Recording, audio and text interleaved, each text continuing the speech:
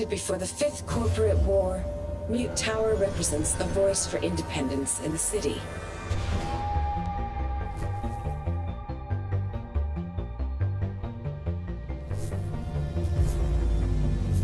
Defense units activated.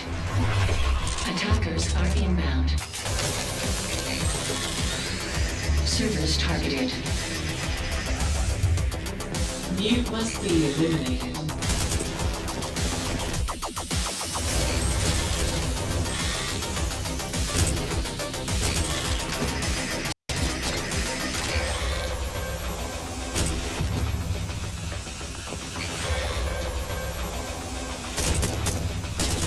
One defender remains operational.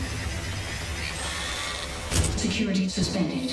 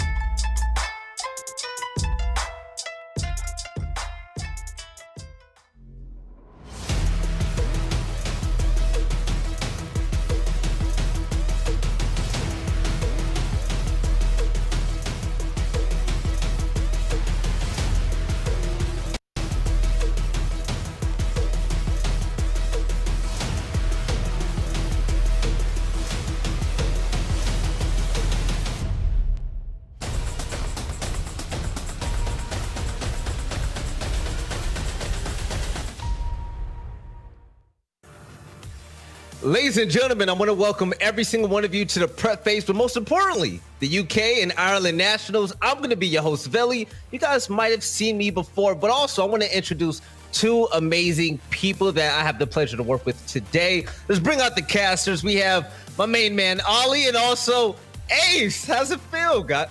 Wait. First off, I met both of you for the first time at Six Invitational. I miss you so much already. It's crazy, isn't it? Yes. All right. But how's it going, Ace? How you feeling, man?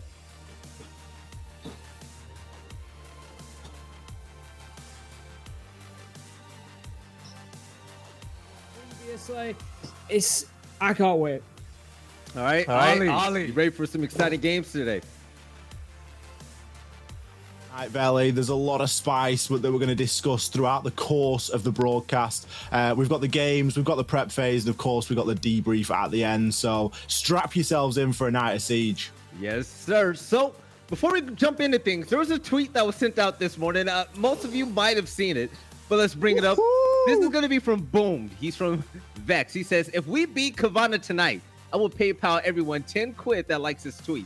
So the thing is, they have no chance of beating Kavana. So I feel like we should pay them if they win this game. How do y'all feel about this tweet? I feel like Boom's really put himself on the line here, if I'm honest. Ollie, if you were a betting man, would you bet money that Vex has a chance against Kavana, or is it any given Sunday? I think, Veli, if I was a betting man and playing on the side of Kavana, I would have probably made somewhere in the region of 1,000 Twitter accounts by now. I would have liked that post on every single account, and I'd be sat there waiting for a big payday into PayPal.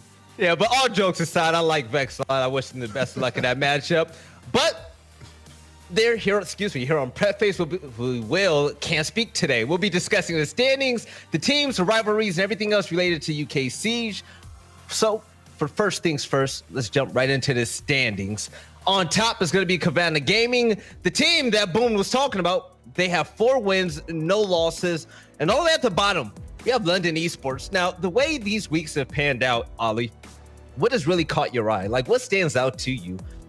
I think we've got to kind of focus our attention to in and around the middle of the table. There's 2 very interesting results there. We've got Navi sitting at 4th. Nobody would have expected that moving into the UK and Ireland Nationals. And of course, honourable mention at this point to Drawmise, or also known as Demise. 0 wins, 5 heartbreaking draws, but still no losses.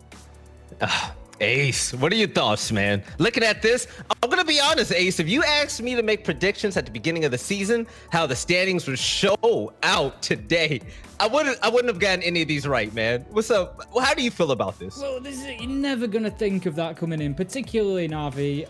Ollie's already mentioned it. It's the elephant in the room. You can't avoid that one.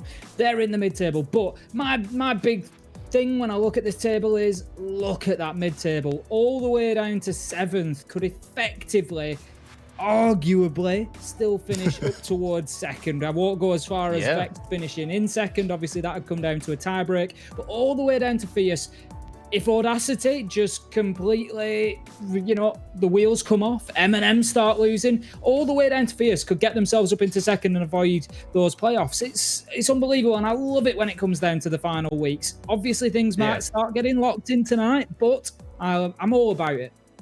So if all of you have photographic memory, I don't because I'm a little special, but places 4th through 7th, they're all basically tied except Vex Gaming. They're down by 1 point. So today and the next Playday are going to be extremely important because that 7th place spot, one of these teams, it could be Navi, it could be any one of them, they can fall out of contention towards the playoffs, and that's going to be so important. But let's talk about the teams. Up top, number 1, let's bring them up first. It's going to be Kavana Gaming. This team has been nothing less than impressive. They're coming off of a 7-4 win against London. Now, with them being up top, Ollie, was this expected when the season started? We were certainly expecting something from Kavana Gaming, but I don't think that many of us could really put our hands up and say, yes, I was expecting them to be sat in the top spot at this point in the season. These guys have put a tremendous amount of work in to get to where they are, and it's great to see a lot of returning names here, a lot of people that we've seen in previous iterations of UK Ireland Nationals, and it's just fantastic to see the growth and development that these guys are able to achieve. Yeah, now, Ace, there's a lot of talk about Hosty. There's a lot of buzz around Joe. But the one guy I feel like we just don't hear enough about is Sloth. Sloth is one of the best fraggers in all the scene. Do you think that Sloth and the rest of this team has what it takes at the end of all of this to be the last team standing? I think they do. I mean, you've just timed that absolutely perfectly there, Veli, with the replays. Sloth just hitting that beautiful pixel headshot on the rappel of Aqua Balcony there just goes to show the gun skill that he's working with. He's just sitting slightly below Grizzly in terms of overall KD, 1.97 on the season, only bettered by his teammate on 2.05. He's had a brilliant season, and as Ollie said, these are names that we are familiar with. We know these players from previous seasons. They've been in and around the scene, and it just goes to show, and I'm a big proponent for this, it just goes to show what happens when you keep on going, when you keep on grinding, when you work together, stick together. You just see that confidence building, and they are right in their groove at the minute. I just want to point out 1.97 KD, and he's an Ash, man. He's insane. But let's talk about the 2nd place team, Audacity. They had a great showing last time. I was on board with the UK Nationals. But I'm looking at this team. Let's introduce them. You're going to have Zumi, Blackout, Falcon, Zeus. And this is my personal favorite player. His name is Amos. He uses shields. I respect it, okay? A real men use shields. But Ace, what about Audacity do you really like? Well, again, they're another sort of frag-heavy team. We've got plenty of kills coming in from them. Zumi particularly.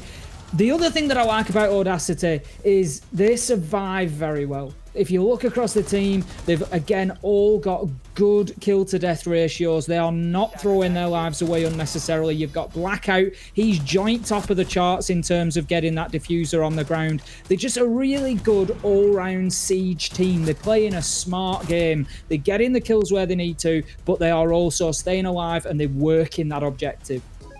Now, with 2 play days left into the playoff start, Audacity, they 7-0'd Vex. Quite crazy, Ollie, that type of performance, that type of dominance. Now, how do you think that's going to affect their mentality and just momentum heading into this game and to the playoff start? I think it's huge for them. Again, a team of people that have been around for a long time, really grinding the way through all the national leagues and everything that there is to offer for this sort of level of siege. Coming off the back of that 7-0 victory last week, that's going to be very crucial. They need that moving in because they haven't got the easiest opponent this week inside of Navi. But as we're going to get onto a bit later, things aren't all, sunshine and roses over there either. Sunshine and Roses definitely isn't, but the third place team, so far, the 3-1. Yes, I'm talking about Eminem Gaming. My man Fonkers is finally back. He has gone insane, but other than him, you have Blur, Dots, Jonka, and Nathan. Now, Ollie, Fonkers is back, going 12-2 against Fierce last Playday. He's the real deal. Fonkers, he's the man, and he's just overall that guy. What does he bring to this roster that they so desperately needed? I think Fonkers is bringing a lot of experience. You mentioned there that he's been obviously previous member of Team Secret inside of Pro League when that was a thing. And the way that we saw him using his map knowledge, the positional advantage that he was gaining, and just a real key. And you can't teach that sort of timing that we saw him demonstrating multiple times throughout the course of last week. This is one of the moments in particular, picking that perfect time to strike, coming in with a couple of kills. All of a sudden the site's wide open, and Eminem, they took quite a comfortable victory. That being said, if Fonkers hadn't have shown up, it could have been a little bit closer. Now we're talking about Fonkers, a player that's won minors. He was from Team Secret. We all know where Fonkers comes from, right? But in third place with 3 wins, 1 loss, and 1 draw, Ace. They had a 7-3 win over Fierce last Playday on Clubhouse. They made Joe look human again. I believe that nobody died more than 4 times on this roster. Are they the real deal, or do you think that still there's a lot more work to be done? I think Eminem could be the real deal, and we've seen this numerous times. This is an org that is well synonymous with bringing rosters through into Challenger League, into Pro League. We know that they have got the legs and the ability to do that. As a roster, we've seen a number of these players perform well before, but for me, Fonkers, he's had that one great game last week against Fierce, 12-2. But if you take those away from his stats, his season looks a little bit average in terms of what we've come to expect from Fonkers. The question from here on in is, can he continue it? Because if he can, then Eminem, they're going to mount a real challenge on the back of that.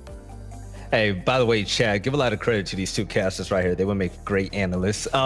Let's bring up the next team, Demise, next on the leaderboard.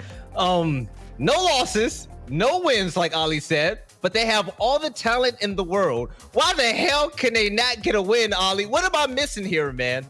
I'm not sure if it's becoming a meme at this point, Veli. We all know Shattered. He does love a laugh. I'm not sure if all this is being manufactured or not. I'm sure, obviously, that it isn't. I'm sure they're trying the very best. The unfortunate thing about Demise is they can pull a victory out of the bag when they need to. And when I say victory, I mean draw. They can pull that out of the bag when they absolutely have to. We've seen them go down 6 rounds to 2 and bring it back to 6-all. They've got it in the locker. It's just about maintaining that, whatever they bring out at the point where, right, this could be a draw, we need to start winning now. Whatever they do at that point, they just need to do it from round number 1, because if they did that, they'd have had a couple of wins this season. We saw Alfie last week going absolutely nuclear, and I'm pretty sure that he's going to continue this week. I don't think that Demise are going to draw tonight. You don't think so? No. Ace, am I bugging, or is Ali right? You think they're actually going to get a win maybe today? Well, we've got to remember that there is also the chance for them to take a loss. And by loss, I mean a draw. Ultimately, they are coming up against a good side tonight. I look through them eyes and I think they've definitely got the skills there. As you say, they've got a lot of experience, particularly in Prox coming into the side. He knows what it's all about. Shattered can be an absolute gunner on his day, but I look at his stats of the season, not having the best of them so far. And I just look at the team, I think there are a couple of players away, there are a couple of performances away from picking up those Ws. I agree with you, Ollie. I'm just not sure tonight's going to be the night for them. It's so weird to me. I don't think they need any more pieces. I like this team as a whole. They just can't get a damn win. But let's go on to the next team. Okay, this is juicy. Navi. We all know them. We're talking about the Pro League champions. They were at the top. We've seen them hold that trophy up on that main stage. but there's something different about this team. Which one of you guys want to take over with this? Well, Tim, you can take this one away. we've got a mystery man coming in. We can see we all unfortunately don't have the nice artwork for him because it was so unexpected coming into the broadcast. Yeah. Obviously, we have seen the news. I'm sure most of you have heard about it by now, and that is, unfortunately, Panix has been benched on the Na'Vi roster, and in comes Quadze, at least for the time being. Could be a permanent move. We don't quite know yet. We'll see exactly how it pans out. But right now, what we do know is that Quadze is going to be playing with them tonight, and I'm sure that's going to be an interesting night to see how it fits. It's not, for me, coming at the best time here, going up against Audacity. Very good side so far, second in the league. Na'Vi needing points, and they come in with a roster switch. It could make or break them. So, Ollie, keep it real with me, man. You're one that I can always trust for this. Na'Vi came in, they won their first game. Last 4 games, they got either a draw or a loss. They've underperformed. This isn't the Na'Vi that we saw a year ago, right? So Panix is gone. Do you think that this Quasi pickup can help this team, or do you think that there's more that has to be done? We usually see one of two things happen when a roster change comes through. Either that team's been putting in a lot of work and they come out with a really well-executed win, or the team actually get really fired up. Everyone's amped because they're like, fresh start, new roster, whatever it might be. And if that person coming in brings a real big energy about them, you can see them steamroller people. So I'd seriously put money tonight on a bit of a steamroller in for Audacity. I don't think that they're going to be ready for what Na'Vi are going to bring. Oh, I'm so excited for that. Ace, I have to ask you a question real quick. Do you know Joe? Joe? I think everybody knows Joe at this point. We all know Joe Mama, right? So let's talk about Fierce Esports. I'm going to be honest. When I first came into the UK, I heard about Joe. I saw him play. Joe is a monster. He looks like this sweet young human, but he's a demon. He's a killer. Like, he's ridiculous. But this team, Fierce Esports, last play day against Eminem, it was pretty upsetting. And unlike this team, Joe went 2 for 7, and nobody else on this roster collected more than 5 total kills. Ollie, what happened? I mean, bonkers happened, to be honest, Veli. This was obviously the game against Eminem, and Fierce never really got much of a look in. Yeah, sure, they got a couple rounds, but it wasn't decisive at all. It was real scrappy stuff coming out from them. It wasn't what we're used to seeing from them in the, we've talked, especially in week 1, about how much Secretly brought to the side in terms of Pro League experience and how he was able to help them restructure, because they are a team of gunners. They're a team of talented people. They just needed a little bit more structure surrounding that, and I'm not sure that it's really come full circle or not. Yes. Now, Tim, Joe has 63 kills, the second most in the entire league, with the runner-up being Sloth at 61 and Hosty, of course, at 66. Now, like Ollie said, this team, they have the gunners. Do you see this team really rallying the troops to get out of that middle of the pack mentality where they're stuck with about 3-4 other teams right there? Well, it's a bit of a funny one for Fierce, because if we look at the last couple of results, they're on a downward curve at the minute. There's no 2 ways about that. They've had 2 losses back to back, simple as that. But they come in tonight playing against the London esports team that are struggling, let's call it as we see it, and it is their opportunity. This is the moment for Fierce. It is now or never. That's how I would paint this. It is on the line for them. They either get the 3 points against London tonight, or they're going to be sitting towards the bottom, if not outside of those playoff spots. That's the reality. They need that 3 points tonight to boost them, to just kick them out of that funk that they're in and move them on towards a strong last week. You're right, and I'm actually glad you brought their last 2 losses, because the game before that was also a draw. It's been really slow for these boys, but Vex Gaming, where do we start with Vex Gaming? Currently 1 win, 1 draw, 3 losses. You have Uses, Josh, Boom, Rum, and also my man Pat. Look at that beautiful human up front. I'm gonna be honest, and I'm not gonna sugarcoat it. They took a hard loss against Audacity. I'm talking about a 7-0, and it wasn't pretty. Now, Vex is a team that has gone through changes, and nothing seems to be working out for them. We saw Deox come and go, and with their latest pickup, they still lost and dropped a donut versus Audacity here on Consulate that you're seeing right now. Ollie, what needs to change? I'm really not sure. I don't think that we've seen Fierce all pulling in the same direction on one Playday so far. And I don't mean that in a negative way. I just think individual performances have been at really hit or miss. For example, last week, Usus was the only player really to do all too much in that game against Audacity. The rest were just kind of steamrolled. And, you know, even people like Josh Glitch, who we look to have, you know, a good week, he didn't have a very good week last week, but he's had previous weeks where he's played well. They're just not hitting that stride together. Usually we see one or two players having a good week and the rest a little bit lackluster. Right. Now, Ace, quick question. So they've had 2 team changes for 1 spot. At what point in time do you stop saying we need a new 5th and you start saying we need a change in ideology, strategies, and we need to get our chemistry better together?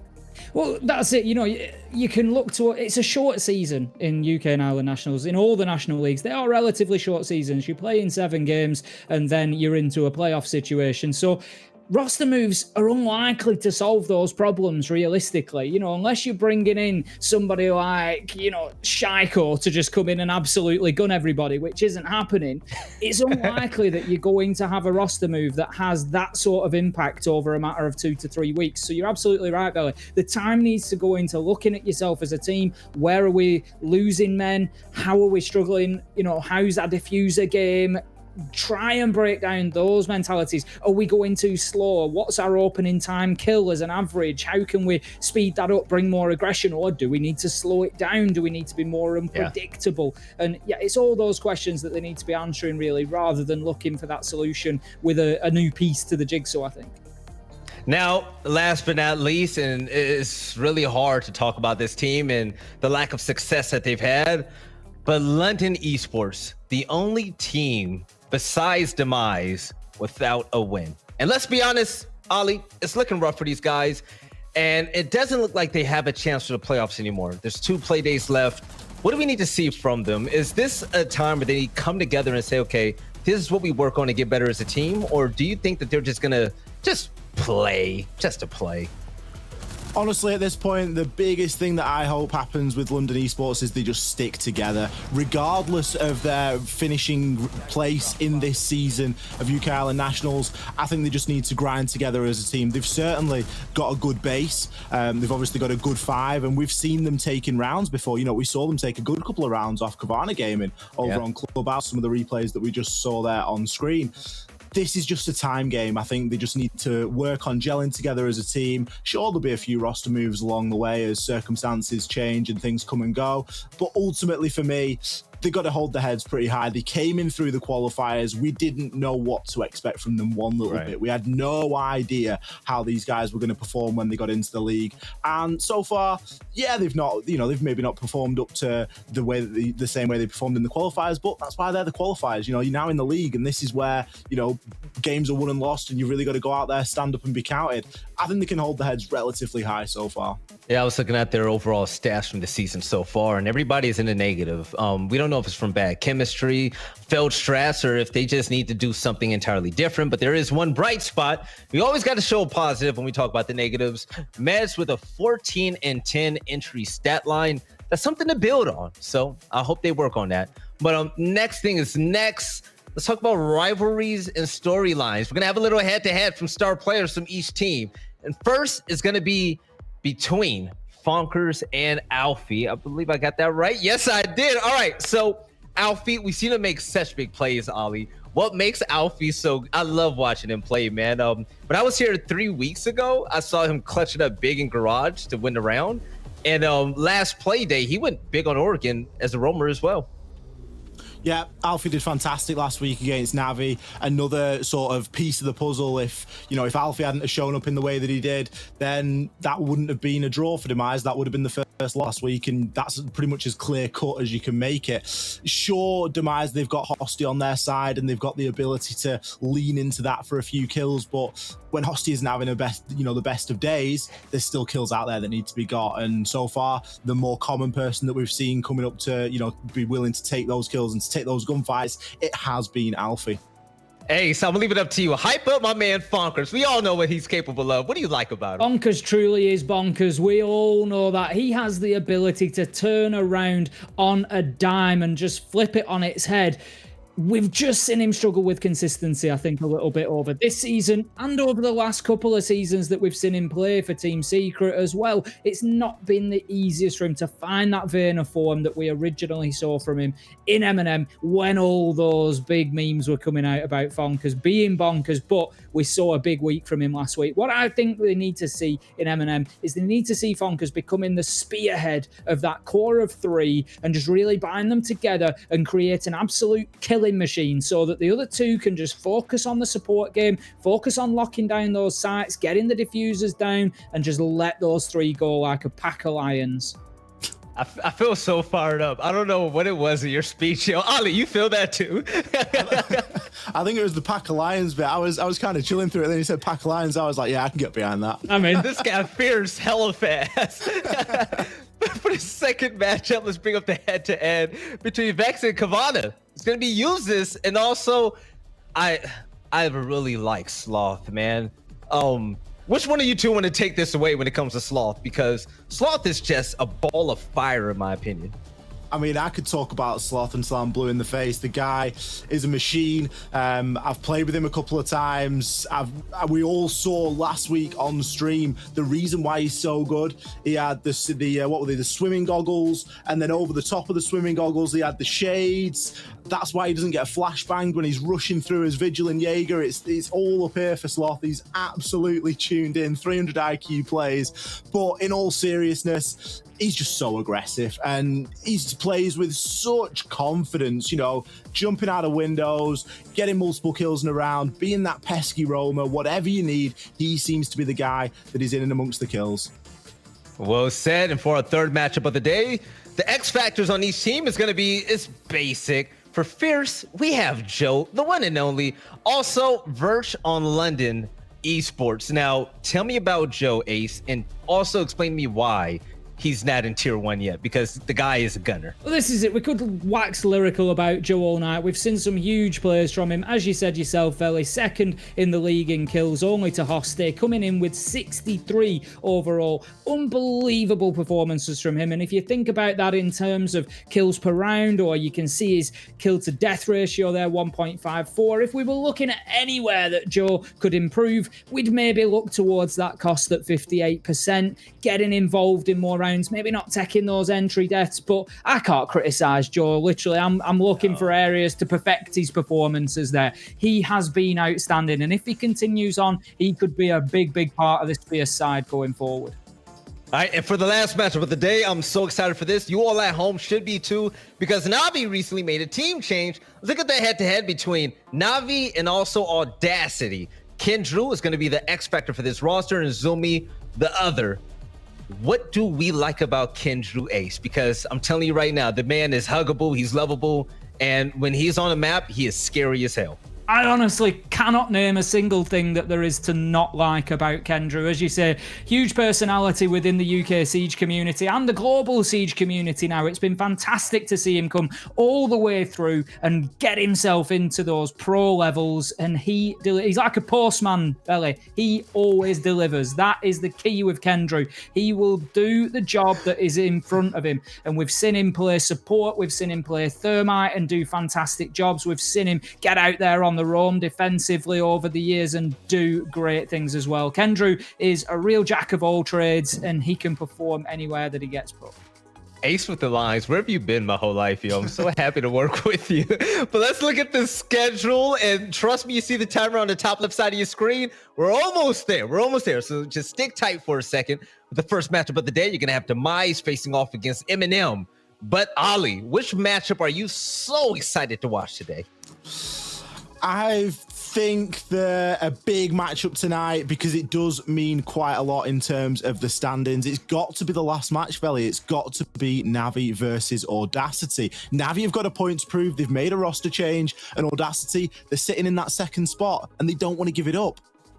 All right, Ace, what are you thinking, man? Gotta say the same. I can make an argument for Fierce versus London. We've said already how important it is in that bottom of the table, and it really does dictate whether Fierce start pushing themselves forward and getting that result. But I think, I'd have to be a fool not to argue for the Navi Audacity game, especially since Navi have come in and just decided to sprinkle a little spice on top of there, up the Scoville rating, just add the heat and bring in the roster change as well. It really does start shaping up the top of the table.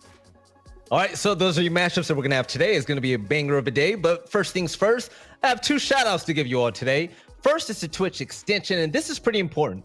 The Twitch extension should already be on your screen. You can check all the scores, all the stats, as well as vote for your favorite teams in the upcoming matches. Also, the website and tournament hub should be up. Now, if you want to check even more in-depth stats, upcoming schedules, and other information, you can visit ukin.gg and check out our website. First things first, we have a little piece of content to show you all before we jump into the games. Now, before we go any further, let's take a look at what goes on behind the scenes during last week's game between Audacity and Vex. Have a listen. I've not come all this way, boys, to be torn away by Audacity Esports. You know what I mean? I haven't played a game for 5 years to get beaten by Blackout. Let's go, baby. On's kitchen, back of kitchen. Yeah, I can probably plant here. I'm just gonna plant, boys. Kitchen plant bomb. Security. I'm pushing forward. Back kitchen dead. Security dead. One more killed me from I don't know where. I've got kitchen door. Kitchen rotate. Behind white. Planted zebra. You can get it. Dead. Okay, play time. We got yellow. That's security hole. Close left of you. Hard left. Down. Last is outside. Left side. 1 tick. Off. On. Well played. Let's go. Let's Come go. on. Well played. Right, we win now. They can't attack for Did we all sprint into that smoke? Look at Rum. It's got 4 assists. Did they rush? We knew they were going to rush. We're better than that. Yeah. That boys, they literally did nothing but played from breach. That was for. Yeah, I know. That was poor from us. We're better than that. We know we are. Fortunate lads. Yeah, they're going to push main door. They're going to push in main door now. They're Flashing everything. In anti. Pushing bathroom door. Crouch bathroom door. I got antidote. Yeah, that's Ash. I think we're found piano. I think we're found piano. Piano somewhere. In some piano. I got your antidote. Bench. He's on bench. In piano. Bench. Let's go. Let's go. Come on. Let's go, boys. Come on. Good stuff.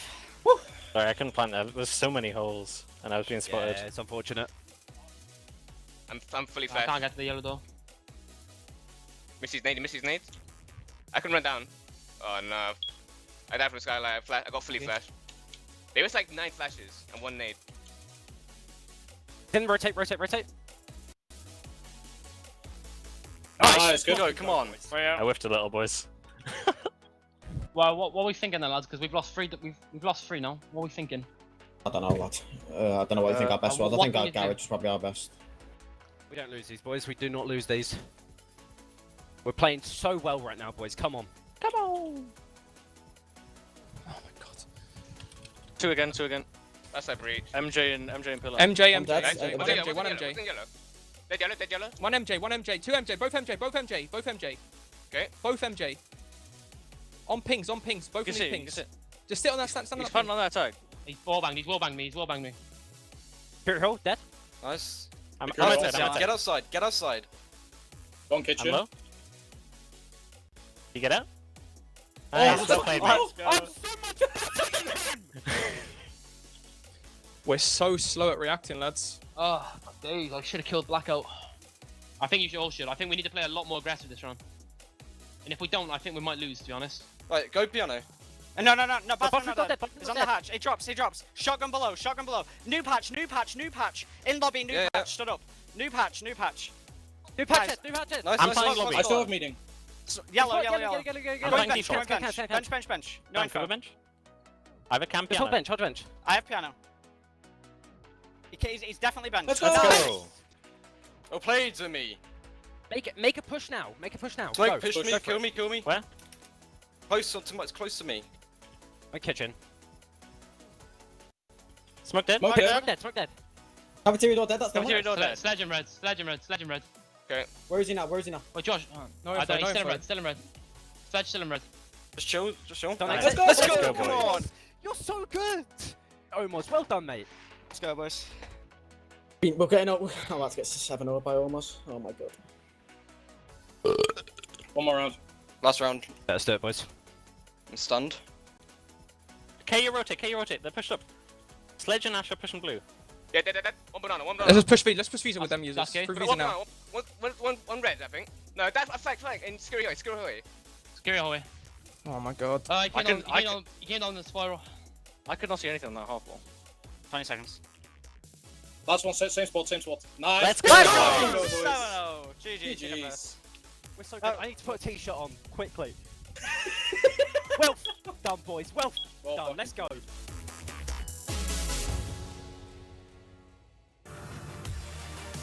All right, so we just saw Audacity beat the brakes off of that team. Shout out to Pat and everyone there.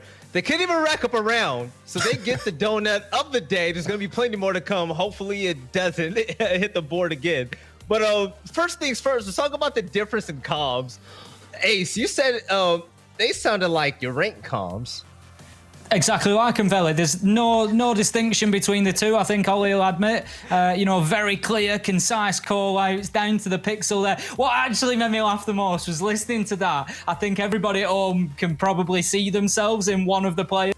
I said it straight away that I was Zoomy because he was coming into a round. He was like, right, come on, lads, let's focus in. Let's get this round. We're better than these. We can do this. And that is absolutely me through and through. And then I just fluff the rest of the round. But I'm hyping everybody up. And I think you can all see yourself somewhere in there. I mean, you see hype on one team, but on the other side, you have Boom saying, oh my God, we're going to get 7-0'd by Omas. It's crazy. But hey, Ollie, man, you said you could play with Audacity with your eyes closed and be able to hit your shot still. Why is that when it comes to their comms? Some of their call outs that they were giving were pretty much down to the pixel there. You know, there was a lot of occasions where there was very accurate calls based on where a player was either moving from or to or through. And you could just see that there was just that extra layer of information being exchanged without clouding up the airways all too much. We did hear it on the side of Vexed. I hate to call, I don't know who it was, I'm not going to call a name, but someone said he's on ping. Now, on ping.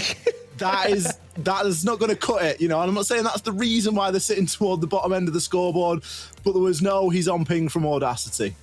No, you missed it. There were two pings. So he didn't know what was going on. It's insane. That just shows you, ladies and gentlemen, when you're playing and you want to get to the top tier of Rainbow Six, make those precise call outs. It helps out so much because there's a lot of crap in this game, right? And if he says he's on ping and over there, they're not going to know where the hell to shoot, okay? So help them help you, okay? Make those great call outs. But for our second piece of content for the day, I'm excited to show you all. I heard it was actually a good one. Make sure to also stay around after today's games for debrief. But just before we hop into the next match, or excuse me, the first match, let's have a deeper dive into the minds of Audacity.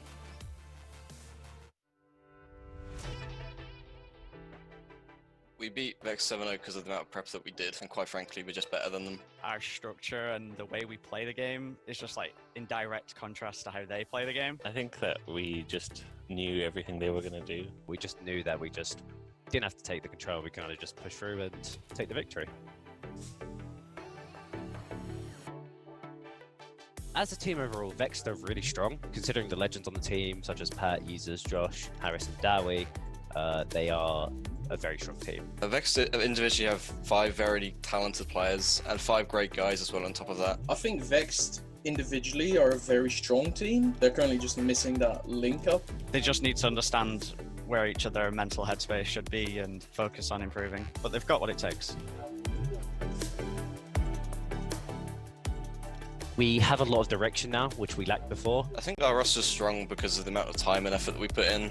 I came in and I kind of blitzed the roster in terms of like our strategies and all that, and the roster's really just trusted me to take over and do what I do best, really. Well, because of the addition of me, obviously.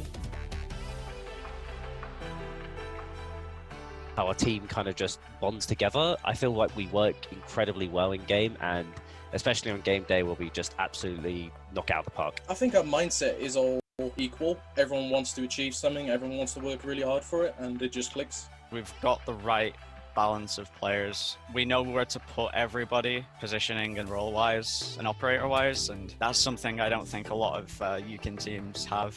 We all realize how important game day is. Our scrims are good, but on game day it's just another level.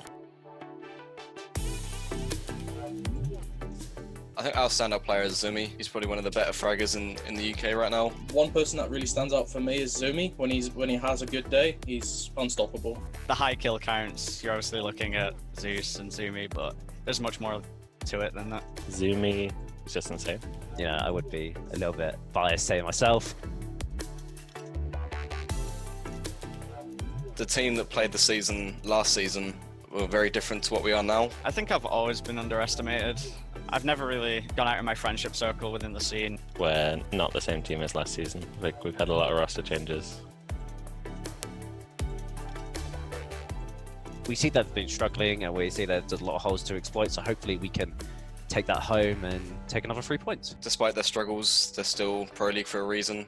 I'm not sure. I think one of the main teams still to look out for, obviously they have a rough period right now, but it's Na'Vi. Like, I still think they're one of the best teams in the league, obviously. Na'Vi are obviously a really good team. If they don't show up, if they don't prepare, we're going to steamroll them. We'll win against Na'Vi.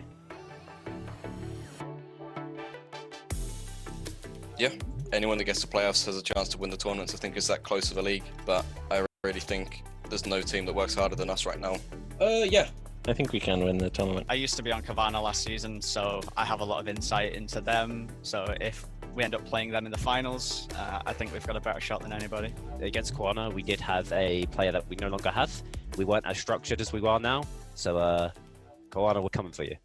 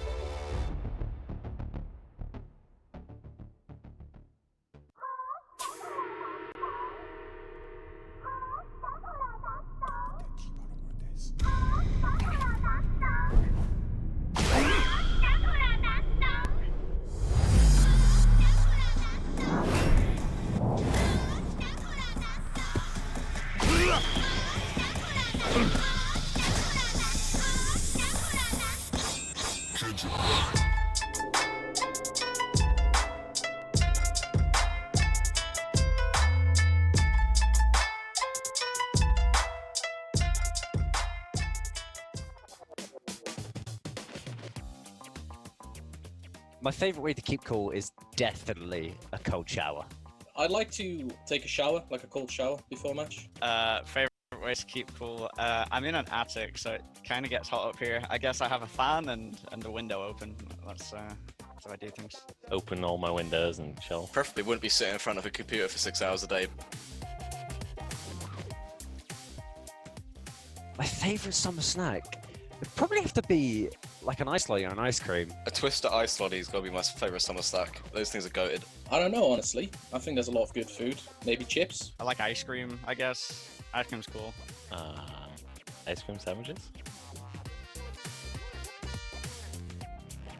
If I was to have a chocolate magnum or a Clippo, I gotta go with a Clippo, to be honest. For some reason, I've never been a fan of chocolate magnums. I cannot stand an orange Clipper every day.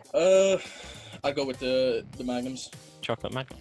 If it's a white chocolate magnum, then we're going white chocolate magnum. Otherwise, probably a Calippo. The worst player to play ranked with? Definitely Falcon. He likes to do what he wants to do, and if he doesn't get his way, he kind of just quits. I think Falcon, because he just throws every round. That guy's definitely the worst player to play ranked with. God, he has a 0.6 KD in ranked last season. All of them, all my team are probably the worst players to play ranked with. I don't think we've ever played a ranked game together, so yeah, it wouldn't be a fun experience. All of them?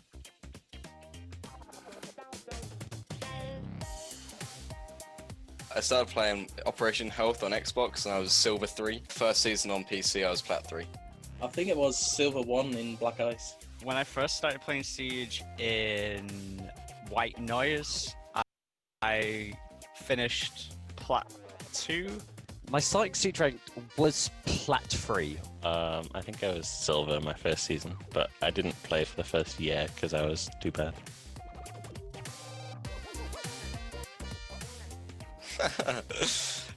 Zimmy, probably a weekly occurrence to be honest, that we have to get a sub in. I don't know, hopefully we can get a sleeping pattern sorted soon. Zumi. Definitely Zumi. Blackout's missed one, but yeah, Zumi's missed more than that. The person that misses the most scrims because they oversleep, this guy. This one's a hard one between Pat and Tristan. Gotta go with Tristan. Sorry, Pat. But no, it's gotta be Tristan every day. The best memes, definitely gotta be Tristan. It's gotta be Tristan, right? Sophia's gun. There's nothing better than Sophia's gun. Nomad's gadget. Give her 3 flashes as well to get rid of the utility that's just in the meta right now. Weapons, I'd give them SMG11 and the M90 shotgun. So smokes kit. Gadget, I'd give them it'd be smoke. I think it'd just be smoke. Yeah. All right. 5.7 is their primary weapon. ACOG on it, and then honestly nothing else. I don't care about anything else. Actually, I had a discussion with my team about this. It's like copy-paste Maverick, but on defense. But instead of a flamethrower, he just puts glue in a wall. I think it would be hilarious watching top-down, just 2 guys fighting it out with a flamethrower and a glue gun.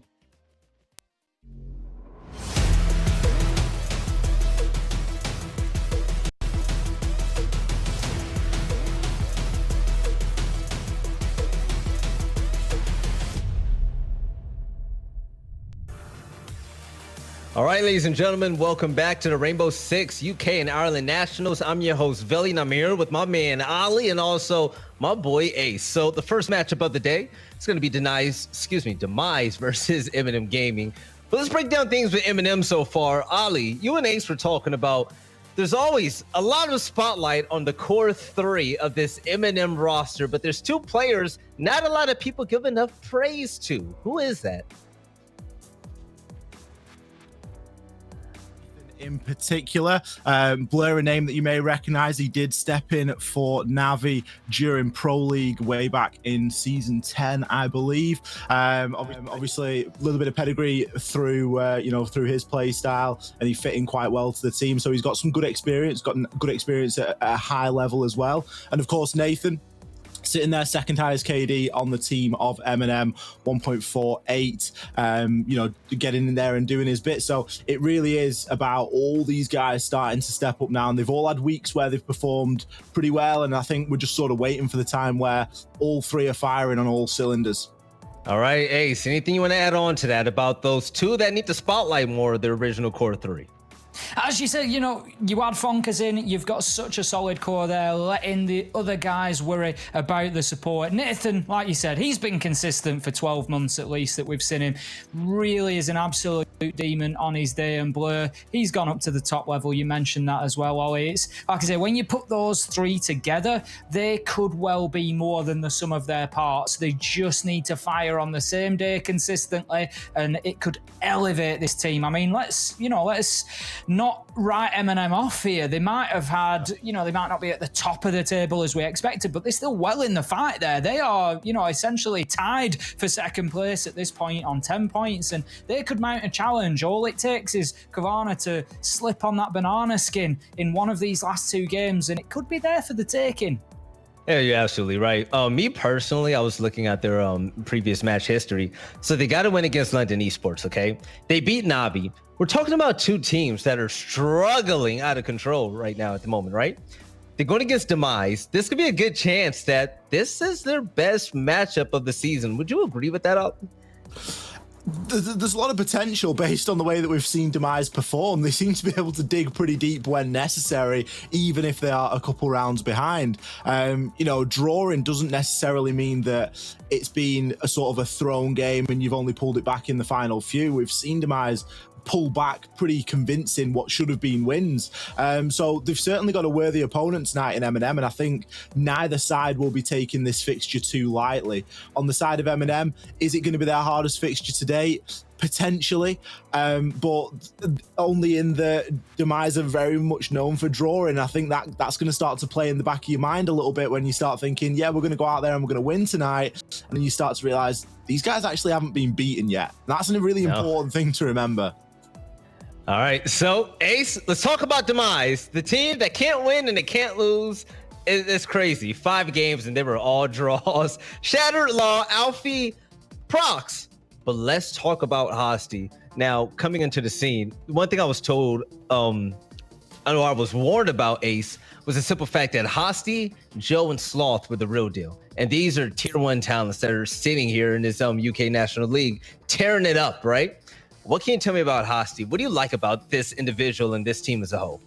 I like that he never fails to entertain. He's got a lot of love in the chat. He's got a lot of fans through the scene, and it's no surprise whatsoever because he plays a very entertaining brand of Siege. And as you said, Ollie, they have got that fight there to come back from almost unwinnable situations, and they've not quite been able to convert that into wins just yet, but they do feel like they're on the cusp of it potentially. Is tonight going to be their night though, Hosty, or not? I'm not too sure it's going to be. So there's a lot of talk about Hosty. Me personally, I like Alfie a lot. I think he's definitely one of the main X factors on this team. Ollie, if you had to name one person on this roster that is going to make the biggest difference and help this team finally get that win, who is it going to be and why that person? I'm not sure if you can put it all onto one person's shoulders, Veli. I think we've still got a lot to see out of Prox. Obviously, Prox, recent addition to the roster, so there's certainly chance for him to continue to show himself and to show what he's able to bring in. I think we've only seen him play 1, maybe 2 games so far, so still very much early days, and obviously coming into a season midway through, never easy to sort of hit the ground running. So I think there's a lot to be seen from him as well, but if we get a night where both Alfie and Hosty are really hitting the shots and getting out there, it's going to be a dangerous team, Veli. Yeah, it's going to be dangerous on the way to the draw. No, seriously, I can't wrap my head around this. I've never seen a team that's played 5 matches and they were all draws. What would you say contributes to that, really? Like, I don't understand. So let's say as a newcomer, explain to me why this team just can't get over that hump. Are they letting go of a lot of rounds when they're in the lead? Are they catching fire too late? What is it, Ace and Ollie? For me, as I sort of alluded to earlier, to expand on it a little bit, I'm not sure there's enough objective focus there from them. They're doing very, very well in the kills, very, very well in the gunfights, and I just feel if maybe there was a bit more focus on that diffuser play, on playing the objective, maybe they have a bit more success. To date, they've had 30 attacking rounds. Given that they've drawn every game, they've had the maximum number of attacking rounds, maximum opportunity there. They've only got the diffuser down an average of once per game, so once every 6 rounds, and that for me just isn't really enough. If you're coming out with draws, you have to look towards that and say, is that part of why we're coming away with draws? If we were maybe to get the diffuser down twice as much, so twice per game, 2 in 6 rounds, 3 in 6 rounds, if we had that increased focus when we look towards some of the top teams that we see from them, maybe that takes more of the focus. It frees us up elsewhere in the map because all of a sudden the defenders can't just worry about the gunfights anymore. They have to worry about the very real threat of us activating that diffuser on the ground. So maybe it just frees up a little bit of space elsewhere, and maybe we see Hosty move from the atmosphere to the stratosphere at that point. Let me make sure I heard this correctly. You said they get 1 plant per series? It's roughly. It's about 1 average. I think it's average 1 per game. Oh my gosh, that's rough, especially when you go to overtime every single game. All right, you know what? Let's see what map both of these teams are going to be playing on. We have the map bans and picks coming up right now, this very second. Cafe Clubhouse, all that's off the board, but we're going to Villa. Now, both of you are the UK experts. Which team is primed to take this map off of previous history? So far, M&M have looked good on Consulate and Clubhouse. So for me, I think this maybe does suit Demise, potentially. Really? Again, if they're coming in, it's just giving them a little bit more space. for one thing. So that core three of M&M, if Fonkers comes out and has a day like he did last week, for example, and you've got those three players all out there winning gunfights, this isn't necessarily a gunfight heavy map. So that may well not benefit them so much. If Demise can focus on their strategy, on the actual game at hand, maybe go for that objective a little bit more, could be a good day for them. But like I say, we haven't seen it so far. I'm not sure we're going to see it today, and I think M&M take advantage of that. It's actually going to be interesting. Ali, what are your thoughts going on in Villa? I was a bit of an advocate for Demise earlier on tonight, Veli, when we were discussing things earlier on in the pre-show. I'm starting to edge. I'm starting to change my mind. No. He does this, Veli. He does Don't this. do He's it. very fickle. I've got a really good reason. I've got some solid thought process behind my decision. Now, let's think back. It's almost conspiracy theory time, so keep up. But get the tinfoil hat out. Basically, Team Secret, known as quite a good Villa team. Fonkers used to be on Team Secret. Fonkers is on M&M. Now, obviously, when you move into a new team, you're able to bring knowledge that you've gained and garnered from previous teams into that roster.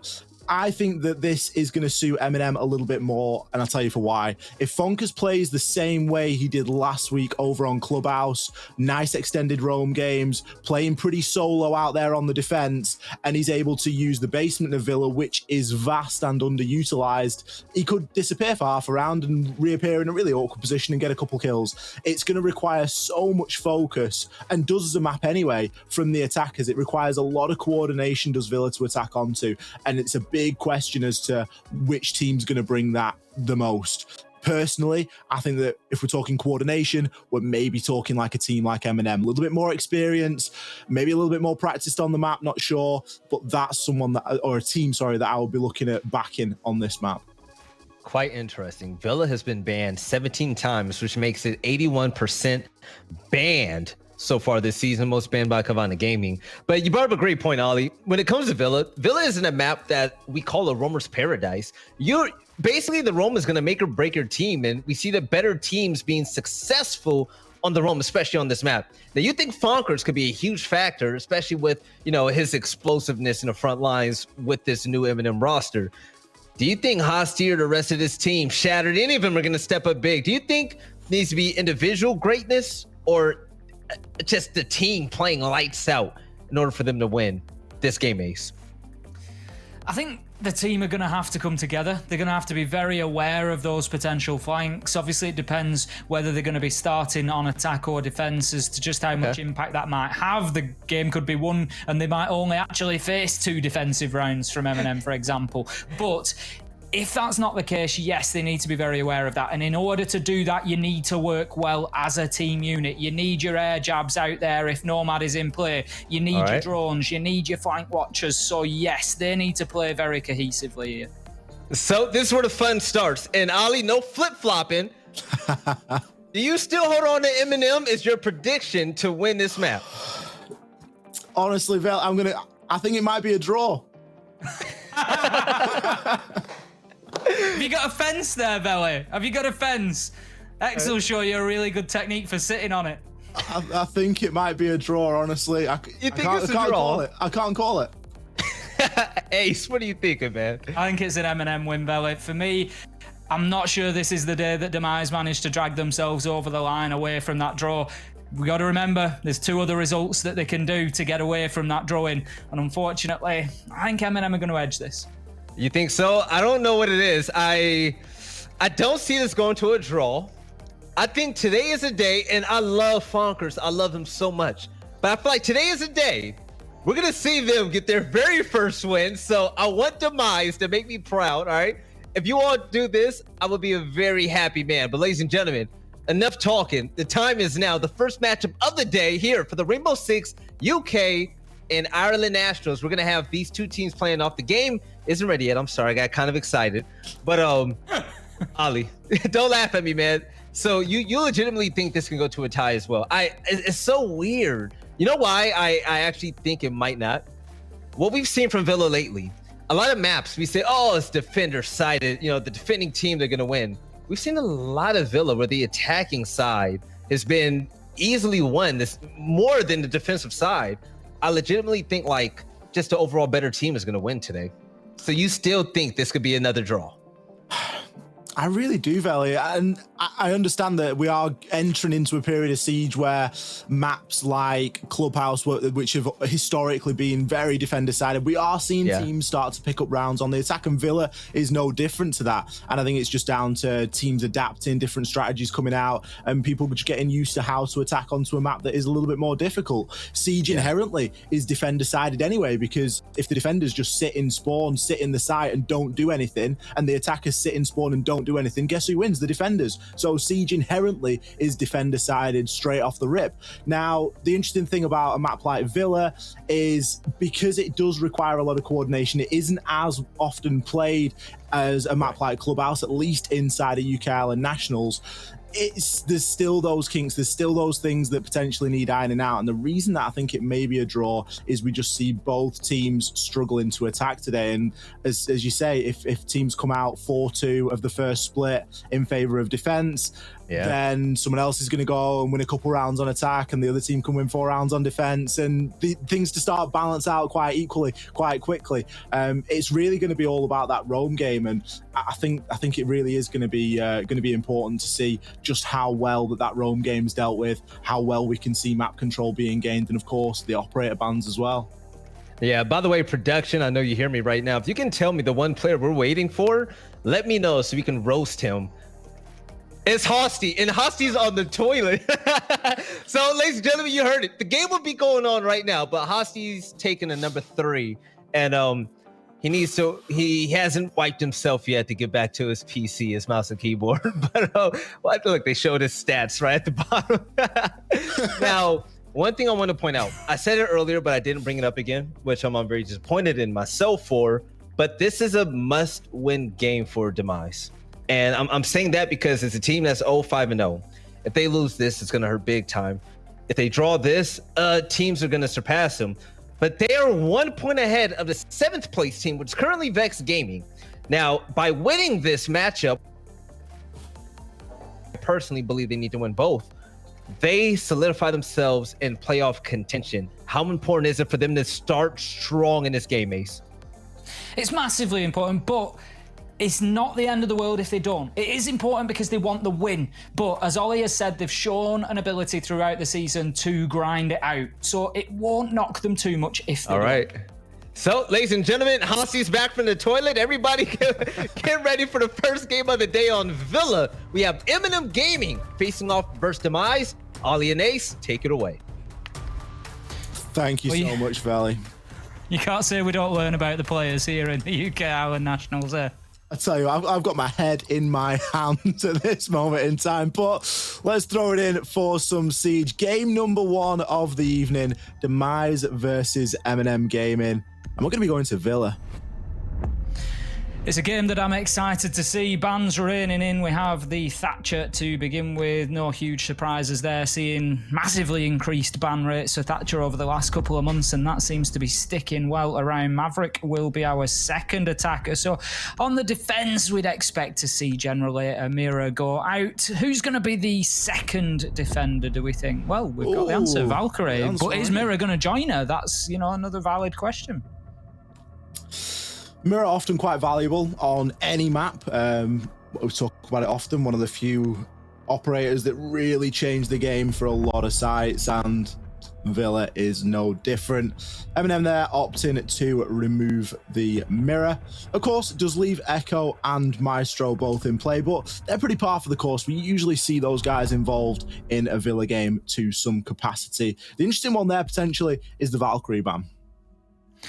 It is. It just basically it's all formed around information. We talk about information in Siege being so key, and it really is. And here on Villa, that is absolutely no exception. Coming in both internally and externally, there are a lot of opportunities for jump outs, for long angle peaks across the map from internal to external angles, whereby, I'm thinking about potentially from the master bedroom onto the study window. And, there are a lot of areas like that where you can really do damage to teams before they've got themselves established in the map proper. So, yeah, no surprise to see Valkyrie going off the board there. It just maybe slows that down a little bit. Now, interestingly, M&M, they will be starting on the defense, so we are going to see that roam game coming out.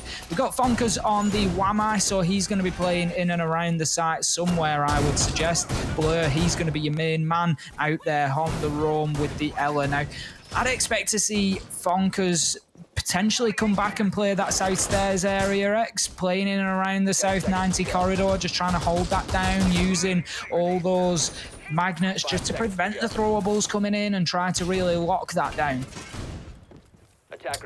Very possibly. A lot of attention being paid to the setup on the South Stairs there, where Blur is going to be looking to play Ella.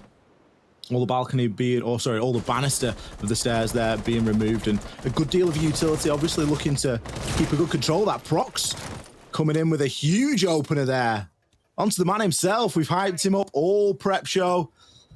That is going to be Fonkers down. Prox got himself out there, one of the garage roofs, and found a nice little angle all the way through. You can only imagine that Fonkers has been caught on a bit of a rotation there, perhaps just wall banging through a barricade to gain a line of sight, but very efficient first kill. Comes at no cost to the team of Demise, and already in a 5 versus 4. That's huge for Demise coming in there and opening things up. Prox just showing it's always worth taking those pot shots. And who else better to get than the Wamai? You could maybe make an argument for the smoke, but Wamai, those magnets develop over time. So now they've just lost a whole host of utility-denying gadgets from the Wamai there. We can see Demise have come in and made very good quick progress. Within a minute, they've got complete control of the north side. My one concern here, X, and it's a big concern, is they haven't locked down Dats just yet. Nathan, he manages to level things up with a big kill onto Hosty, but right now the question for me is where and how is that Jaeger going to impact? Dats has brought himself back up the south stairs. I thought he might play a little bit more aggressive. We saw him right underneath the map out in kitchen and dining to begin with, and there is a potential there for that big flank. There is no Nomad. We've got no gridlock, so the flanks are unlikely to be completely locked down, and there could be a little bit of joy there. But right now, Demise doing the right thing, just slowing down a little bit. We can see the drones are out. Low is actually drawn in underneath at the minute, in the mid floor, I think. So that's good from Demise, making sure that there isn't a flank coming their way. And right now, they just need to get themselves another kill or two and just spur them forward in this round. It's really nice to see Demise not aggressing too heavily after that opening kill. Nathan is going to find one onto Prox, and that's going to be Diffuser down on the balcony. So that's going to need a little bit of careful recovery, because, of course, we do have Blur playing inside of Study as well. Looks as though Alfie maybe the man to try and pick that up, but of course he is the sole hard breacher. So with around 30 seconds remaining, it would have been nice to have at least Vault Wall open at this point. The position of the Diffuser and the position of these defenders, it's going to be a big firefight to try and recover that thing and get a plant down, and this is likely going to come down to kills. Alfie pushes on through, gets hit by the Grismot mine, swings on the corner and will be taken down. Blur, brilliantly timed peek there from him as he is able to put M&M now in a man advantage. Time continuing to tick down. 2 quick kills come in to close things out. Jonker and Dats each finding 1 apiece. Smoke, Toxic Babe canisters closing out the entranceways to the site as well. And, well, with only 1 Hibana hole inside of Vault, it was always going to be difficult there, despite the early kill advantage for Demise. Never really managed to make it pay dividends having the 5-4 advantage. As I said, Demise got themselves inside the map very, very quickly. North side control absolutely locked down. There was no real attempt to flank them at any point, so they were reasonably safe to push on towards site, but it just all seemed to stall out around that 2-minute mark, and that maybe plays in a little bit to what I was saying before this started, X, that we haven't seen Demise getting that diffuser down and playing the objective too hard too often. And it could well be that it is the late round areas where they are particularly struggling. They get themselves into good position, get themselves a kill or 2 in the early round, which fits in again with players like Hosty doing very well in the kill department. But then when it just comes to that last 30 seconds, a minute, if things stall out in that way, then it's not going to be easy for them. Results there for the Twitch extension poll, and Surprise, surprise, Tim. Everybody thinks, or majority of people, should I say, think that it is going to be a draw. 57% of you hoping that the meme does live on. It does make a lot of sense, and I gave my reasonings for why I think a draw is a valid result here on Villa. Judging by that, Tim, Demise, great, they got an opening kill. Was it lucky? Was it skill? You know, mixture of the two. You can't always pick who you're going to get on the peak, but they get the whammy. That's a great start. Then I made a comment that they didn't rush too soon, but they also didn't move quick enough either. And I think it's almost the Goldilocks strategy, you know, too hot, too cold, just right. They've got to find the speed that is just right for them so that they're not leaving themselves too much to do in that later round. Because round number one, classic example of just running out of time. Now, we can see that they're quite static at the moment. There is a lot of drone work going on. We're at about the 30-second mark into the round. Fonka's still getting some of the reinforcement done upstairs. They're very keen to ensure that this ground floor is clear, and that seems to be a big thing for them before actually making the way in. But Nathan's brought the Clash this time, and if there's one operator that can burn a heck of a lot of time, it is Clash. That's it. Law is going to have to prioritise dealing with that. He's got exactly the gadget that can do that. But so has Prox potentially with those Capit-out asphyxiation bolts. Now, interestingly, Jonker on the Maestro has just moved himself up. He was being positioned around Games Room to hold down the south side of the map. He's just sort of on a semi-roam at the minute, just moving back and forward. We can see the first one of those asphyxiation arrows being burnt, and that's not going to be really dealing with the Clash, or potentially actually that might have been a Goyo shield just being cleared out. I think that was actually the case. So still the utility at hand needed to deal with Nathan. But right now, he's just keeping himself safe. He wants to keep himself alive into that last minute, because that's when Clash really comes into her own. Teams have to start rushing. They have to start making something happen. And all of a sudden, here appears a Clash in your face and things start getting very difficult now. Going to move up Nathan to challenge Law there. And he just picked the wrong operator to do it with. We have 3 quick kills coming in. Shattered, Low and Hosty all at the same time there, shutting down a number of M&M players. Now is the time, Demise. Push yourself towards site. Try and get in and get into a position to get that diffuser down. We are entering crunch time here, 50 seconds or so remaining, but a good man advantage here for Demise. They're currently at 4-2, and by the looks of that drone flying in, it looks as though they've got all the information they need to know where these remaining 2 M&M players are. Jonker going to stand up and attempt a bit of a rotate and will be taken down. Blur going to find a C4 kill vertically. The diffuser still not being confirmed as of yet. A lot of live pings available for Blur here, but it was only a matter of time. Hosty going to find it from upstairs through an angle, or maybe even through the hatch. No, through the angle down onto east stairs. Nice finishing kill there for Hosty, and a good round from Demise. In contrary to round number 1, they really used their time effectively then.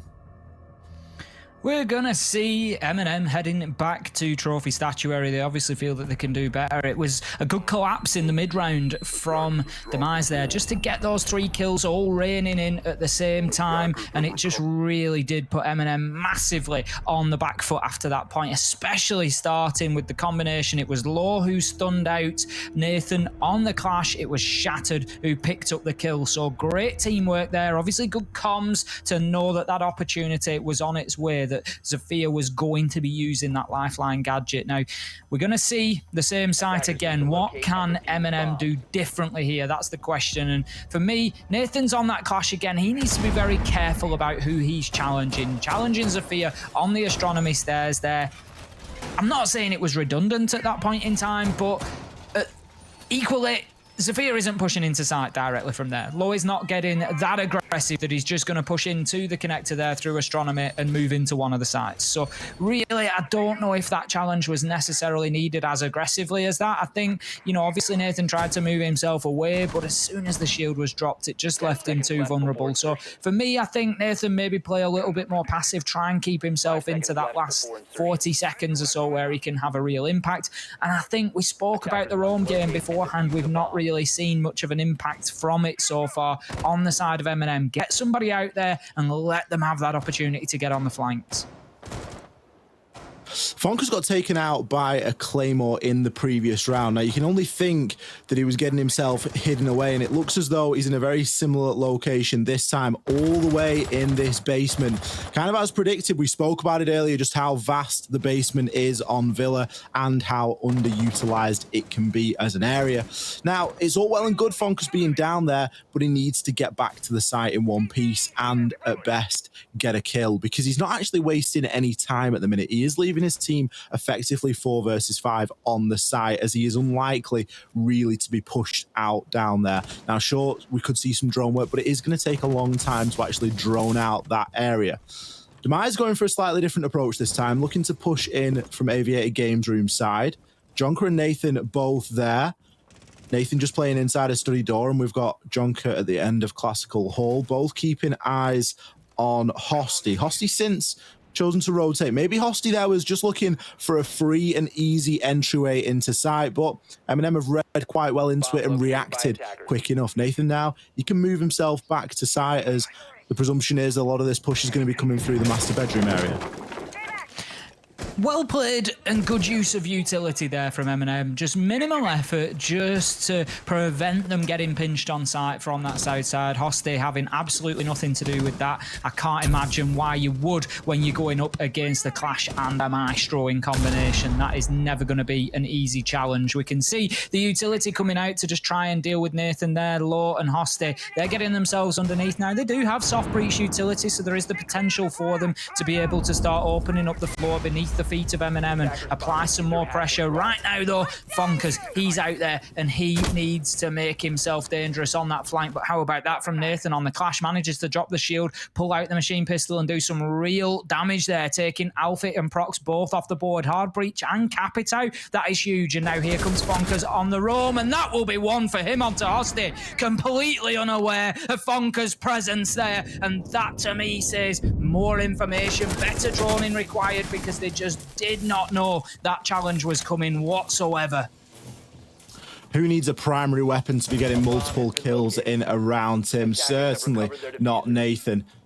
Shattered and Law now the remaining hopes for Demise in this round, and with 20 seconds remaining, they've got themselves pretty tight inside of Bathroom. They've got Nathan hot on their heels. It's going to be Blur and Dats to pick up the final 2. A flawless round there for M&M, coming in super hot after a little bit of a shaky round number 2.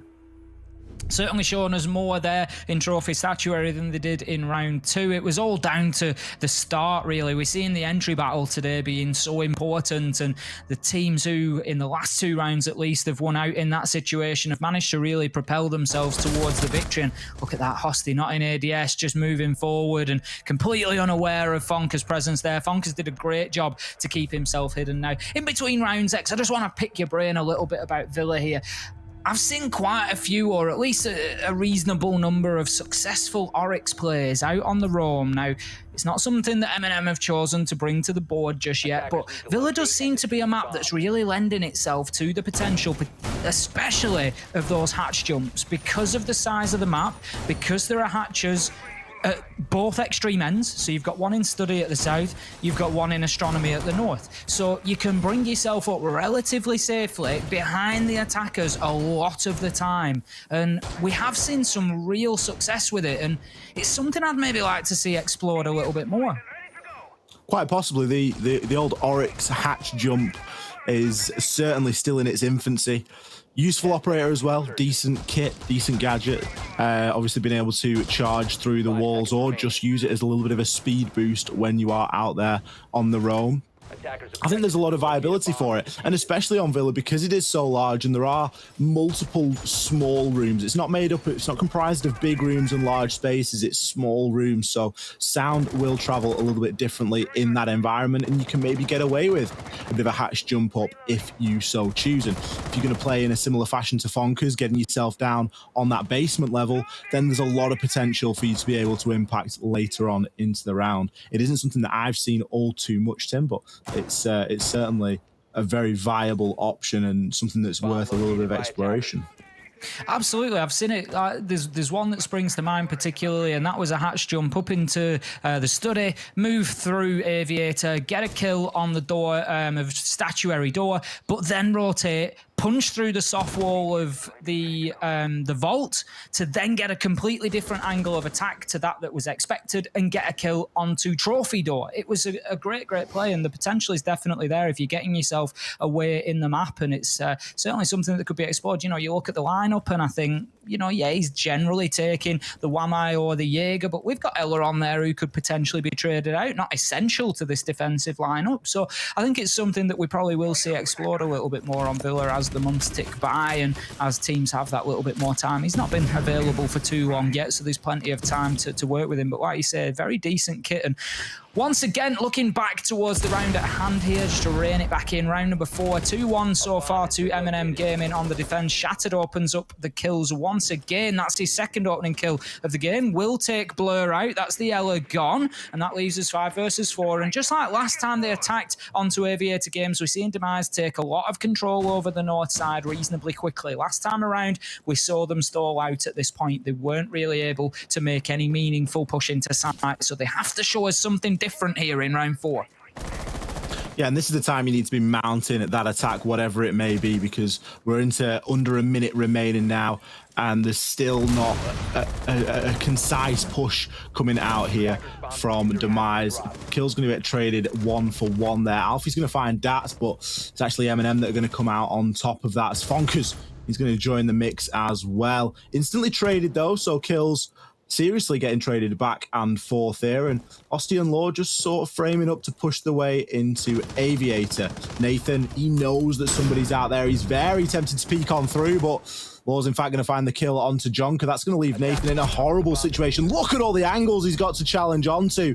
It was only a matter of time. It's going to be Hosty grabbing the final kill, but it could have been any one of those remaining Demise players. Surely this cannot go to a draw again, X. Surely not. I know there's people who just want to watch the world burn and they want to see Demise come through and just let the meme live and get a draw in every single matchup. But right now, that is exactly what it is looking like. Neither team can get themselves any major advantage here. We've had 50% win rates on both sides, essentially. M&M coming in with successful defenses once on both Aviator Games and on Trophy Statuary, but by contrast, we also have their nemesis at the minute, Demise, coming in with an attacking win on each side. So right now, M&M, I think, making a good choice. They're going to head downstairs to dining and kitchen. They're going to try and mix things up a little bit and just bring something a little bit different to this one, not fall into that trap of just trying to keep winning out on those same sites. They're going to try and do something a little bit different here. They've got Dats on the pulse operate. I always like to see, always very, very effective with that heartbeat scanner. Feeds a lot of information. Nitro to boot can be an absolute demon, and the likelihood is we're going to see Demise try to take top floor control over the north side that we're looking at the moment. So that is a real opportunity there for the pulse of Dats. If he keeps himself playing downstairs in sight, there could be a Nitro opener for him.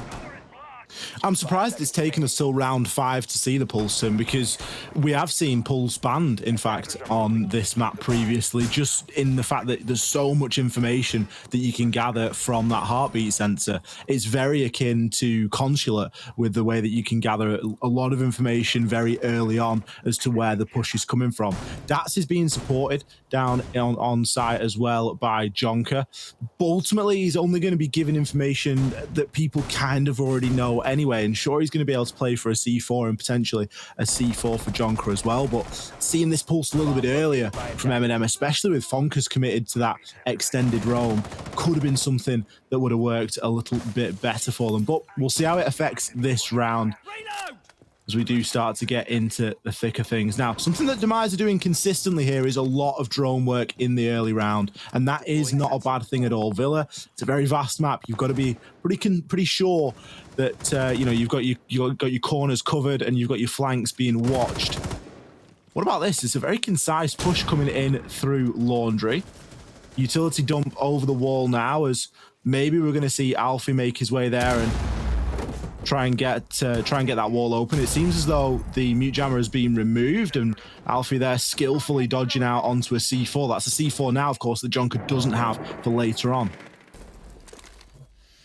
So once again, we find ourselves at a little bit of a stalemate here. Demise have got themselves in. They've got some good map control. They are in the, as you say, 2 rooms now, just both adjacent to site, just looking to try and get that push. But right now, not applying any pressure onto the site itself. We've got Hosty off in living room library. We've got an upside down rappel upstairs. He's just looking to pick up anybody he can. That's Prox, who's just going to sit there and hold that angle right now. And Demise need to be careful not to be giving away drones like that too easily. They need to have as much information as they can because they could well be coming towards a late round collapse here. And with 5 still on the board, that is not going to be easy. They need to know where they are. Blur, he's going to open things up for us by shutting down Prox. That was the only man pushing towards the upstairs, and it looks like Blur's got away with one there. He is extremely low health. Jonker, he gets one onto Shattered to really start amping things up for Eminem here, who once again, after getting that opening kill, start to really grow into the round, start to really use that momentum and propel themselves forward. And right now it is 5 versus 1, and Law has got this all to do on the Zephyr. It is surely going to be too much to ask. He doesn't have the diffuser. All he has is an angle and a dream at this stage. They know where he is. Eminem are looking to shut him down now. The pressure is really starting to mount. Law will get himself a good kill onto Dats, but surely that is going to be impactless at this stage. 10 seconds left to go. He gets closed out. Jonker takes Eminem into the lead once again, but only by 1 round. This is as close as it gets. Got to ask a big question of Demise there as to why they didn't choose to clear out that top floor. They just left themselves so open. As soon as you've got Laundry, or you're inside of Laundry, you've never really got control of Laundry until you've got control of Master Bedroom as well. It is just so crucial. There's a huge gaping hatch in the ceiling, and you're just going to get killed through it. You're going to get pressured through it, and the only real way out is either back outside, where you're just going to expose yourself even more to the hatch, or it's to push into the site, where there's likely going to be a defender waiting to take you out as you enter either the breach or the single door. There's got to be a top floor roam clear for that site, and I'm not sure why Demise didn't bring it. Like you said, otherwise you are just suffering to those vertical angles, and it's strange to sort of play Prox up there on the upside down rappel as a 1-man on the IQ, just holding his angle until he was ultimately taken out by Blur, but it was just no real meaningful effort towards gaining top floor control. You're only going to hold down a very small area of the top floor in that manner. So like you say, I think maybe just a little bit more commitment of resources up there. Spent an awful lot of time in the laundry, not really making any progress. There was no aggression onto site. The barricade wasn't open, and you've got to look at that and think that minute and a half could have been spent by those players clearing out that top floor before moving down there, and they would have been in no worse a situation, especially if they picked up a couple of kills as well. They start to really establish themselves in the round. But Demise, once again, just like I said, that the feeling that I get from them so far is they just have these rounds whereby they don't have the idea of that final push. It's we get into position and then where do we go from here? And it just all seems to slow down a little bit. And Eminem so far have been very good at taking advantage of those. The better rounds that we've seen from Demise are the ones where they've got themselves in, got themselves a couple of kills, taken that initiative, and then really been able to aggress towards site.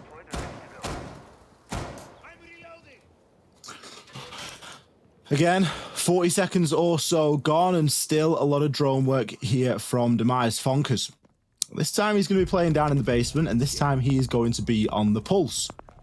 Shattered from the grave with a grenade there over onto Nathan, but not before he gets taken out by the very same operator. No smokes this time, which is going to help Demise, as historically we've seen them leaving things quite late to make their push.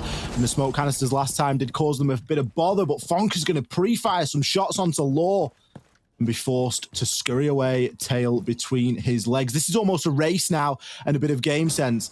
Is Law going to recognize that Fonkers has made that rotation? Because Fonkers, he's already got himself onto these east stairs. He's going to be holding the flank down below, and it looks as though he's going to find an opportunity for a kill, but no, the swing comes over from Prox, and Fonkers out of ADS at an inopportune moment.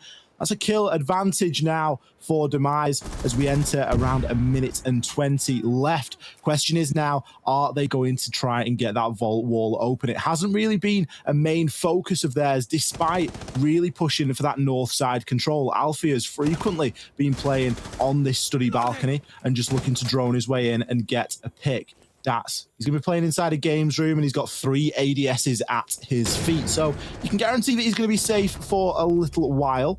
Alfie's going to find a little peek there over onto Jonker. Drone work now coming through, and Blur playing at the top of those red stairs, but again looks away at an inopportune moment. He's going to find a trade kill there onto Hosty, as Prox is already confirming that diffuser in the flanks while they're being watched this time. Demise come out swinging in round number 6. Great round from Demise there, taking advantage at every single step and just managing to pick them up. The kill for me on that round was Prox onto Fonkers, clearing that pulse out. It was obviously some good team comms there from Law, and like you say, good game sense there to predict that that is exactly where Fonkers was going to reappear after scurrying away into the basement, and it just allowed Prox to aggress up. I think Eminem that's a great example that we've just seen there. I was going to say Eminem just suffered a couple of times to the timing of coming out of ADS or checking another angle. It was the same for Fonkers on those stairs. It was the same up at the top of the south stairs there, and Alfie was able to benefit from that. And each time they just seem to look away that half a second at the wrong time and get completely closed down. Demise taking full advantage of that. And I've got to say, coming out of this, my one concern has been Demise pushing in towards site and the aggression to get that diffuser down or play that objective. But now that they find themselves on the defense at a level position, I think this maybe starts to edge in their favor at this point. There's a chance, they've come out so far equal on the defensive phase, which isn't really what we were expecting. I think we were expecting Villa to swing a little bit more toward the defenders. So, Demise, they've got a good chance here at trying to get a couple of rounds on the board. They've certainly got momentum on their side. And if you were looking at the team of Eminem and you were sort of superstitious or anything like that, you'd say that they are just suffering from siege timing at the moment. There were so many examples, as you mentioned, Tim, of just glimpsing the wrong way, checking a different angle. And we're talking milliseconds of if you make that decision slightly sooner or slightly later, you're not going to necessarily die. You're going to actually have a gunfight as opposed to just being caught short. But Eminem just really getting unfortunate in the luck of the draw on a lot of those timing situations. And ultimately, that's what led them to losing round number 6. Now, they can hit the reset button, and that's not to say they're going to lose the entire game over it, but they've certainly got a bit of work to do here on the attack. Blur's got himself quite deep already. Of a TK there, it's unfortunate and isn't really going to do anything for the morale on the side of Eminem. Blur's aggressing his way up these red stairs as Hosty finds one onto Nathan. Surely there's going to be a call out here for Blur to work with, and he's just going to sit and wait for the rotation kill. He is going to find that one onto Hosty, and a second over onto Alfie, instantly leveling things out and already going for some aggressive pre-fires onto 90 corridor. Switching up his attention now, he's going to maybe look to get up Astro and perhaps even rejoin with Dats and look to just come at things from a different angle. Essential plays from Blur on the Ash there, just getting himself into the right place at the right time to be able to react to the information that was being fed to him. And at 3 versus 3, this one is another round that is evenly poised and could go absolutely either way here. Dats will step up with a kill onto Law, though, and that is going to clear out the 90 corridor, give or take. We've got Shattered playing down on the south stairs still, but when attention starts coming in towards site, he's going to have to rotate back through that study. Prox, he moves himself out into the 90 corridor for the time being, and Demise, they just leave themselves at a risk here of potentially losing another man and finding themselves in a 1 versus 3. Right now, this is definitely winnable for them at 2 versus 3. They just need to waste as much time as possible, and that shot from Prox there onto the Goyo shield is going to help do that. It just prevents another 10 seconds of motion, of movement through that 90 corridor, but right now, this is all about information. We can see that Eminem are getting themselves into the draw, and Shattered Rad goes for the aggressive peek, but will lose out to Jonka, who was more than ready for it. Now 1 versus 3, we can see Prox wheeling left, right, looking every which way, trying to find the next man that's coming towards him. Prox gets Blur. 1 versus 2, 30 seconds to go, and that is a long time to absorb this sort of pressure for Prox, but he takes the first challenge into Study.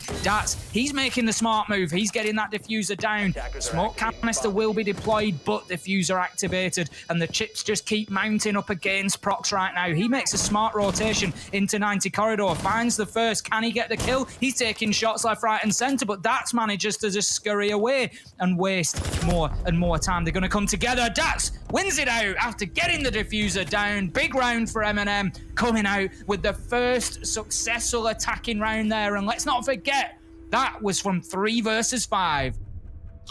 Hats have got to be taken off for Blur in that round. He got himself in and established at the bottom of those red stairs with around sort of 20 or 30 seconds gone off the round, and then just continued to do damage. Again, we speak a little bit about the timing. Fonk has had a great demonstration of it last week, and this week it's Blur's turn. Just knowing exactly when to push on in, when to challenge onto that gunfight, and then equally when to just back off, watch you flank for a moment, and wait for the drones to catch up. That's exactly what he was able to do there. And quite quickly, that could have gone and flooded in Demise's favor. You're thinking opening 2 kills, that's really good stuff in the early part of the round. But for Blur to be able to come in and respond in kind, it made all the difference.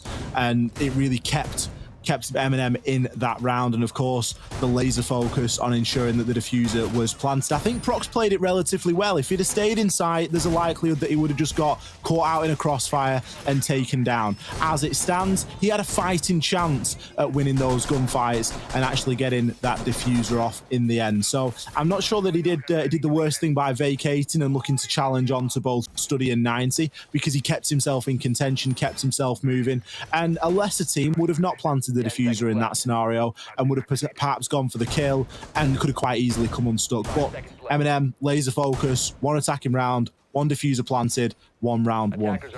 Professional from M&M, as you say, just focusing in and always keeping in mind, you know, it's easy to get lost sometimes in a first-person shooter, no matter how it plays out, that kills are king, and coming in ultimately, killing everybody on the other team is going to win it for you, absolutely no question.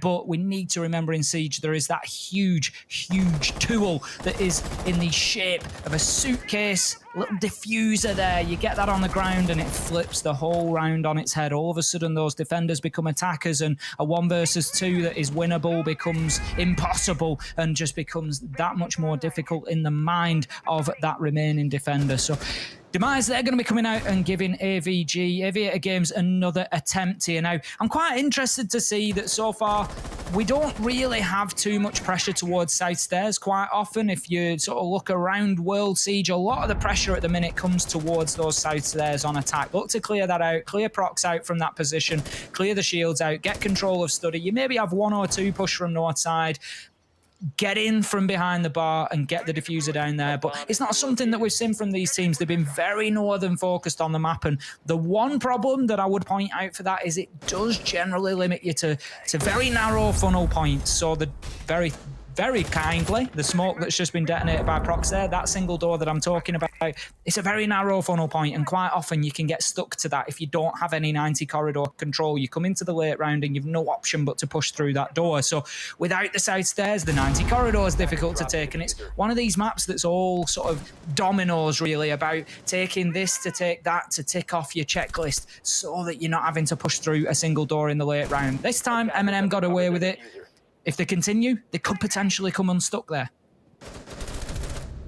I do like the way that Demise hold this, but the danger in leaving that vault wall open is when you do get somebody out onto the vault window, they do have a bit of a line of sight into a common rotation throughout the 2 sides. You know, you're going to try and use that vault if the pressure is coming in from Study or from that south stairs area. But he's able to cut off pretty much all of that, and now he can just rely on his teammates making that rotation and looking to gain a little bit of ground inside of Study. That being said, there isn't a great deal of time time remaining, but still quite a lot of deniability on the side of Demise. We can hear another Toxic Babe canister going off. That's going to cut Nathan out of the picture for a good couple of seconds, and of course Nathan is holding the diffuser as well. We've also got Yokai drones, and we've also got the potential for a Vulcan shield if any do remain. 19 seconds left remaining, and this is really time to start making a push, but no, there's a excessive rotation there from Alfie, and he's going to get caught out by Dats. Dats can now choose to make his way on through. He's going to find a second. Law's going to whiff his shots. Hosty and Prox find one apiece. It's 3 versus 1. Nathan's got it all to do. He's going to find one onto the vault, but gets caught out in the crossfire. His own teammates, Hibana Hole's working against him there. He had the diffuser. He had an opportunity, but he didn't have a great deal of time. As I say, good example there. You just end up having in that late round to just push in through those funnels because ultimately you've not managed to make the progress in the early round, and sometimes that's where that south side control can just give you a little bit more of an option. You can open up the corner of the games room and just look to move through. There's a lot of cover then to move into bar rather than having to come through that wide open single door that Nathan ultimately had to push in through. Great play from Dats, deserves shouting out there. That was absolutely massive. Getting the double. The first was a bit of a freebie on the rotate, but then coming in with the kill into the corridor there, like you say, can't really be allowed to rappel in and survive that animation when there is a man there in the corridor. That could well have been the undoing of Demise, but they managed to survive. They managed to get another round on the board, and this one is screaming towards a draw at this point. We're heading to trophy statuary in round 9. We haven't seen Demise defend here yet. So far, they have been pretty much even on the opening kills that we've seen. It's been very, very close so far, so nobody taking themselves major advantages in the early rounds. Somebody needs to step up here. This is important for both of these teams' seasons, and really one of them just needs to step up now. They need a hero player. They need somebody to come in with an absolute huge few rounds, whether that's Alfie, Hosty, Fonkers, Nathan, Blur, whoever that is. They need to come in and just grab this one by the scruff of the neck and drag it over the line. It's certainly going to take something here because Demise are going round for round at this moment in time. Eminem came into their attacking phase, should I say, with a really well executed performance. But since then, again, it has just started to drop off. And we spoke about it earlier. Villa is a map that requires a lot of coordination on the attack. And so many of these rounds are coming down to, just a lack of time on the attackers. There's not a lot of time wasted early round. We see a lot of drone work and a lot of establishing, a lot of posturing for position. Blur, he's been a player that has never really messed around in any of these attacking rounds. Look at how far he got himself up there before choosing to rotate his way on out. If he'd have continued to push that, perhaps he gets a kill onto Shattered. Perhaps Hosty is able to take him out, who knows? But instead, he's going to rejoin the rest of his team. He's going to rejoin on that master bedroom balcony and just try and provide a little bit of utility, maybe being brought around for one of the castle barricades or his flash grenades just to make sure that everything's burnt in order to be able to destroy any soft utility. Again, this is the stall point. Early round, fine.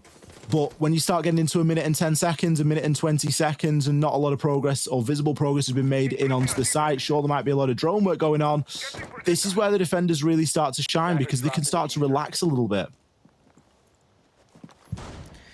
Blur just very aware of his flanks there, just watching out for those potential peaks, exactly as we spoke about coming into this map. There are a lot of angles from sort of internal to external that you need to be very careful of, and Blur is extremely aware. I think he definitely knows that Hosty is over that side of the map still, and he is not keen to be losing himself to a jump out onto that rooftop. Right now, Alfie will open us up with one onto Nathan, and could this be the hero play that I was talking about? Alfie was one that I suggested potentially is possible of doing that, just stepping up and going absolutely wild in the last couple of rounds here, just to really give his team that advantage and drag it over the line. We can see Fonkers looking to just challenge into Astronomy from the bathroom there. He's going to be slowed down by Prox, who plays out another one of those Toxic Babe canisters. That's at least the second that I've seen, so he doesn't have too much denial left in his pocket at this point, and Fonkers is going to be able to move into Astronomy largely uncontested now if he he wants to. Jonker, though, he's going to take some shots as he tries to move into Master. He's going to force one away downstairs, and Fonkers will close low out at the same time. 4 versus 4, but we're looking at a similar story for M&M, and that could be that the clock is their biggest enemy here. Alfie coming out with another kill. Prox getting one for himself. Now 3 versus 2. Dats is looking to aggress into sight. Diffuser on the ground, and this one is surely going in the direction of Demise. We've got 7 seconds left to go, and Blur has no choice but to go for kills. Completely shut down, and right now Demise, they are the undoing of M&M so far here on Villa, and they get themselves the best lead that we have seen so far today. We spoke about him earlier on, Tim. We spoke about Alfie, and he's just proved himself once again in that previous round. Multiple kills, huge play, a lot of patience shown on the side of the defenders as well. It's not easy when you've been sat there for, 2 minutes 40, 2 minutes 30 to continue to play in and around the same area, holding on to the same angles, knowing that somebody will push you eventually and that you're going to have an advantage if you're already looking in that direction instead of being mobile and moving around. It isn't the easiest thing in the world, but Demise as a whole did a really good job there of not overextending, not over pushing, not trying anything too fancy, and once again time just running out on the side of the defenders. You can see when the time's running short because the players play a little bit differently. They know that they've got to start going for kills, going for aggression, going for almost those Hollywood hero plays that we do occasionally see. And that isn't how they want to try and execute the round. They've always got an idea of how they would like to try and execute the round, and it isn't just running in and getting a really flashy 5k or an ace or a 4k for a montage. It's to win the round in the safest, most effective way. And it is such a shame because so many of these rounds for both sides, not just M&M, but Demise fell victim to it as well on their attacking phase, really coming down to the clock. It's the third enemy inside a siege. Certainly is, and as we've said, it's about playing that objective sometimes and getting yourself and just forcing yourself forward, but the defence is just not being broken down enough to enable that to happen now. Interestingly, Shattered has taken a lot of damage there, and Prox will take even more as Nathan steps up with a great entry onto him. That's going to be a headshot taking the pulse off the board. This does not look good for Demise right now. This is a round that they really need to get on the board. Get this one, guarantee themselves the draw, give themselves the opportunity to push forward and take the win. But right now, they're having to use the stim pistols where they might not otherwise have chosen. Onto Shattered, brings him back up to health. But now, 5 versus 4, advantage M&M coming into this one.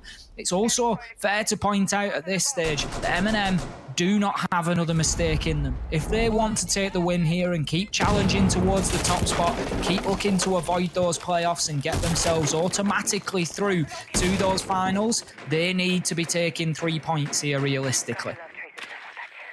I think M&M are going about it the right way. They're encouraging that top floor roam clearing.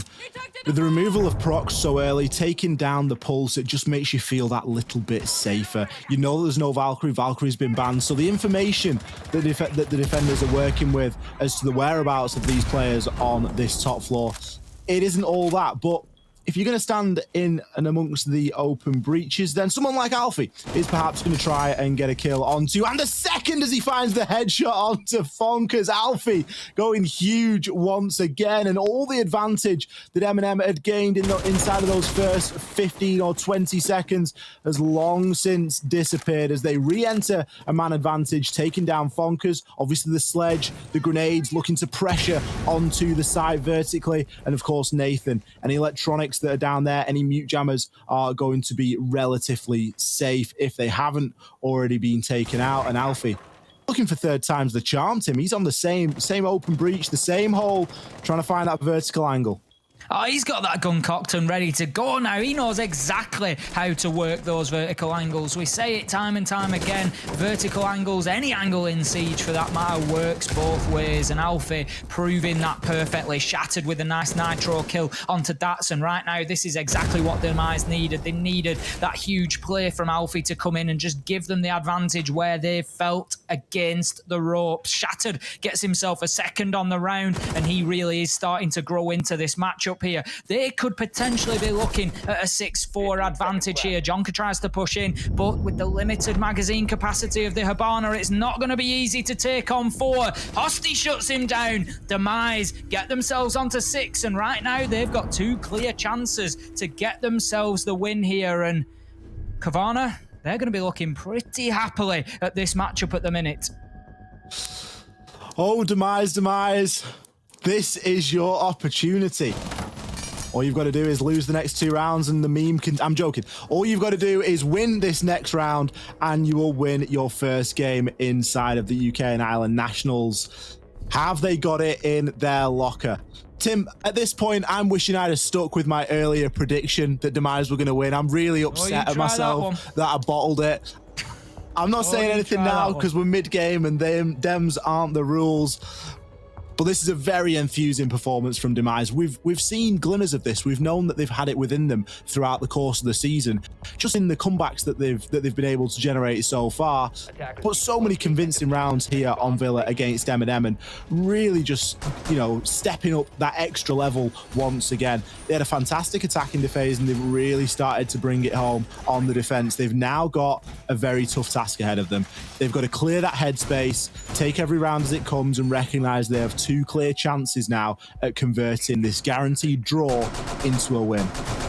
They've done fantastically well on the defence, for me particularly. That's where they've really excelled here. We saw them go 3-all on the first half on attack, and they did just stall out a couple of times and seem to, you know, just run out of ideas to push themselves into sight, you know, lost a couple of gunfights. But on the defence, they've been clinical. They really have shut down what M&M have tried to bring to the table, and so far they have limited them to only 1 successful round, and you can see the confidence growing now. Out goes the Nitro on the jump out. It will be unsuccessful, but Shattered loves to give it a go, and as you say, that's that confidence just building in these players now. They've got kills on the board, they've got rounds there, they've got the guaranteed draw, and they can push on towards that win. They can end the meme, and they know it. Blur just looking to approach the window here just outside of Trophy, and Shattered is challenging close up to that one right now. They're going to dip away, neither are going to take any damage at that point, but I'm sure they're both aware of each other's presence there, and the entry kill could be huge here. If this one goes to Demise, it could be the one that really breaks the spirit of M&M. That could be spirit broken as Shattered finds the opener onto Blur. Blur's really been playing out there on his own on these attacking rounds, certainly in the early part of the round, before then rotating and trying to rejoin up with his team, and he's got caught very short there. No trade potential either. Vonkers, he's now going to look to start making some headway in through Study. He's playing on Iana, so he has got the potential to drone himself in, but look at Hosty. Hosty's itching here. A frag grenade does get tossed, and a swing from Vonkers. Hosty has, of course, got the Vulcan shield to deal with as well. He can hide behind that for a little bit of cover, and don't have to worry too much. The grenade didn't manage to pop that, so it's still a little piece of cover that he can use and save for a rainy day. Another grenade going to get tossed in there as Nathan is going to find the response. He's going to find a kill onto Law. Big engagement here between Hosty and Vonkers. And Hosty, he's going to come out on top. He's now able to rotate all the way on through and rejoin his teammates inside of Aviator as the remaining players of M&M figure out what to do with this final minute. They're not in the worst possible position. It looks as though Jonker is going to let one of his drones catch up as Nathan chooses to drone out the site and get a little bit of a man count as to who is playing where. We've still got Dats playing onside of Vault Window, but looks as though he's going to rotate off as time is getting a little bit short, and he doesn't really want to leave his teammates in a 4 versus 2. Aggressive swing here from Nathan as he's looking to try and find anyone inside of the site that could be overstretching, but Demise playing this one very patiently indeed. It would be oh so easy for them to start thirsting after kills now in this final 40 seconds, but that is not what they are doing. Toxic Babe Canister going to deny the push for a good deal of time as Jonker going to make quite a long rotation there from Master in through Study. Nathan still trying to find somebody behind the bar as they're working off a little bit of information, but not all too much. This is going to be a push through this doorway, and, well, it's only really going to end one way. Hosty, he's going to get caught out. He did over-aggress just slightly, and another kill coming in for Dats. One in the meantime for Alfie, but it does leave Dats and Jonker against Shattered. Shattered in the 1 versus 2. Can he clutch up M&M? What a round. What patience they showed. Where have they dug that one from? It looked like it was all sewn up with 30 seconds left to go. We had 3 men all pushing the north corridor, all looking to push in through that single door, and we had 4 in sight. And they were basically aware of it at that point, and that's the danger that you get on the attack from north side. As soon as the defenders know that that's where the push is coming from, all guns just train onto those doors, and it is easily locked down. But M&M made a heads-up play, and boy, did they make it work quickly. They managed to get a couple over to study and just apply that south side pressure, create a pinch, and they just took those players apart. They took them out like Jenga blocks, just one at a time, tumbling to the ground, and then ultimately shut the game down. Got us into round 12. M&M, could this be a draw? I don't know, Tim. This next round is going to tell us. I think the way that this turns into a draw now is if Demise get a little bit downhearted and upset at how that last round went, because it was locked in for them. You would have put a lot of money on them winning the round at that point. A little bit of a question for me has to be Hosty pushing out of study onto the balcony. I'm not sure if it was the sound cue that gave him away or what it was, but it just, Jonker peaked at the perfect moment. Jonker, a player that we know to get a lot of kills as players are on the rotation, often playing onto that Hibana role and the hard breacher. He knows when people are going to be thinking about moving. He knew that Hosty was playing inside a study. You don't really want to push a player like Hosty, but if he's going to be aggressively running out at you and get caught in a sprint animation, it's essentially a freebie at that point. And I feel like that kill and then the couple that went down in on the site as well, it really gave M&M that little glimmer of hope, and they hit the shots where it counted. They're going to be feeling fantastic after this, and I'm sure that they are going to be gunning exceptionally hard here for this round and to confirm it as a draw. If this is a draw, Tim, honestly, I want to speak to production and I want to see the script, because the whole thing is rigged at this point. As you say, mentally, Demise are going to have to show a lot of fortitude and a lot of resolve now to get this last round on the board and take the victory over the line. We've got Fonkers coming in with a Montagna, and the question is, how are Demise going to deal with this? It's not something that they've seen so far, so it might be a reasonably heads-up play from M&M here. There's a lot of information going to be fed back from that Montagna. We don't have a Legion on side, we don't have an Elo, we don't have any of the operators we would normally expect to potentially deal with that Montagna, so completely unexpected on the side of Demise. So adaptability is going to be very, very important here. How well can they think on the fly? How well can they come up with a solution to the problem that is the metal wall just walking slowly and ever patiently towards them, feeding information back into his team right now. Alfie, he's looking to hold on to master bedroom. He's going to aggress quite heavily into that room there, and he's going to look to fight a really high line. And I like to see the aggression from Demise there. They're right up in M&M's faces here, not allowing a foot inside of the building safely. M&M still playing relatively safely here, not wanting to over-aggress. We've seen a large portion of the time has gone already into the final minute.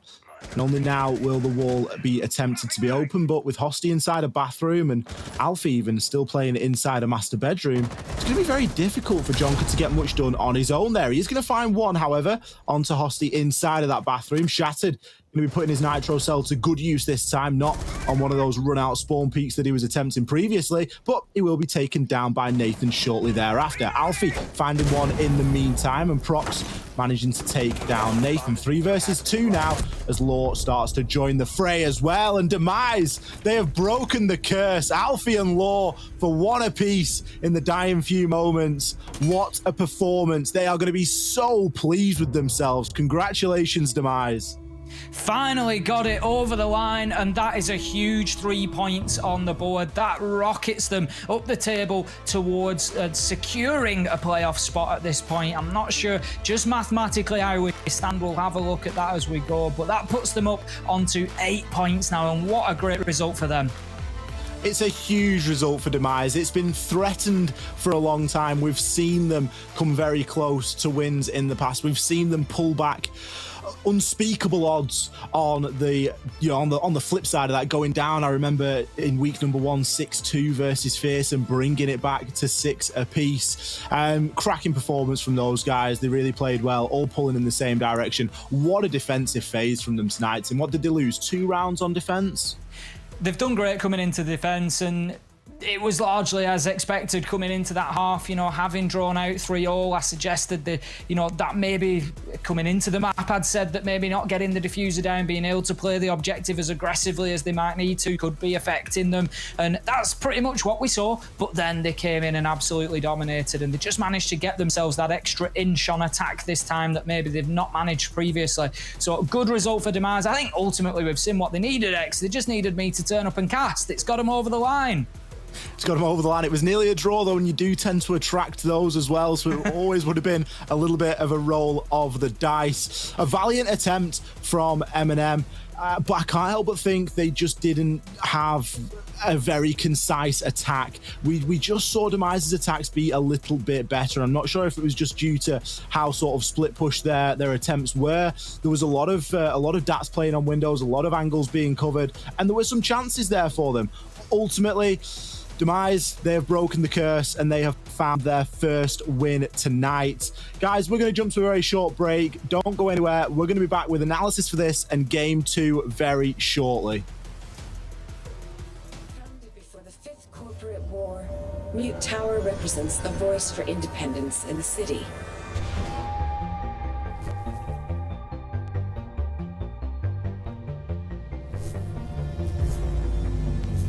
Defense units activated. Attackers are inbound. Servers targeted. Mute must be eliminated.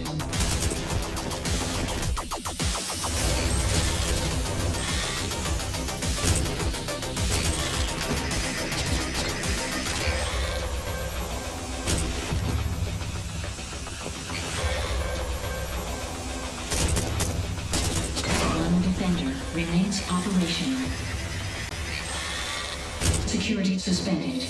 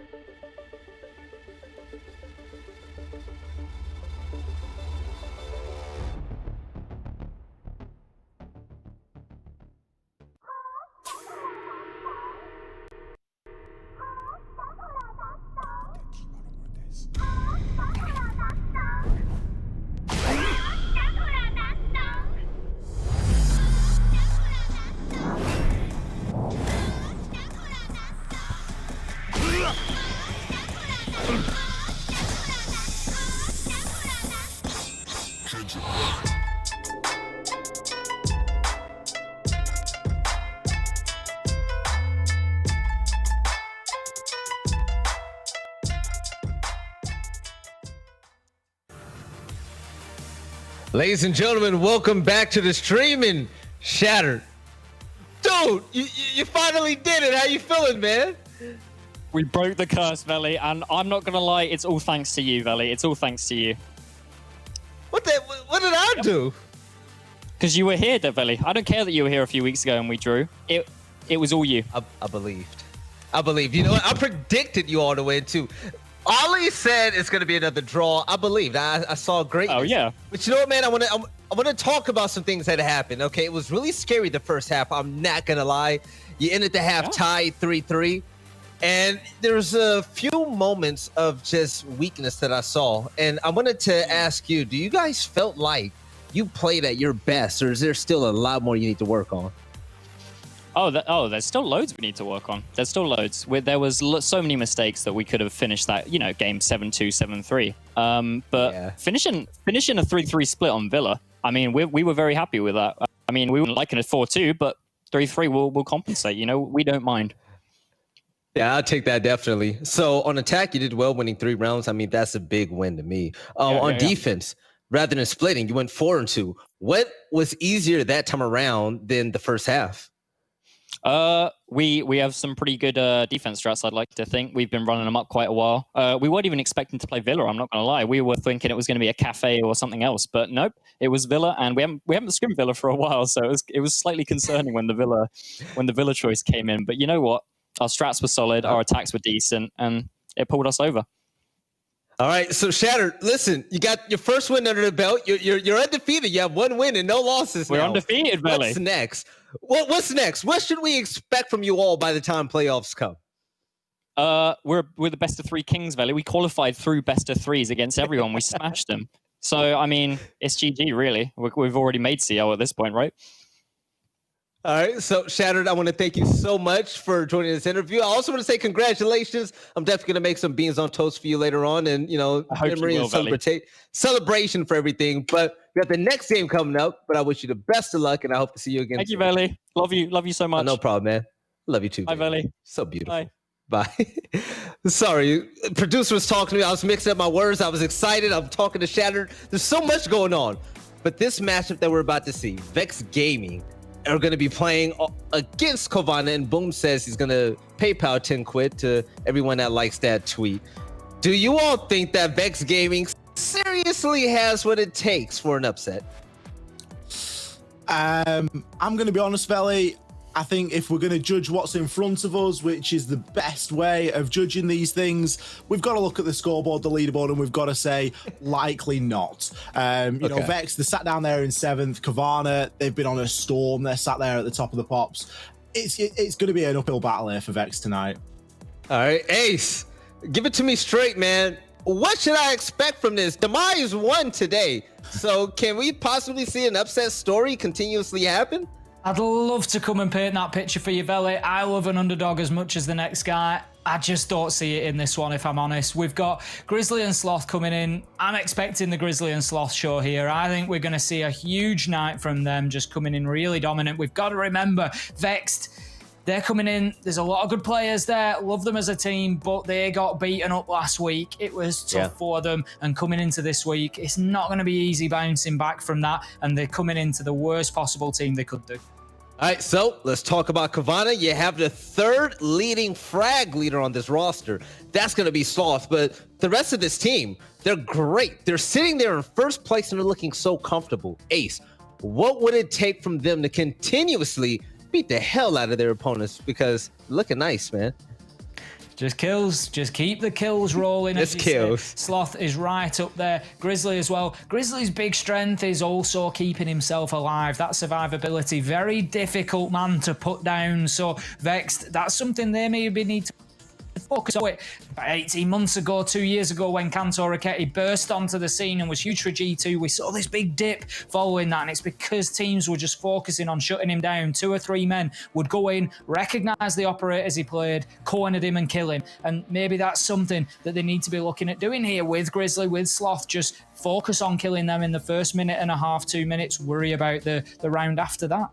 So Ollie, coming into this series, what type of gameplay should I expect from these all? Just individual greatness, great teamwork, amazing strats? What is it?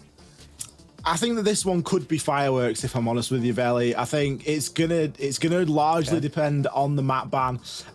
But we've seen so far, Kovana, they're not afraid to, show us some strategy. They're also not afraid to just go out, and I think it was Sloth that said it last week when we had him on the debrief, play a little bit more of a ranked play style, and just go out there and have a little bit of fun with it.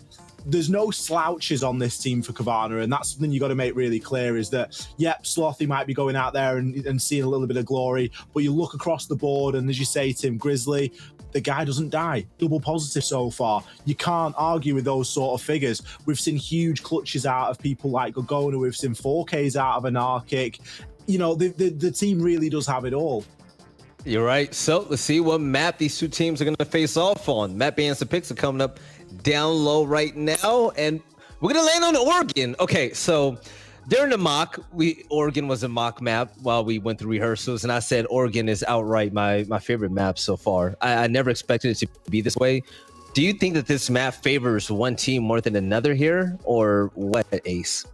For me, I think this maybe actually plays into Vexed because so far Anarchic, he's top of the leaderboard along with a couple of others in terms of plants. He's got himself 9 plants. So on the attack, very, very aggressive on entry and on getting the diffuser down. Oregon right now is probably the most defender-sided map that we've got, and that's just on the basis that it's new. The attackers are still figuring it out. It always happens. It's very much the same with Theme Park at the minute as well, largely from what we see. So if anything, I think maybe it does give Vexed a little bit of, not an edge, it doesn't necessarily give them an advantage, but I think it gives them a boost, if nothing else. Makes a lot of sense. Now, Ollie, I asked you first last time about your prediction for the last series. You said Demise were going to draw it up once more. You were wrong.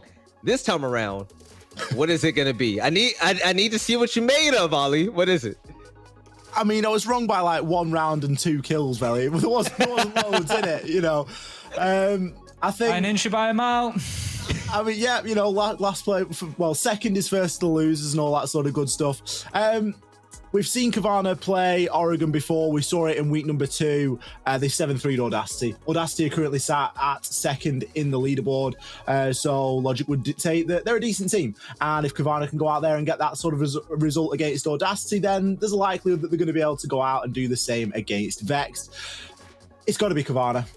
Kavana, that's the easy pick on paper, right, Tim? Are you leaning that way too, man? It is. You've got top of the table versus second bottom, a team that's been beaten up last week. You know, everything right now is stacked against Vexed. Is it impossible? Of course not. Is it unlikely? Absolutely. All right, so I know I'm not usually supposed to do this, but I'm going to give my prediction as well. I'm going to go with my man Pat and Vex. Hopefully, they cause an upset. But ladies and gentlemen, series number 2 is going to be underway. Oregon, Vex are going to be facing off against Kavana, number 1 in the league. Ace, Ollie, take it away.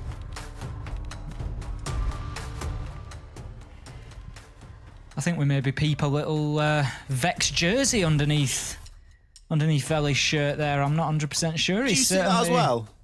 Yeah, he's certainly leaning in the direction of the Vex boys, isn't he? He's certainly got a lot of love for them. I definitely saw that. We might have another demo on our hands. Oh, heaven forbid. Demo used to follow teams, though. You know. Yeah, that's true. When they were winning. You know. It's all fun and games, Demo.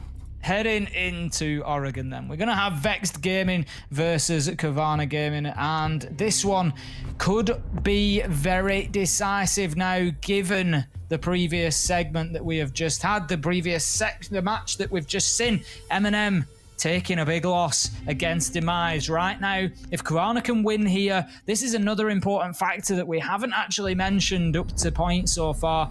How much Kavana is going to want this right now, because this takes them 6 points clear, and then the pressure really mounts for Audacity, and they've got Navi at the end of the day. It is not going to be an easy outcome for Audacity to gain, isn't that 3 points? So right now, Kavana, they need to keep this professional. They are playing a side that struggled last week. They're playing a side that they're expected to beat, but they need to keep it professional. You can only play who is in front of you, and you've got to get the result on the board. And right now, Kavana, they need to show why they are potential future UK and Ireland national champions. Vex look like they're in good spirit in the text chat.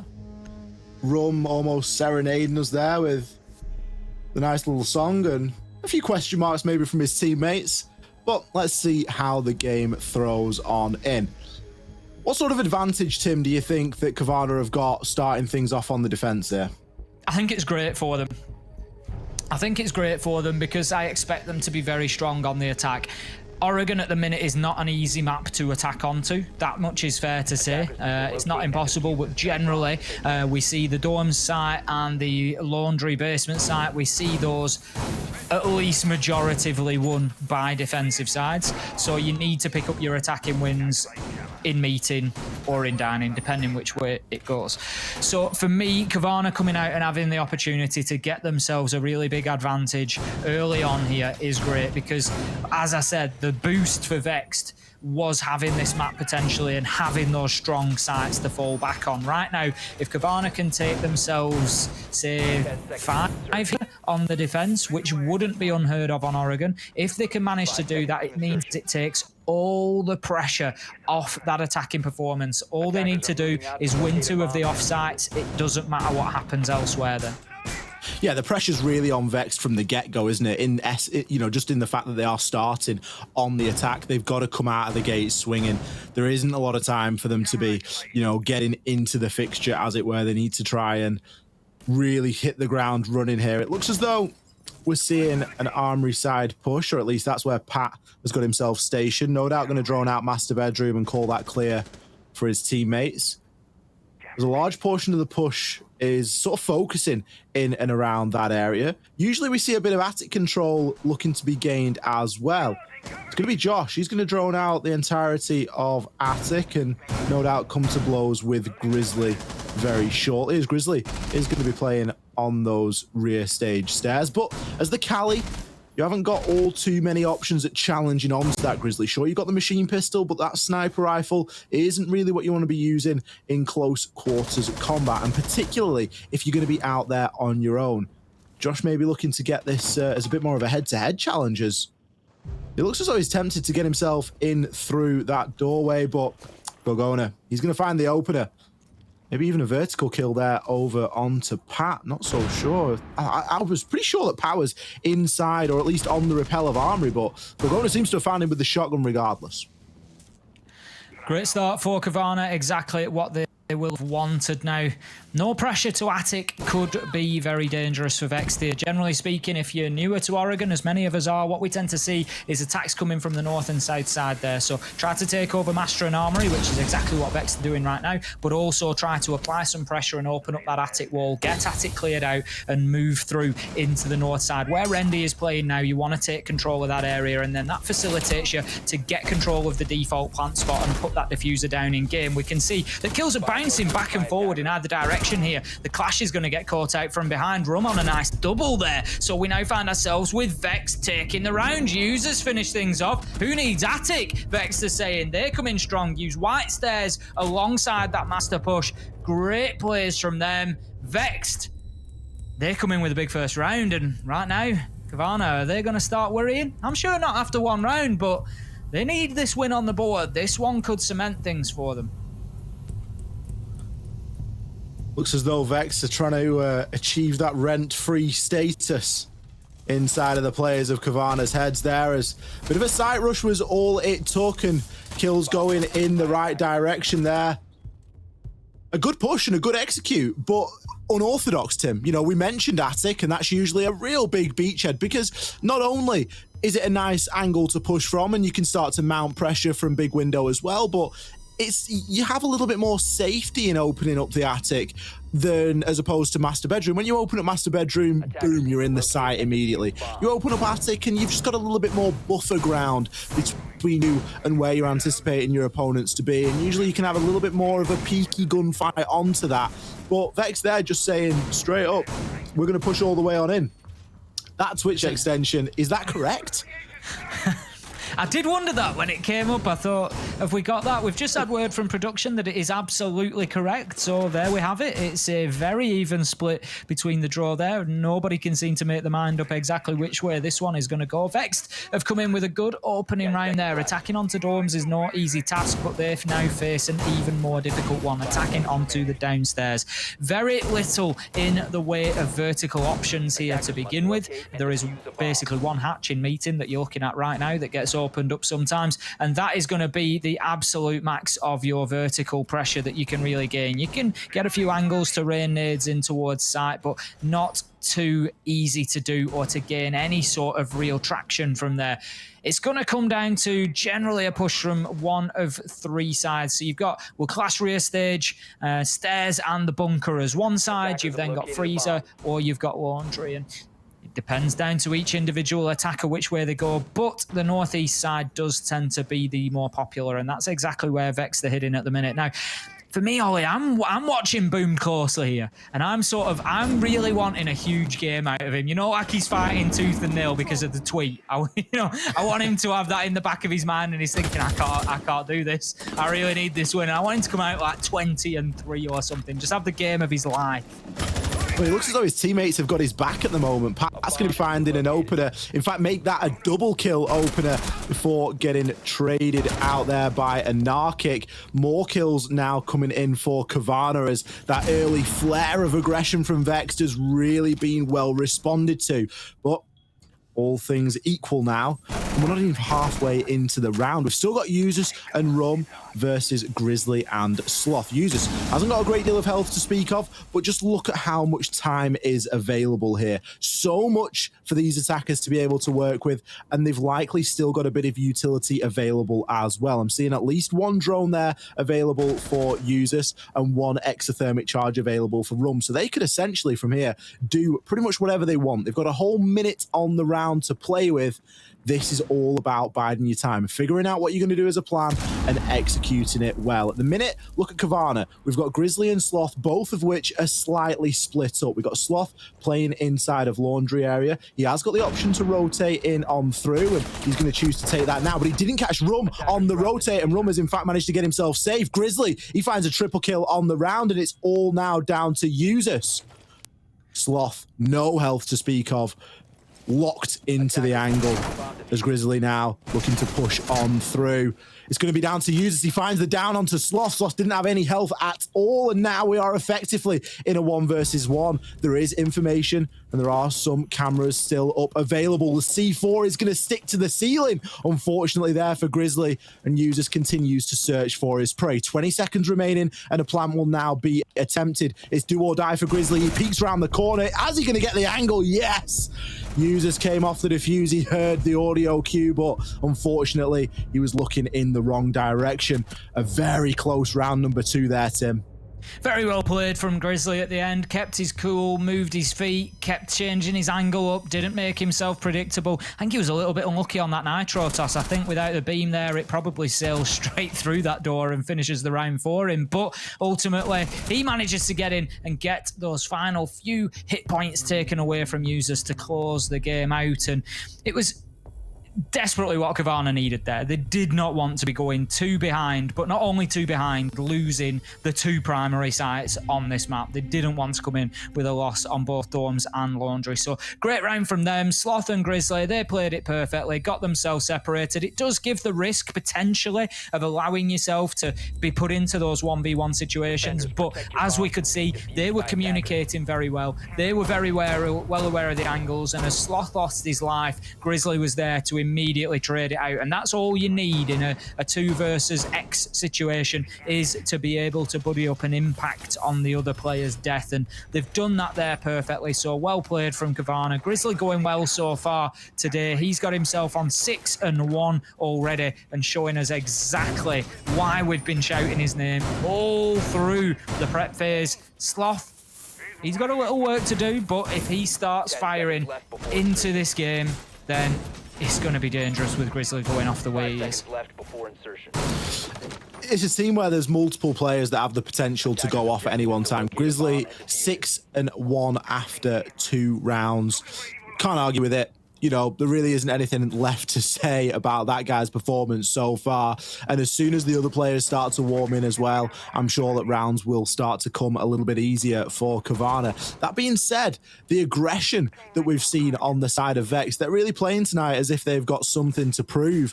And we're seeing, you know, for example, Pat, he opened the round up with a double kill last round, and all the deaths basically had happened within the first sort of minute and 20 seconds of the round, and we were left in a 2 versus 2. It was a very tense round from that point of view, and quite easily could have gone in favor of Vexed, and all of a sudden 2 rounds flood into the attacker's favor and things start to shift up a little bit. You might get Kavana maybe playing a little bit scared or trying to catch up that deficit. As it stands, things are pretty equal, but I wouldn't count Vexed out of more rounds just as of yet. Grizzly, he's going to be playing inside of Attic. He's looking to try a mute trick onto Rum as Josh, he is playing the Cali and will be able to remove the mute jammer, and unfortunately Mute Jammer tricking onto an exothermic is a difficult job indeed. Sloth going to find one onto Pat, so despite the early loss of the attic wall, the first kill will in fact come in favour of Kavana.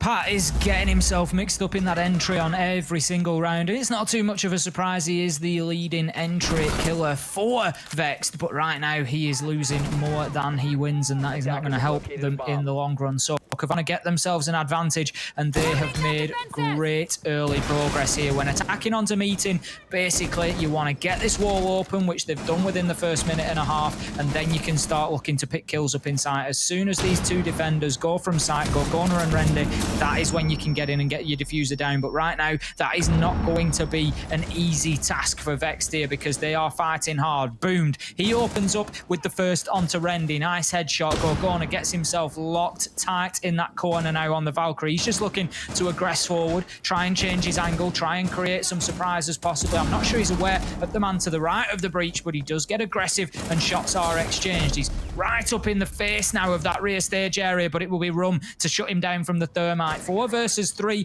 diffuser in hand, Sloth deep in meeting. They need to be aware that Sloth is there. If they are and they can hold that angle, it's going to be a good day for them. But Grizzly has been on a big rotate there, got himself into the attic and been able to have an impact. And right now, Vex need to clear that out, because it's going to prevent them putting the diffuser down. He can use the vertical angle to deny that. Diffuser will go on the ground as an Arkick gets himself a kill. Grizzly and an Arkick team up. That's a 2, and that is the round. 2-1 now.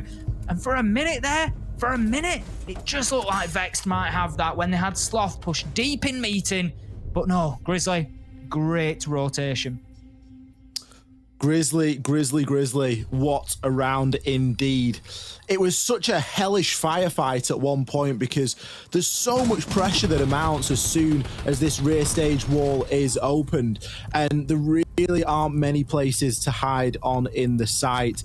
I think the only thing maybe that we could have seen Vex do a little bit differently was just to open up the floor inside of attic. That would have maybe provided another angle in onto site and could have just given them a little bit of more of something to work from, or maybe even somewhere to hold the diffuser from post plan. As it stands, the player that was in and around the area, Gorgona, he got taken out when he wide peeked onto the breach anyway, but it was still a very difficult engagement. But Grizzly, with the huge rotation, cemented himself on 8-1. And we often talk about people that go out there and get kills and who we're expecting kills from. There's only a certain number of them on the board, so we can't really be looking at Rendy and thinking, oh, the guy's got none, because at the minute, Grizzly's on form and he's taking them all. He really is just left, right and centre, shutting down push after push at the minute in these first 3 rounds. There are 2 that have just come directly down to Grizzly and the impact he's had in the late rounds. So looking towards round number 4, we are going to see Dorms once again. This was the round that Vex did manage to get on the board in the opener. Kavana, they're going to be keen to seal this one down this time around, and I don't think that Vex are going to get away with quite the same approach. We saw somewhat of a rush into sight, and they were happy to take those gunfights, and they just managed to win that battle of attrition as it came down to the wire. But this time around, I'm sure that Kavana, they're going to be more than ready for that. We can see Rendy and Anarchic just holding themselves back in attic there. Gorgona right now, he's the only one located directly on site. We've got Grizzly downstairs on the Valkyrie, so again, information is going to be key here for Vex. They need to find Grizzly, they need to deal with him. He'll have a Nitro in hand, I'm sure he'll have cams on site potentially, and that could be a Nitro denial or even a couple of kills. We've also got Sloth out in the map towards that small office. They need to deal with the roamers. I think Sloth played over there pretty much for free in the first round as well. Grizzly looking to maybe make his way up these laundry stairs. He's just going to hold at the top for now. The push from Vex last time came majority through the master bedroom area. Look at Grizzly. You just imagine that he's in his zen place, Tim. You know, he's seeing drones. The drone's not seeing him. He's just going to let it float on by. Now the drone's going to come on through, and it's going to force a pretty large rotation from him, I would imagine, as he doesn't want to get caught too short here. The wall into master bedroom now has been open, but we do have Anarchic. Now, Anarchic's biggest problem, or one of them, is going to be Josh. Josh has, of course, got Cali's sniper rifle, and that can remove the shield, or at least means so that you flinch with the shield and a bit of your body is exposed. We've got Pat asphyxiating firebolts, and we have Boomed with the Zephyr charges. So Anarchic's got a bit of a tough time on his hands as the clash, because pretty much everything that you can bring to deny him has been brought this round. Opening kill there going in favor of Kavana as Pat, he is going to be taken down. Sloth impacting once again from that roam game, and well, Josh is going to go for a very aggressive push on through here, still pestering onto that shield of Anarchic, but no one there on the side of Vex to really capitalize on these pushes.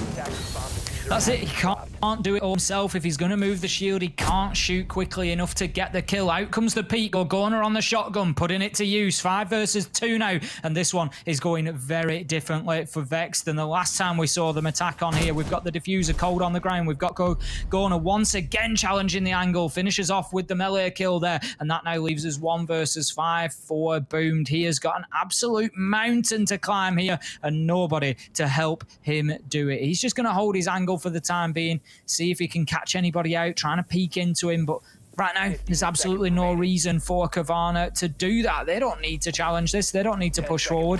They're keen to look for the kill, will be shut down, so Boomed, it pays off, but he's just going to hold it here. I'm sure they're going to be having a chat in the team comms, just trying to calm things down a bit, see how they can progress. Kavana take the round, and that is 3-1 to them now on the scoreboard. And as I said, the defense is really favoring Kavana here, because when they get onto that more difficult Oregon attack, they are going to have themselves a serious lead at this rate. Sloth there getting baited out ever so slightly, as he did go for the peak, but in that situation, 10 seconds left, he can afford to play a little bit recklessly, but certainly thirsting after that final kill there, and Boomed getting an opportunity to pad his stats. Downstairs to laundry room and supply. Josh this time for going the Cali, and instead gonna get himself onto the Ash. It's almost from one extreme to another, Tim. From, you know, sniper rifle, slow rate of fire, not the quickest operator, to I'm gonna go Ash now, and that is it. We've enabled nuclear mode, and we're gonna go all out. Last time we saw this site, it was a relatively quick affair. We saw, you know, 4 kills within an exceptional, sorry, 6 kills within an exceptionally short period of time, and then there was a very long dance in a 2 versus 2, a 2 versus 1, and then ultimately a 1 versus 1 for the conclusion to come Kavana's way.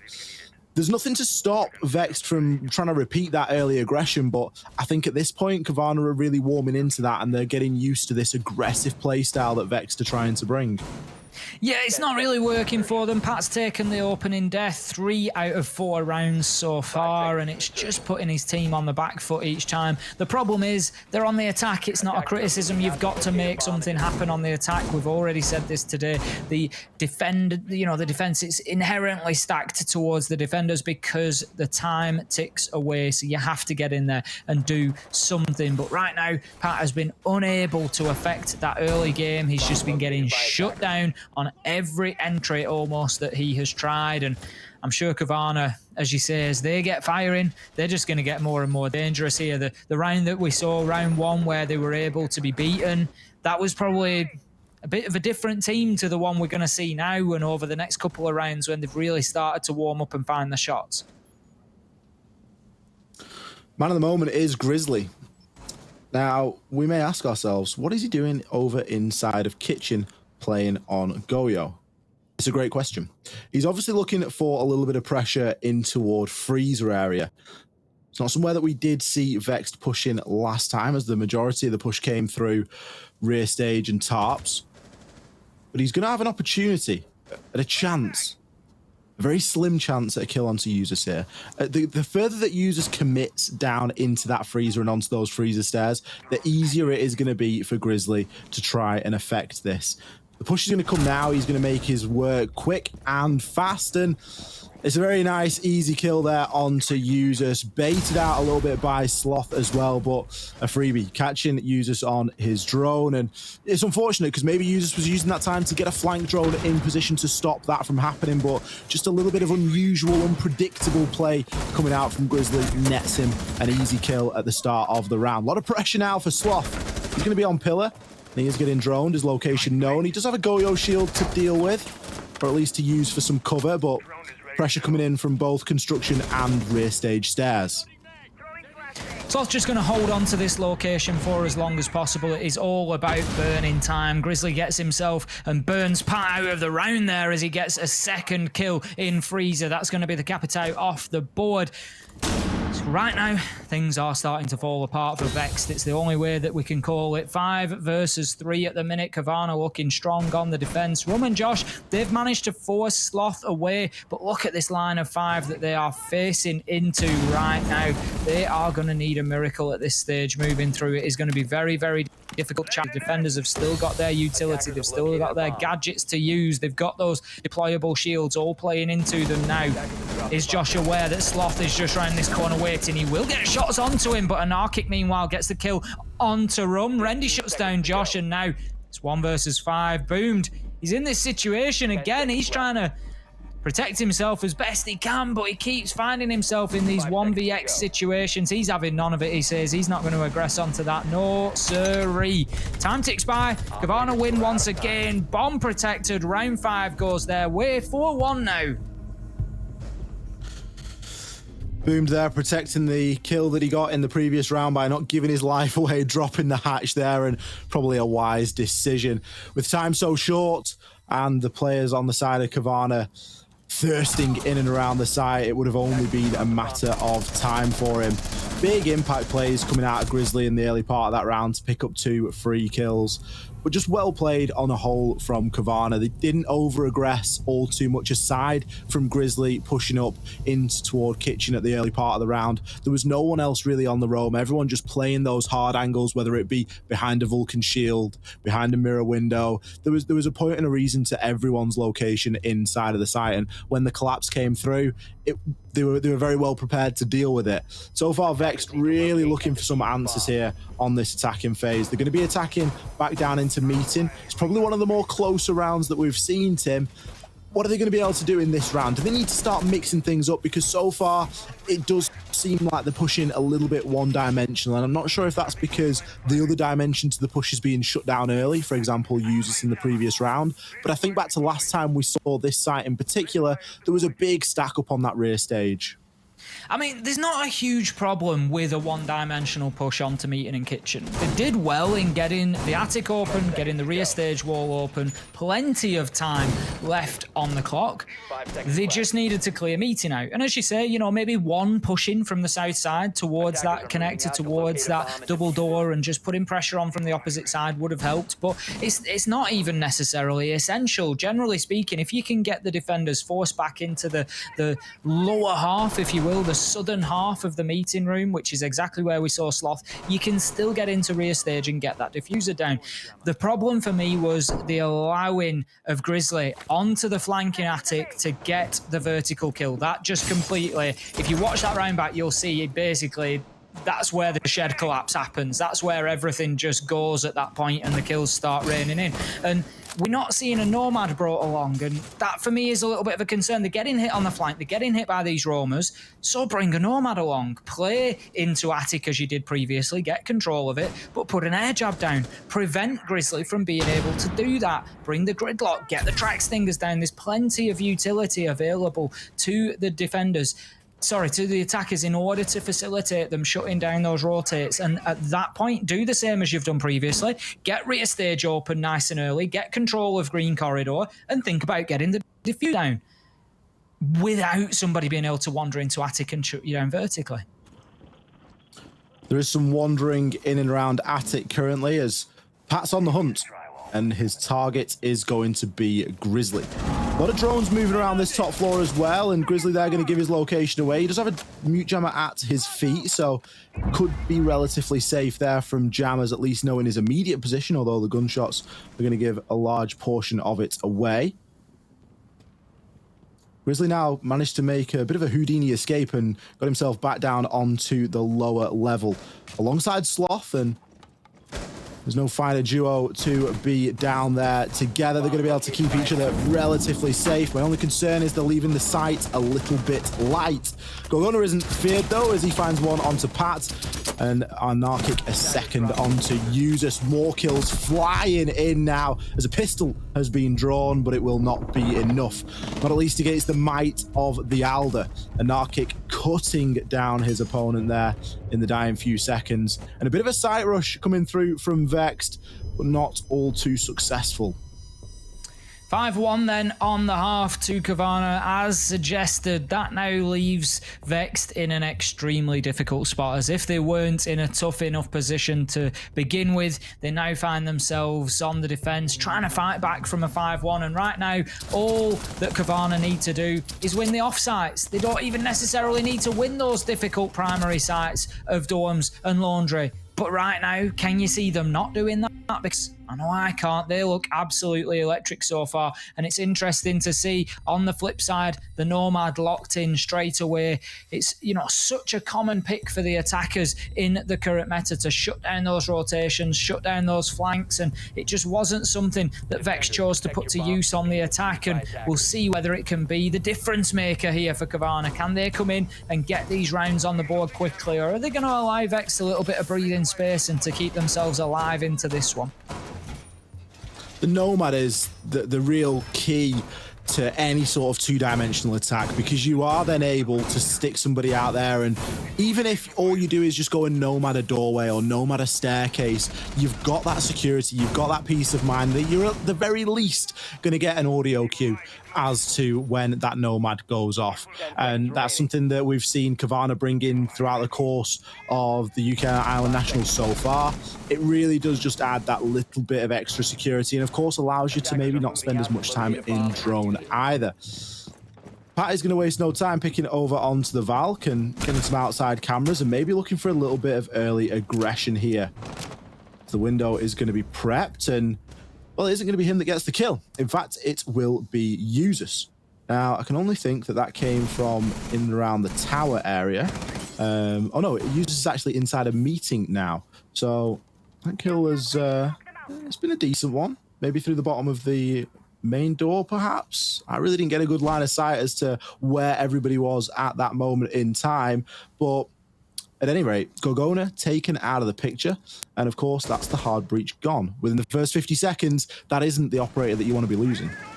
That's what Vexed really needed. They needed to come in strong there. They've lost the entry battle 5 out of 6 rounds in the first half of this one. So coming in there and opening things up, giving themselves some sort of advantage is going to be a big start for them. And as you say, the hard breach, you don't get to pick them on the run-outs like that. They just see who you get, but you don't get better than the only hard breach on the team. So that is going to limit Kavana seriously here on this push. Rum gets himself one onto Rendy, and we now find ourselves 4 versus 2 and having to push in through single doors or the double window. It is not going to be an easy job here. This is literally going to come down to absolute brute force here from Kavana. They are just going to have to go in and win gunfights. Anarchic already trying to put pressure into sight there, but limited in terms of drones. Grizzly has one in the pocket, but that is all at the moment. So they are going to be stuck here, and a couple of shots from the Goyo there just alerts Grizzly as to the presence of Rum. He's going to look to move away towards Armory. Cam not being used, so he decides to leave it alone. Now he doesn't see the man in Classroom. Is he aware of his location? Yes, but shut down by Rum. Big kill for him there.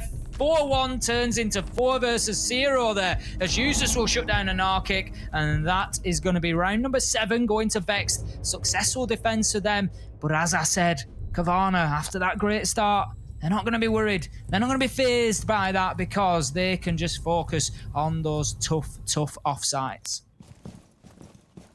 Yeah, Vex are doing a good job so far upstairs in kids' dorms. They won, obviously, the first round of the game up there as well. Down to laundry room and supply. These tend to be, well, we saw one that was quite close, and then we saw one that was pretty decisive toward Kavana. Now, I think Vexed have been playing at this point very aggressive, and it's been working out quite well for them. We saw them get a huge opening pick in the previous round. Tim, is their best chance at this point to continue in that aggressive vein and be really focusing on getting these aggressive picks? Because there's surely only so much of that Kavana can take before they start doubting themselves and, you know, the negativity starts to creep in.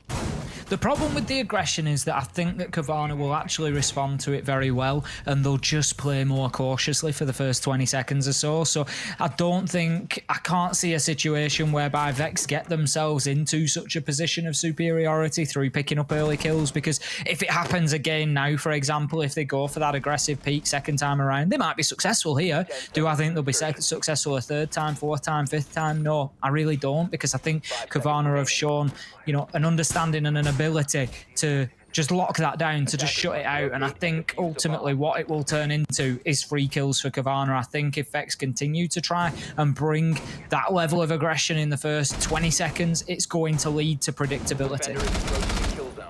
Let's see what Vex choose to do. There's some tempered aggression there from Pat, but not an all out and out run out. He was detected outside, but will get away with his life. No real threat there to him at all, as already maybe Kavana reading into this and recognizing that we're not going to be rushing straight out of spawn. We're instead going to choose to get ourselves safe and make a nice approach, a nice gentle approach into the building. As we can see, there still is somebody playing in and around the dirt tunnel area. That someone's going to be Rendy, just on the roof of it. Maybe deploying some of those nomads, as if run out games are what Vex want to be playing, then he's got the perfect operator for that. And of course, getting caught in a nomad outside is usually infinitely worse than getting caught in one inside.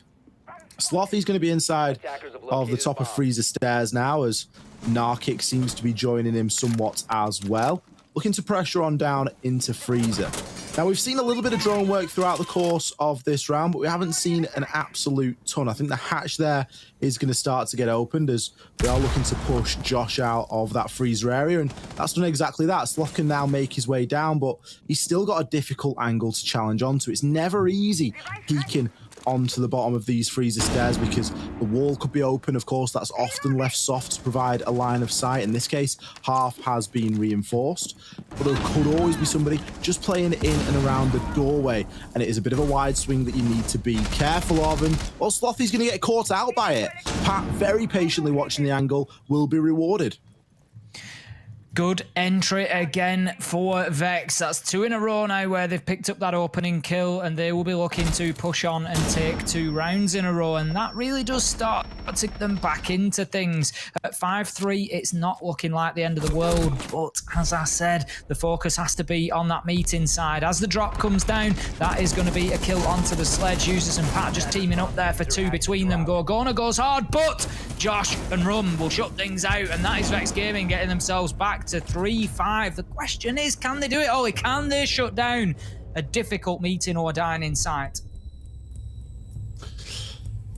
Big questions to be asked, really. I think it was a strange push there from Sloth, because he pushed it so solo, and in previous weeks we've seen a great ability from Kavana to be able to get trades off as well. This looked a little bit strange as well. Grizzly dropping the hatch grenade in hand. I'm wondering if his intention was to fling the grenade as soon as he got down into the hatch and hoping for a little bit of shoulder cover from his teammate. But again, time was running pretty short at that point. And Kavana, now they've lost 2 rounds in a row, and Vex really do start to seem to start to be building some momentum. Kitchen is certainly very attackable, certainly very defendable as well. Kavana need to wake up here, and they need to, get themselves around on the defense. Don't forget, they are only 1 round away from a guaranteed draw and 2 rounds away from the game, so they do have quite a large buffer here to be able to, choose where they decide to pick up a round, or see where it is possible for them to pick up a round, because at the moment, Vex, they're not really rolling over. They seem to have come into their own a little bit since they got onto the defense. For me, Vex have picked the better of the 2 sites here. They've given themselves the better opportunity to get this round on the board and to bring it back to within touching distance. Kitchen Dining, I think Meeting is just too open for a team like Kavana. They will get in and open that rear wall very, very quickly, and then it comes down to just gunfights over the shooting range that Meeting turns into, and ultimately Kavana, they're likely to win those ones out. Now, Showers is going to be a particularly important area for this defense. I'm a little bit concerned that we don't have anybody playing inside of there right now. The rotation is open. I'd just like to see a little bit more focus from Vexed. Get a man in there, get him wedged in, and make it very difficult to approach from either small tower or from the freezer area. You can really lock all of that down from Showers, and I'd like to see them just apply a bit more sort of direct manpower to it, but that may well come later in the round when they see where the push is coming from. Right now, Sloth, he's up there on the roam clear. They're just looking to keep top floor superiority for as long as they can, but Sloth, he's got other ideas. Looks as though Sloth's getting droned fairly well. There are a lot of players on the side of Vexed up here, and it's going to be quite difficult for Sloth to take this gunfight on his own. Gorgona is going to provide a little bit of assistance from Big Window, and it looks as though Gorgona went for a straight hop in there. We are dealing with two players inside of Kids Dorms and one at the top of White Stairs. Of course, vertical angles as well, as if on cue. Rum's going to come in with a huge C4. Grizzly and Sloth just stacking up there and being taken out of the picture. Good information exchange on the side of Vex there. Gorgona's going to respond, but still top floor is not clear. Time of, as ever, ticking away as well. And if your hard breacher is the one that's left to do the roam clearing, then things never usually pan out too well. Anarchic and Gorgona have got a very tough task here. Rum still inside of that kid's dorm, and he's got the hatch open, ready to drop if necessary. Uses a dangerous threat at the top of these white stairs as well. Could quite easily swing and pick himself a 2k up here, and the swing's going to come through, but in fact it's going to come from Kavana, and he is going to find a double kill. Anarchic and Gorgona both fall in there.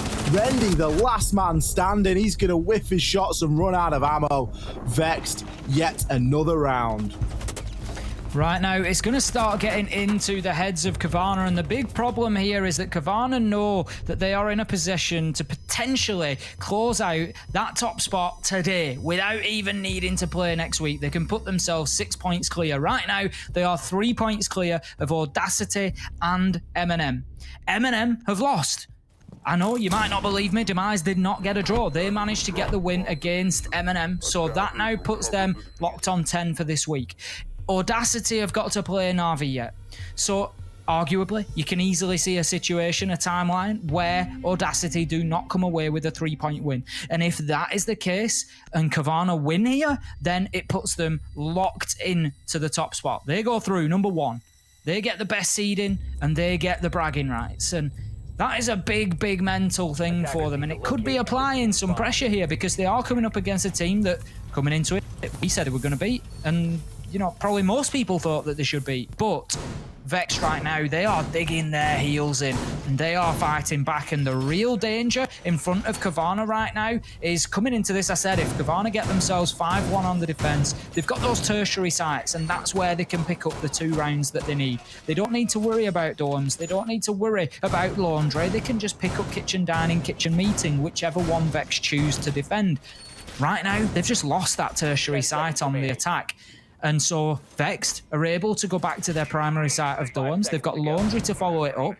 And it's not difficult to see a scenario here whereby Vex get themselves onto 6 and guarantee a draw at best. So Kavana, then all of a sudden, they're not guaranteeing that top spot. A draw's looking like a likely outcome here. Kavana must have a couple more rounds left in them, at least one to cement it to a draw. But with the way that Vexed are firing on all cylinders, you can't help but think that they have got it in them as well. Big change of pace coming here from Kavana. Grizzly, he said enough is enough. He's bringing the Monty, and he's going to be playing a human drone. An almost meat shield for Sloth there. He's going to push himself straight up these white stairs and look to establish at least some information for his teammates. Bit of a different attack style as well coming from Kavana. We've not seen them bring a shield yet this evening. They're recognizing that they need to do something. A C4 toss will swing, but it's going to hit Rum. Pat, unfortunately, there is going to kill one of his teammates, and unfortunately for Vex, Grizzly isn't going to take that much damage either. Rum, of course, coming off the back of a huge C4 kill in the previous round as well. A shame to lose him on the Goyo. Toxic Babe canisters being used very early on as well, just trying to stem that Monty's flow. Sloth, he's still going to be underneath. He may be looking for some vertical angles here, of course. Ash's kit lends herself to creating those vertical holes if necessary. And he could be looking to see if he can find Boom here. That seems to be his intent, although he's going to take more damage than he dishes out, as he's left on around 15 health. Kavana right now struggling to get a foothold in this one despite the early team kill. Pat will get himself a kill onto Sloth, and that is another opener going in the direction of Vex. That brings us back to 4 versus 3 as Boomed managed to shut down Gorgona. 4 versus 2 here. The Nomad is just completely unaware of being challenged there, but somehow manages to get the kill onto Rendy. Pat whiffing shots hard there. Has to pick up that kill. If this round doesn't go in the direction of Vex, you're going to have to look to that moment to see exactly why, and Kavana will guarantee themselves the draw. Let's not forget, out comes the Toxic Babe canister. That will damage Grizzly down to pretty much 1 HP there, but right now 2 versus 3. But look at Rendy and Grizzly, their hit points are seriously low. 30 seconds left to go, and Kavana just seem to have stalled out. Josh removes the head from 1, finishes a second. 2 versus 1. Vex take it over the line in round 10, and they level things up 5-all. Crazy scenes here from Vex, really keeping themselves in the fight despite the early team kill. They've managed to bring things all level in a round that didn't look like theirs to be won. Huge individual performance there from Josh. Lovely pre-fire kill here onto Rendy, and then the turn and burn over onto Grizzly. Grizzly seeing the opportunity with the back turned of the Jaeger and thinking, I can get a couple shots in here and maybe even snag the headshot, but Josh just proving a little bit too quick. And of course, Grizzly only on 1 health, hadn't eaten quite a few of those Toxic Babe canisters throughout the course of the round. All things square at 5-all. Honestly, Tim, I think if Vex win this next round, they probably go on to win the whole thing.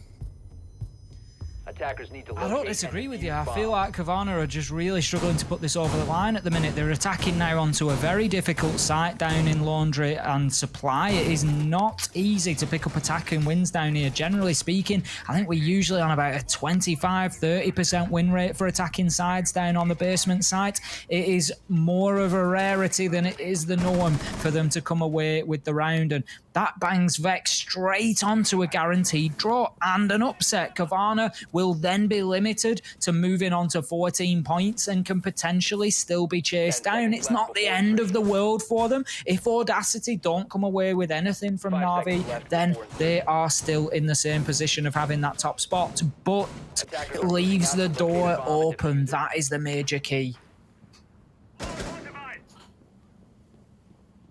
Well, I'm frantically writing more lines in the notebook because I didn't think that this one would go all the way to a draw, but it has proved me wrong. 5-all, we currently sit round number 11, and this is an important round. Kavana haven't won a round in a good deal of time, and I'll be honest, they've not really looked like winning one either. They've really struggled so far on the attack on Oregon, which is contrary to what we saw back in week number 2, where they did quite well against Audacity, getting a 7-3 result here. We're going to be attacking into Freezer this time, and once again bringing the Monty, but this time it's going to be Gorgona that is going to be using that operator. Instead, Grizzly, he's going to move himself onto the sledge. Grizzly, such an explosive start to this game, and has since continued to pick up kills slowly but steadily, but again continued to pick up those deaths. And when you're seeing him get multiple kills in rounds 1 and 2, and then it's slowing off, you can kind of allow it, but where's the pickup? Where is that slack being recovered from on the side of Kavana? Because they do tend to be losing these gunfights tonight. We've seen so much mechanical skill coming out of the players on Vexed. It has been unreal. Really keeping themselves in this based off gunfighting and strategy alone. Rendy still playing on that Nomad as he's looking not to get flanked on, as a much slower approach comes into this round. Kavana not wanting to rush, not wanting to overcommit. because that does tend to be a bit of a downfall when they all get themselves inside of the site and then left firefighting, because Vex, they've not been roaming too much. They've been playing fairly static on site, holding angles, recognizing they don't need to do anything too flashy, just wait for the time to tick down and the push to come through.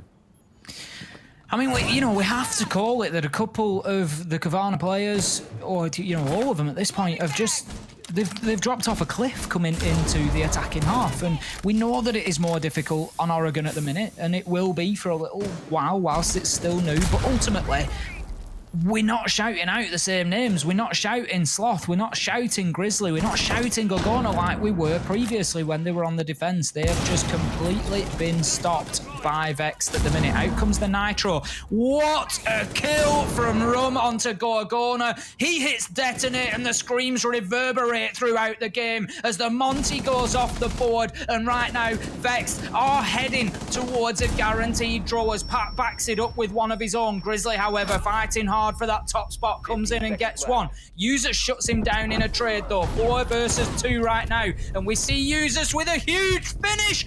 Triple from him, and that is round 11. Guaranteed draw for Vex. Can they take this all the way? Can they really push it over the line and get the win? At this point, this is Vex's game to lose. I do not see a possibility, I don't see a circumstance where Kavana bring this back. They're very beaten down mentally at this point. They've been trying everything. You can see that based on the Monty pick. It's flitting between Grizzly, Gorgona, and then now on to Sloth. Run with that C4. Take a bow over the stack. Perfectly placed. Sloth's turn this time on the Monty to try his best to make something stick. Don't forget that Kavana are actually unbeaten at this point. They've suffered 1 draw previously, but up until that, they have won every single game. If you've not followed Boomed on Twitter, that's his @ and there is a tweet on there that you can go and like. I don't know what you're going to get if you do go and like it, but I'm sure that he will appreciate it nonetheless. All a good bit of fun. Doesn't seem that confident, but apparently very confident now, as we are sitting on match point in Vex's favour. 6 rounds to 5. Kitchen dining is going to be the site. Kavana struggling dearly on the attack so far. And with the way that Vex held this last time, Tim, they had a really solid top floor hold. Sure, we did see Rum getting a double kill with a C4, but with the way they've been playing, there's nothing to say that they're not going to at least get another single C4 kill and then start swinging onto some gunfights. Boom's wallet really is sweating right now as it looks like Vex could well edge this over the line. The one thing stacked in Kavana's favour at the minute is the defensive site that we are currently playing on now. It's fair to say that Vex played this very well last time around, and I have absolutely no doubt that they are capable of winning this one, but it is still a tertiary site, and generally speaking, it is not as favourable for good reason, and it is easier for the attackers to get in there. We can see the Monty already making progress in now. Vertical angles being opened up from small tower. They are just completely leaving alone. Last time they were hit hard by the roam game out in dorms, and this time Kavana are not playing that game. They are leaving them alone out there. They're just going to try and leave them in the cold, and it is a way of dealing with an effective roam game, is just don't play into it. Pat pre-firing some shots through, as there's no doubt that Kavana are going to be playing relatively scared here. Ooh, by the skin of his teeth, Gorgona makes the transition, and it is going to be Rendy to find the opening kill onto Users there. Still a very tough mountain to climb here for Kavana. Josh, he's getting pressured now as well, as Sloth is playing the Monty this time, but there's a lot of information running down that corridor, and you better know that Users is going to be manning those cameras and calling out for his team. Heard the shield drop and looks to try and peek on through, but instead just a slew of pressure coming in as it's Gorgona flying around the corner, and he's going to be able to take down Josh. A lot of work now to do on the side of Vex, as they're going to be feeling the pressure and the pinch. They're going to really want to win this game after the performance they've had. They deserve it up to this point. But at the moment, they are fighting essentially a one-man deficit. Sloth has been downed on that Monty, and it really is on the players of Vex to try and step it up here. Boomed. He's going to get himself juiced back up to full health inside the kitchen, but unbeknownst, the diffuser is starting to go down. Pat impacts Sloth, and that's going to finish him off. And Narkic re-attempts to confirm that diffuser. Boomed. He's going to find the kill onto Grizzly. The diffuser is now confirmed. 3 versus 2 as we enter the post point. Gorgona on a triple. He's going huge since getting onto the Ash, and Boom is now in the 1 versus 3. He's got a lot of work to do. He's going to peek around the corner and get away with his life very briefly. He's got a lot of health to deal with, but he doesn't know which angle to choose. Kavana, they're going to grasp a draw out of the potential for a Vex win, and they're going to breathe a very big sigh of relief. It took them a long time to confirm that, and what a game we've just witnessed, Tim. It was ultimately the third site that was the undoing of Vex there, but what a fight they put up. Coming out of that 5-1 first half, we really did not see that coming. We've seen some great plays. We're going to have some replays for you very shortly, don't you worry. I particularly want to see that Nitro again from Rum. How about that? Down in supply, tossed over the sort of rack in there, the shelves, straight onto the Monty. It was an absolute beauty. I'll tell you, there's going to be a couple good kills from Grizzly early on in the replays, but then it is just going to be a Vex highlight reel. We're going to be seeing, like you say, C4s from Rum, multiple kills from Usus, full 180 flicks from Josh. You know, you name it, those guys had it. I think there was a 3K shotgun in there from Usus as well to clutch out a round. There's going to be some spicy replays here. Vex have fought exceptionally hard for that win there, and they wholeheartedly deserve it. They played very aggressively. We're going to throw into these replays now and see what we can find. We're going to start off with Rum. He didn't have the worst attacking phase, you know, based on how Vex performed on attack as a whole, Tim. No, it really wasn't. He did contribute and he got himself a few kills. It was Pat particularly who struggled to get into those entry battles on attack, and we didn't really see much from him, but certainly came alive on the defense. But as you said, the whole of Vex lit up on the defense, and we really wouldn't have seen that coming. But what a performance we've had from them, and as you say, from very soon this is all going to turn into Vex replays before long. You can guarantee that. But ultimately, Kavana got what they needed out of things there. A 3-point win would have been fantastic for them. It gave them a little bit more wiggle room in that final fixture. But as it stands now, if Na'Vi come away with a win against Audacity, then they've secured the top spot. They're going to be happy with that. They're pretty much secure, I think, in the top 2 here. They're not going to be going to the playoffs, so it's all good for Kavana. It really is, Kavana can hold their heads high. They've had a bit of a ropey game and they've been tested here by Vex. Ultimately, still came out with a draw, still sitting pretty on the leaderboard, but it's certainly going to be a couple questions asked on their behalf about their Oregon plays, because from what we saw previously, we were expecting good things. We're going to hit a very short break. We're going to be back with an interview and game number 3. Don't go anywhere, guys. We will be back very shortly indeed.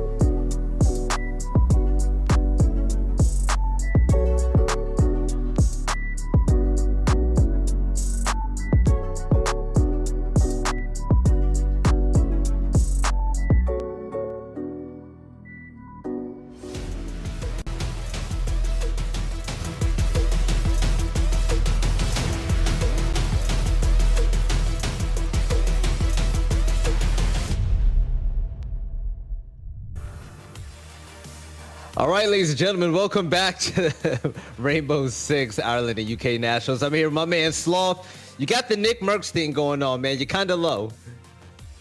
How you doing, man? Oh, I'm doing about as okay as you could be after what. So I have to ask and be honest. Was everything they were throwing all at you guys catching you off guard? Because this game was just way closer than I could have ever imagined. Or can we say that Vex actually finally played up to their potential? I mean, in all fairness, they played well. Like, yeah, there's not really much I can say about it. They played well. I lost a lot of gunfights. They got in my head, and then I couldn't really do anything, you know. But they played well. If you could describe Pat in any way at all, what would it be? I like that sort of humor. You know what I mean? He's a funny guy. Yeah, he's a funny guy. All right, so Kavana, you and your team, Kavana Gaming, you walk away with the tie today. That's not what you wanted, but you're still sitting on top of the leaderboards. So with your next series coming up and the playoffs coming, who do you think can still give you a run for your money? Because from what I see right now, the fact that Vex took you 6-6 on Oregon, I mean, is there something that you guys need to work out with? Or maybe was it just, just a bad map? I mean, they're just we weren't ready for them. Let's put it that way. The easiest way to put it is we just weren't ready for them. It's completely on us today. Grizzly single-handedly kept us in that map. So props to him. But yeah, just in general, they just played better than us today. So it's substantial. All right. Sounds good. So Sloth, I'm going to give you the throne to talk to the viewers out there. Anything you want to say to close this interview out at all? I appreciate all the support we're getting from everybody in the community. And today wasn't the day for me. Today wasn't the day for us. But we will come back stronger, and we will show you the reason we are meant to be in Challenger League. Thank you, Sloth. I love your gameplay. I love what you do, man. I wish you the best of success, and hopefully I'll see you soon. Cheers. Oi. All right, so oi, fellas, what the hell did we just watch right there? There was was a moment in time where my heart actually was doing something, like it was beating weird. There was a chance that Vex could have walked away with it. Did any of you expect the game to be this close? In a word, no, Veli. You'll get used to this if you work with Tim and I again, because we do tend to attract draws, even when the statistics say that they aren't very likely. We've seen 2 pretty long games this evening. Vex played out of the skin. There's no other way to put it. They really did take the upper hand quite early on, especially in the defensive phase. And it was a good result. It was an enjoyable game of Siege to watch. It really was. But, ladies and gentlemen, we have our next match coming up now, and let's talk about the teams. First up is going to be Fierce. We know them. You love them. We have Joe. We have everyone else on this roster that can just bang out with the best of them, especially secretly. Pretty much a legend in the scene. And Ace, when you look at this roster and their disappointing match that they had last play day, what are you expecting to change this time around? Well, it's just not one disappointing match for them. Your mic is muted, man. Muted, come on. Get it together, Ace. Well, Ace. I mean, Ollie. There's too many buttons for home casting. Here. I say this all the time. I shouldn't be allowed buttons. This is what happens. You're fine. Fierce. It's not just one disappointing game, if we're being realistic about it. So far, I would have to say it's probably a disappointing season for them, and that's not me trying to get on at them, but you look at the names on the board, and they should be able to turn out results. They should. And to be fair, on one hand, it certainly speaks to the quality that we've got throughout this league. You know, you look at any of the teams, they can beat any of the others on any given day. We've just seen that with Vexed almost turning Kavana over. Every team is capable. It is tough for Fierce at the minute because they are not getting the results that they know that they are capable of. They really need to get a confidence boost here against London today. No, they definitely do. And I would like to point this out for the chat and the viewers once more. This is a game that Fierce, they cannot afford to lose. They're currently in 6th place with 1 win, 2 draws, 2 losses, and 5 points. They're in a crazy tie right now with a few other teams. But if London happens to play the upset team, they can knock Fierce out of playoff contention. And speaking about London, let's bring up their roster. A group of good guys. I really like Verge. Meds has been outstanding as their entry guy, but still, there's so much more that has to be done with this roster. Ollie, if this team were to win in this match and be that upset team, like what could what do we need from them? Because it's really hard to say. They've had close games, but they haven't been able to get those wins. I think whatever we thought about tonight, we can kind of throw that out the window now, Veli, because the results that we've seen so far, they've not necessarily gone in the way that we expected, and that's absolutely fine. You know, we're not seers of the future. All we can do is go off the statistics, go off the data, and give you guys an honest opinion, and that's what we do. But London, there's all the chance in the world that they're going to be able to get a result tonight against Fierce. It's a slim one. But with the way that Fierce have been playing, they have been struggling. From London, one of the things that I like them doing is getting that diffuser down. They are one of the more focused teams on the attack. If they get the opportunity, they will get that plant down and try and hold it in a post-plant situation. We've spoken before about this being a lot of the guys' first attempt at any sort of national league. So really proving ground for them. It's a good experience for them as well. They came through the qualifiers, you know, so there's a good chance here for London to just get another week of experience under the belt and start slowly building. Well, let's see what map we're going to go on. See if London can show us what they're really made of. Map bans and picks are going to be coming up shortly. And we're going to go to Coastline. I'm going to be honest. I like this.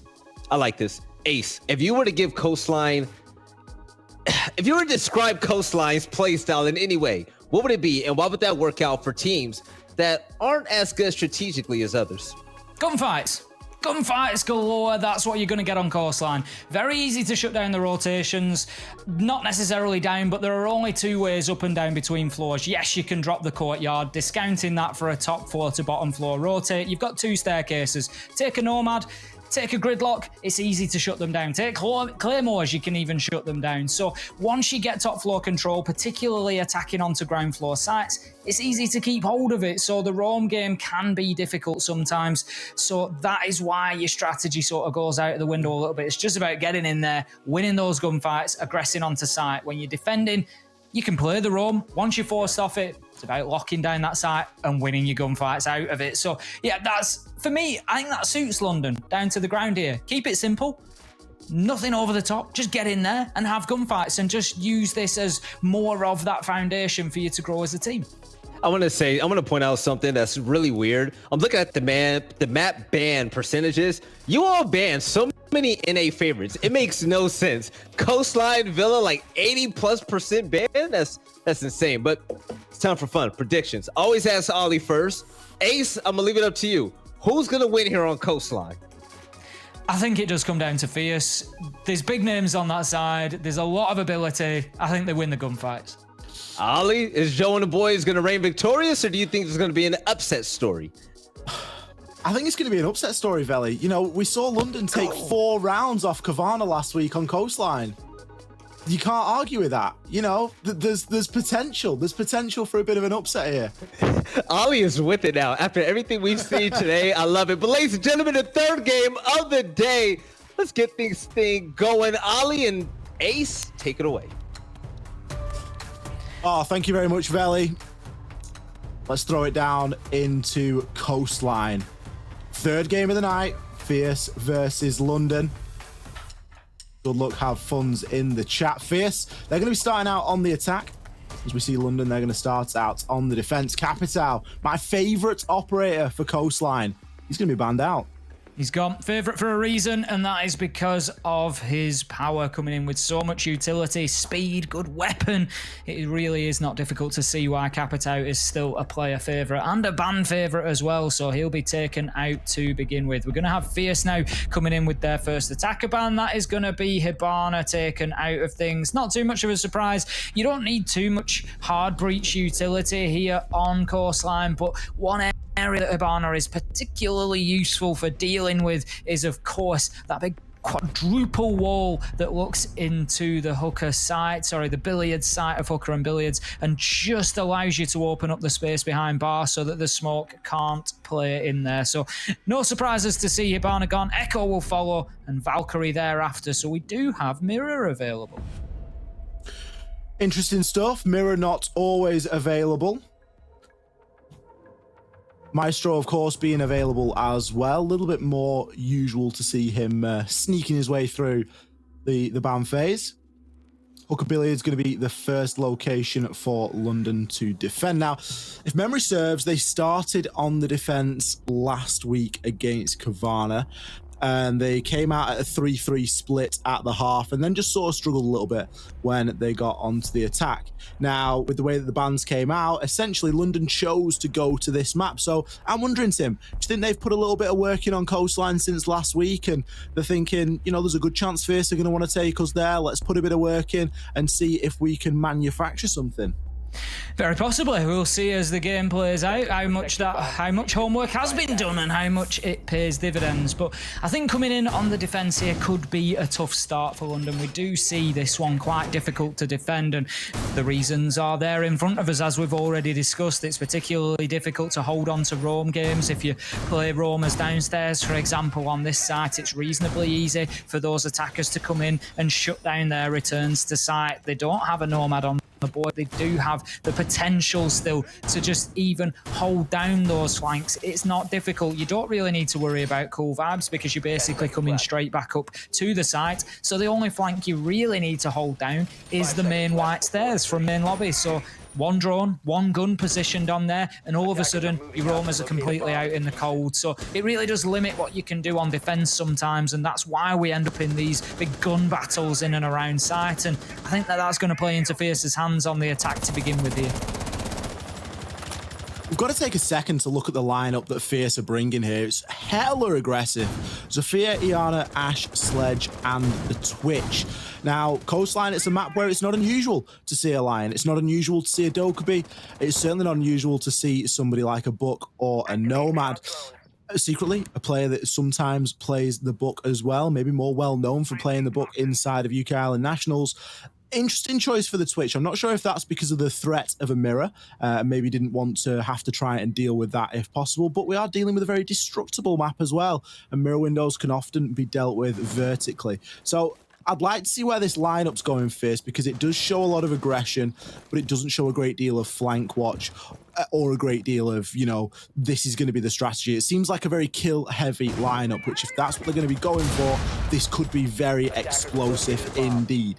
As it stands, a relatively slower start to the round, as you would expect. Both teams feeling each other out. Reese coming in with an opener. Mozzie going to be taken down there. Meds, he is removed, and it seems confused that that kill came from.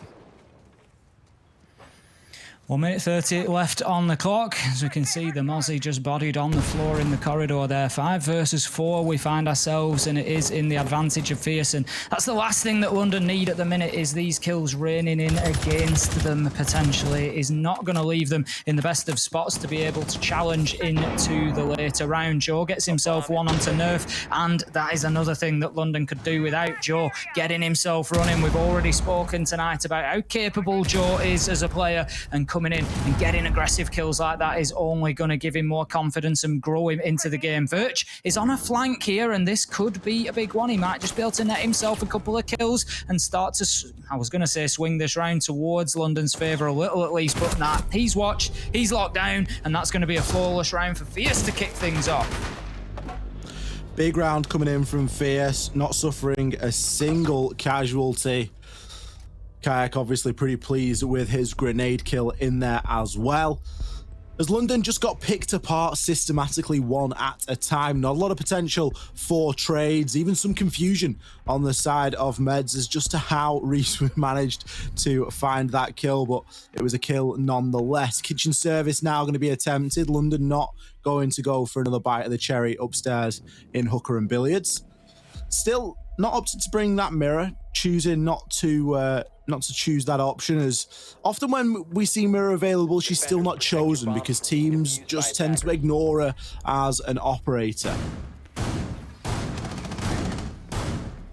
Heading towards kitchen then, we will no doubt see a large push from Fierce to take control of the top floor here, so it could well come down to the effectiveness once again of the roamers. Meds on the Mozzie, I would expect to see him up on the top floor just trying to shut them down, although there is the argument for him playing underneath. If he manages to capture a drone particularly, that's going to give him the information that he needs to potentially make use of that nitro cell that he has in hand. We can see a little battle going on with the drone of Joe there, but he will ultimately come away with it. So Meds could locate that somewhere that is going to be particularly useful to him. So rather than see him playing up in the top floor, maybe we see him playing down underneath, looking for that vertical kill on the nitro toss. But as it stands, we've got Virch upstairs. Virch, he's reinforcing hatches. Is he going to head back downstairs? Are London just sort of foregoing the top floor roam here? No, he's going to keep himself up there by the looks of things and just trying to make a nuisance of himself for as long as possible over on the penthouse and theatre side.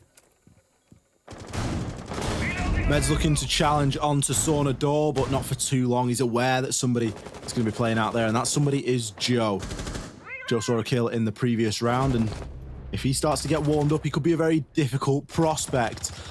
I don't know if Meds is going to question mark that one, but Joe seemed to know exactly where he was going to be playing, taking him out at the top of Cool Vibe Stairs, just in the doorway onto Hooker, and that's going to give Joe the opportunity now to get inside one of his Prisma drones and just drone out the site even and see if there's anything that he can find. Top floor control now has been gained by Fierce, and they're just going to look to try and capitalize on this, get a couple of angles open and really look to pressure in on the site. The danger here, of course, is that a rotation is possible from one of the remaining roamers on the side of London. It's going to be a ballsy rotation though, because they are now 5 versus 3. Sejanex is going to try and grab one back, a vertical kill, I think there over onto Joe, as he's seeing pressure from all sides, vertically from VIP and from that sauna door. 1 minute 30 left to go. 4 versus 3, and London struggling to hold on at the minute. Sejanex half health, and right now Virch has got himself locked in the main lobby there. He's got a man above him and potentially one pushing the double door. We'll see as the round progresses. Kayak's just trying to hold down that service entrance. He has the diffuser in hand. He's able to move in and get this down at any point that his team feel ready to cover him. We can see there's nobody really holding an angle onto that door at the minute, but what a great couple of kills coming in from London. open there. Temp and Sejanek's getting them. But the main lobby door, there was a man playing there. Tyrant gets himself one, but shut down by Virch. 1 versus 1 now as Kayak moves out and gets the trade there. Sejanek versus Kayak. Similar health. Sejanek maybe 1 bullet lower. This is going to come down to a very close finish at the minute. It's going to be a bit of cat and mouse, as right now Kayak just looks to hold an angle. I think he's aware that Sejanex is likely in the service side of the site. Sejanex just going to hold down the bathroom for the time being. In comes the nade, out comes the challenge. Shots are exchanged, but no damage done. Sejanek, he's just going to hold himself in main lobby now. The problem is that he's been forced out of sight here. Kayak manages to move around, knows exactly where he's hiding. Hits him with the pre-fire, and that's going to be Fierce taking round number 2. There's a big shame there on the side of Sejanex, a valiant attempt, and you can't help but think if he'd have had a couple more bullets in the magazine, he would have been able to get that kill as Kayak was running tail between his legs. The biggest question, Tim, Sejanex, you've got 3 Toxic Babe canisters in your pocket. You're inside a bathroom. You can cut off every single doorway in a matter of 10 to 15 seconds, and there's 25 seconds left on the round. Surely you've got to start thinking about deploying that utility. You certainly do, like you say. I think, being forced away from sight, it was understandable. The nade came in, he didn't have too much of a choice, but it just left him in a very difficult spot because right then, Kayak knows that Sejanex can't move too far away. He can't go on some wild rotate. I suppose he could potentially head upstairs, but it's going to be a big roll of the dice. He knows that there's a strong likelihood that he's just going to bunker down behind that reception desk. So he moves around and he pre-fires. Ultimately, if the man isn't there, he's just going to move himself into sight and look to get the diffuser down, try and play safe away from any potential vertical angles in case he has rotated upstairs. But ultimately, his first guess was correct. Come in, pre-fire the reception desk. It was where he was likely to be after being forced away from sight. Sejanex unlikely to push himself too far away because ultimately he needs to grind that clock down. He can't allow Kai get in there with the diffuser in hand and get it down on the ground. So London pretty close there. They put up a really good mid-round fight, but Fierce just had a little bit too much for them in round 2. Round number 3 is Fierce is set to go on a bit of a storm here. 2 rounds to 0, although last round did come down to a 1 versus 1. We're seeing the Oryx pick. Virch, he's decided that now is the time. You can see him playing around with some of those hatches upstairs as well. He's got the option to open the hatch down into server if he wishes. Already opened the hatch inside of Aqua going down into office, so always the potential to jump up between that hatch and, of course, the floor below. Gives him a bit of an option of something to rotate off if necessary. Sejanex and Nerf, the only 2 players in the site at the moment, but Temp, he's going to be holding a bit of an angle from inside of this service area. Virch has chosen to drop, so he feels as though the pressure may be getting a little bit too much. It's a nice defense so far from London. There's potential for people to be traded out back and forth, but a gunfight will ensue here, no doubt, between Meds and Joe. Of course, Joe came out the victor in the first time, and Meds, he's struggled all game so far. First blood 3 rounds in a row for him as Joe picks up the first kill.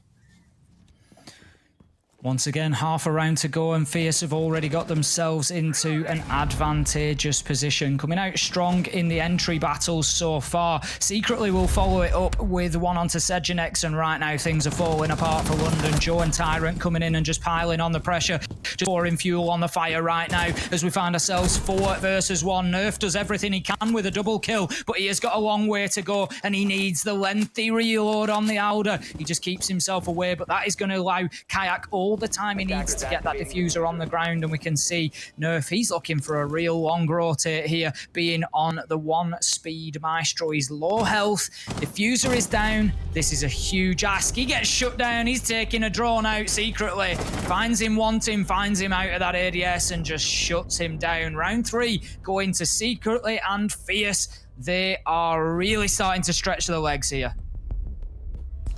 And Fierce don't look like slowing down anytime soon. They've had the opening kill in every single round so far.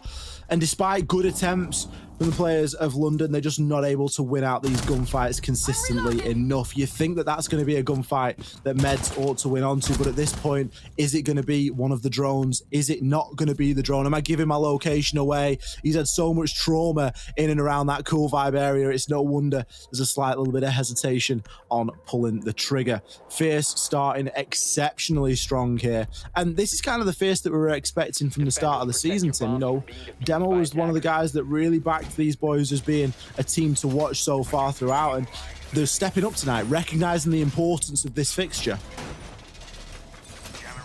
And it is big for them. It's big not only on the season, but in terms of confidence as well. Let's not forget, Fierce are reasonably likely, given the result that we are staring down the barrel of here, they're reasonably likely to be heading towards those playoffs at the end of the season. And so they need to be carrying forward as much confidence as they can into those matches, because otherwise that's where you find those upsets and you find yourself going home rather than heading into the Final Four. So right now, as I said, I feel like this game has sort of come perfectly at the right time to punctuate Fierce's season and to just give them that boost that they need. They've come in off a couple of difficult weeks, a couple of difficult losses. It feels like they're on a downward spiral, but this one could well just be the one to kickstart the season and just force them back onto that upwards curve. And ultimately, form isn't necessarily the most important thing. When you hit form can be far more important, and if you can do it in the late season like this, heading into playoffs, that's when you can end up having the more successful season. I'm reloading. Once again, Joe opening things up with a double kill. And this is just going to be another very quick round. You can already tell Meds is going to find one onto Joe as a bit of a response, but to lose 3 players inside of the first 45 seconds, London have just really got nowhere to hide at the moment. Meds is going to back things up with a double, as Temp as well going to be finding some success. Meds, in contrary to previous rounds, he's finding himself some kills now, and if he starts to get warmed up, he could be a bit of a problem for Fierce here. Now we are locked in quite a tense 2 versus 2. Fierce is stacked up on Sauna Door, and Reese is positioning a drone there to give them some information, but we do have live ping information on the side of the defense as well, and a deployable shield to peek off the back of. The refuser is going to be in the hands of Kayak, as it maybe is just going to get juggled around as perhaps they switch rotations. They've still got a minute 30 left, so still plenty of time, but quite a bit to do.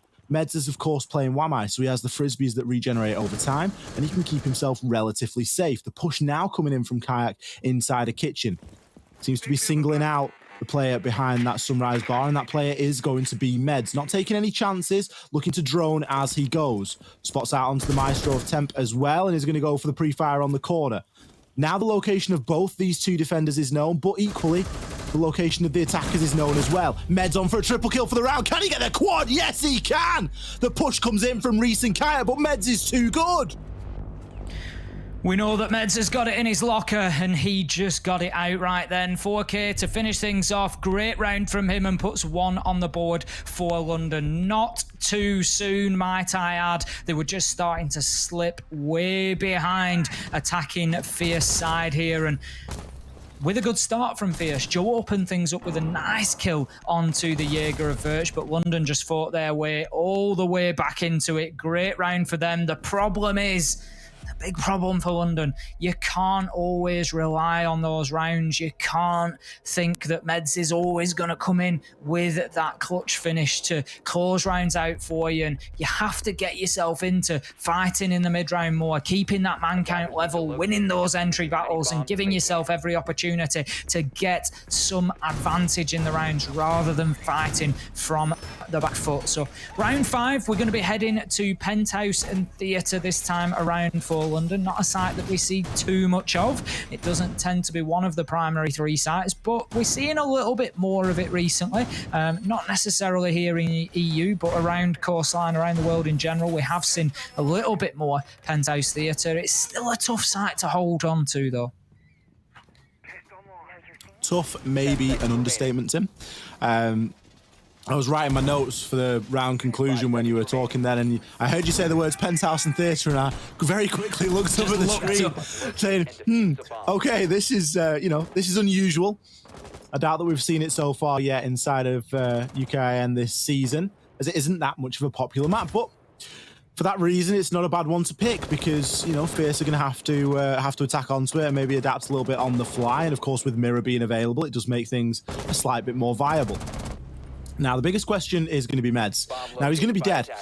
Secretly, he's going to get the opening kill. And it was almost as if on cue, I sort of said, you know, we see the impact that Meds can have when he is alive throughout, you know, past the first 30 seconds, minute of the round. He was able to get a 4K in that previous one. But yet again, he's first blood now. And that's 4 rounds out of 5 that he's, in fact, been the first blood. The only time that he wasn't, he went on to get a 4K. And that tells you quite a bit. Reese will follow up with one onto Sejanex, and we find ourselves 5 versus 3, and Fierce certainly don't seem happy about the clutch that they have just suffered at the hand of Meds there, and they are looking to come out strong here and really put a statement in round number 5. They want to be heading onto 4-1. They want to be really pushing themselves towards a quick victory here tonight. They don't want to leave anything up to chance when they're heading onto the defense. If they can go 5-1 overall, it leaves them just requiring a kitchen or hooker or a blue bar win in a combination with another, and it looks pretty good for them. Not sure what's going on with Joe there, but he does get caught out on the rotation. Not too aware of the flank potential there, so Fierce just a little bit sloppy on that one, not being aware of Virtue's location, not having him nailed down. They haven't moved in to challenge him yet, but Secret's got this locked down now. They are well aware of it. He's going to move into challenge into luggage, I would suggest. I think we're going to see Virtue losing his life very, very soon. Shots will be exchanged now. Secretly does allow him to continue fighting. Tyrant is there and Secretly will be shut down there. It wasn't easy. Just had the little jiggle peaks coming out from Virtue there, just getting himself around that door frame, making it difficult, but shut out as he tries to jump out, and Tyrant will be the man to finish things off. Diffuser was planted in the midst, and Fierce always had that site on lockdown.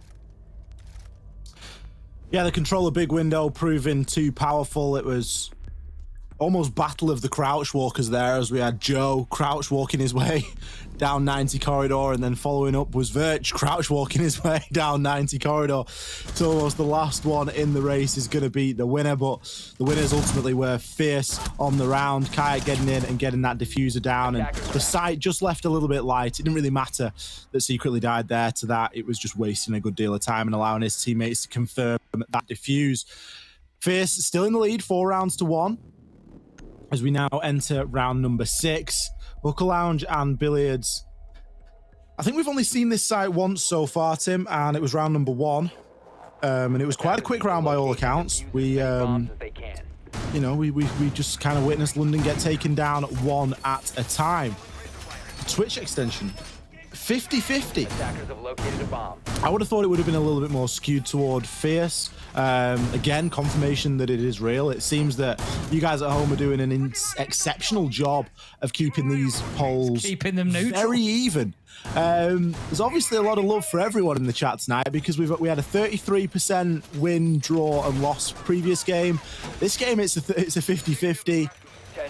I wonder if next game we can get 100%. I'm not sure.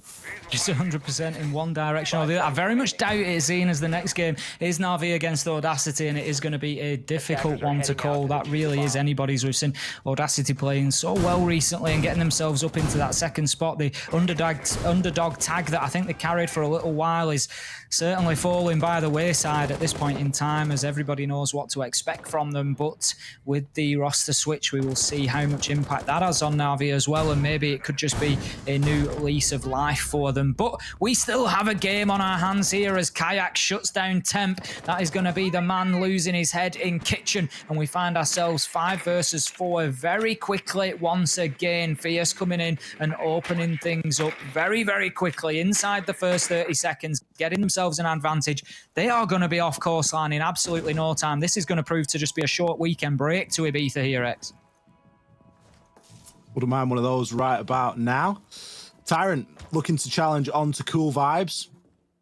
Nerf's going to be watching that though, and pretty much body blocking it as pre-fire shots are threatened, and it forces Nerf just to give away his location slightly. Just have a one-eye disc there to protect him in case a nade does come through, as we have some nade kills already in this game from Kayak. Those hatches can be very pesky, and if not dealt with appropriately, it can be an easy way of getting a nice freebie onto your opponent. Joe going to make a bit of a change of tact as well, and he's going to choose to get himself onto the hooker balcony. Very popular position that we see a lot of players choose, as You're going to be able to try and cut off a lot of rotation here, and in conjunction with a push in through Aquarium, it's a very effective way of really zoning out these defenders. Tyrant, he's going to be the player already inside of that Aquarium. He's looking to make some headway into sight. Sejanex, he's going to see increasing pressure now behind these sofas. Kills trade in either direction. Secretly, he's going to find one, and then Meds a second onto Joe. Still keeping things relatively even with the advantage still in Fierce's favour. A plant is being framed up for now, but Meds, he's in a double kill. The last time we saw him get multiple kills in a round, it ended up being a quad. What is he going to be able to do for us here? He hasn't got much health to speak of. He is in a bit of a ropey position, looking down toward that 90 corridor. Could see a chance at Tyrant here if the planets align for him. Tyrant's going to swing onto the corner. Meds, is he going to get the angle or not? Or is he in fact in a drone? Unsure at the moment. It looks pretty certain as though he's looking that way, maybe behind the vase. No, he's looking toward the hooker door instead. I did think that he was looking down toward the corridor, but that is of course reinforced. Med's now going to get cut down as the pressure is going to increase. Tyrant looking to make a swing. He's got Sejanex he can deal with as well, and he's going to choose Sejanex first, and he's going to choose Nerf second, going for Meds, but Kayak, he sneaks it away from him. Big round for Kayak there, coming in with the opener onto Temp and then shutting down two men towards the end of the round.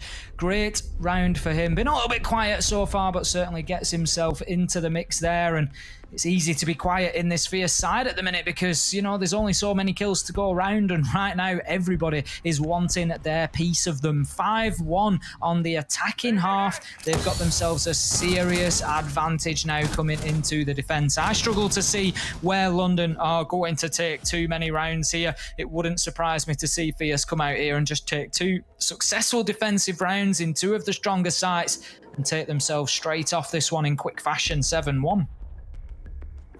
Yeah, I mean, the prospect of going up against Joe on the Jaeger is something that keeps people up at night. You just don't really want to be going up against this lineup. Look at the aggression that we're seeing being brought here. We've got Kayak, he's going to be playing the Vigil. Joe, you know there's going to be roaming out there on the Jaeger. That just isn't a thing that you really want to deal with all too much.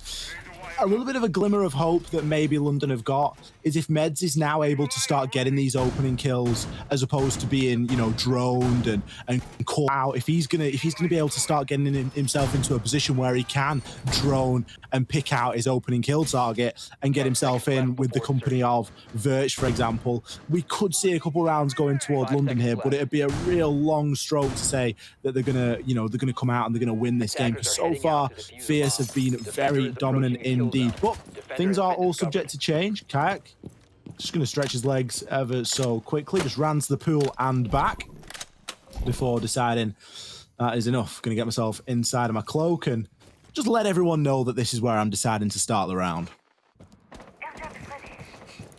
30 seconds in, and London have kept themselves alive for longer than they managed to in round number 6. So good start, but that's quite natural given that they are on the attack now and just a little bit more in control of that pace in the early round and how quickly they choose to approach the site and the map, and just exactly when and where they try to put boots on the ground. For now, they are doing some good drone work, getting as much information gathered as they can. They recognise that Aquarium is currently empty, so that is real estate that can be looked at, potentially look to get in there and get control. We don't actually have any roamers on the side of Fierce who can directly impact on that. We do have secretly down below in office on the Legion, but he won't have a nitro in hand, so his impact potentially onto Aquarium is going to be slightly limited. He does have impact nades potentially, so could hit the floor, but he doesn't need to worry about the impact on Aquarium. He's going to take the impact on office door and shut down Sejanek. There goes the Nomad, and another entry kill in the direction of Fierce. Tyrant backs it up with one onto Nerf, and that now leaves us 5 versus 3, and London have got a task ahead of them at this point.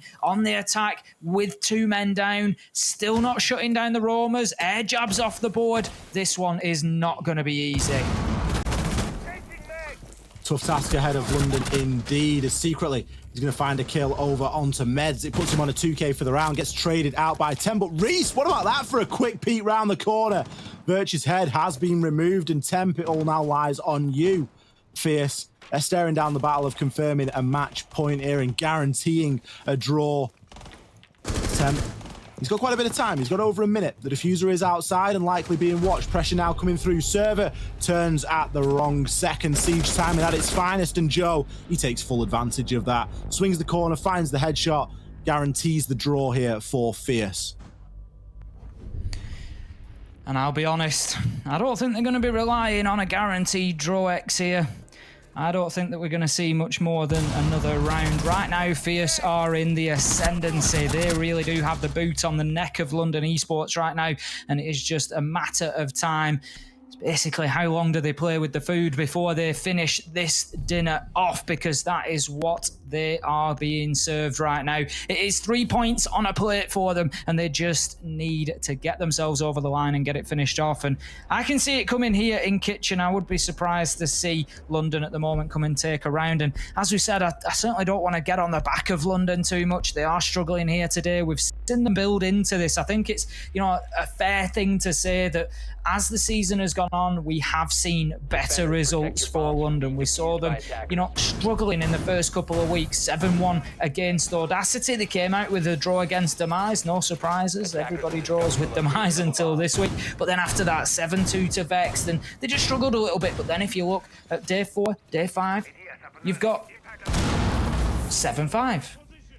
You've got 7-4 against M&M and Kavana. They're showing that they can grow into this, and they really need to just focus on it as being a foundation and a place to work from. As you said earlier, X, they need to stick together. They need to grow as a team, and it's not been a good day for them right now, Fierce. They've come out, and they're looking like the team that maybe we would have expected throughout the season. They've had a few unfortunate results, but playing very well here, very clinical. And as I always say, you can only beat the team in front of you. And right now, that's exactly what Fierce are doing. Fierce looking to get us back on schedule this evening with quite a quick result here against London. A lot of quick rounds as well. Usually we see fireworks in the early stages, but as London are on the attack and they recognise the weight of this matchup, they don't really want to rush in all guns blazing just yet. They're going to take some time to drone out and to generate a plan. Still taking things very seriously, as a draw is still possible, but not probable. Temp going to get himself to kitchen window. It really is only Tyrant inside of the site, but you better know that the retake potential is there for Fierce if a site rush comes on. Joe, he's going to find one onto Meds and already getting himself to the nearest possible window and bashing it out. Reese, a second onto Temp. This is where it starts to fall as Fierce, one by one, systematically take down London.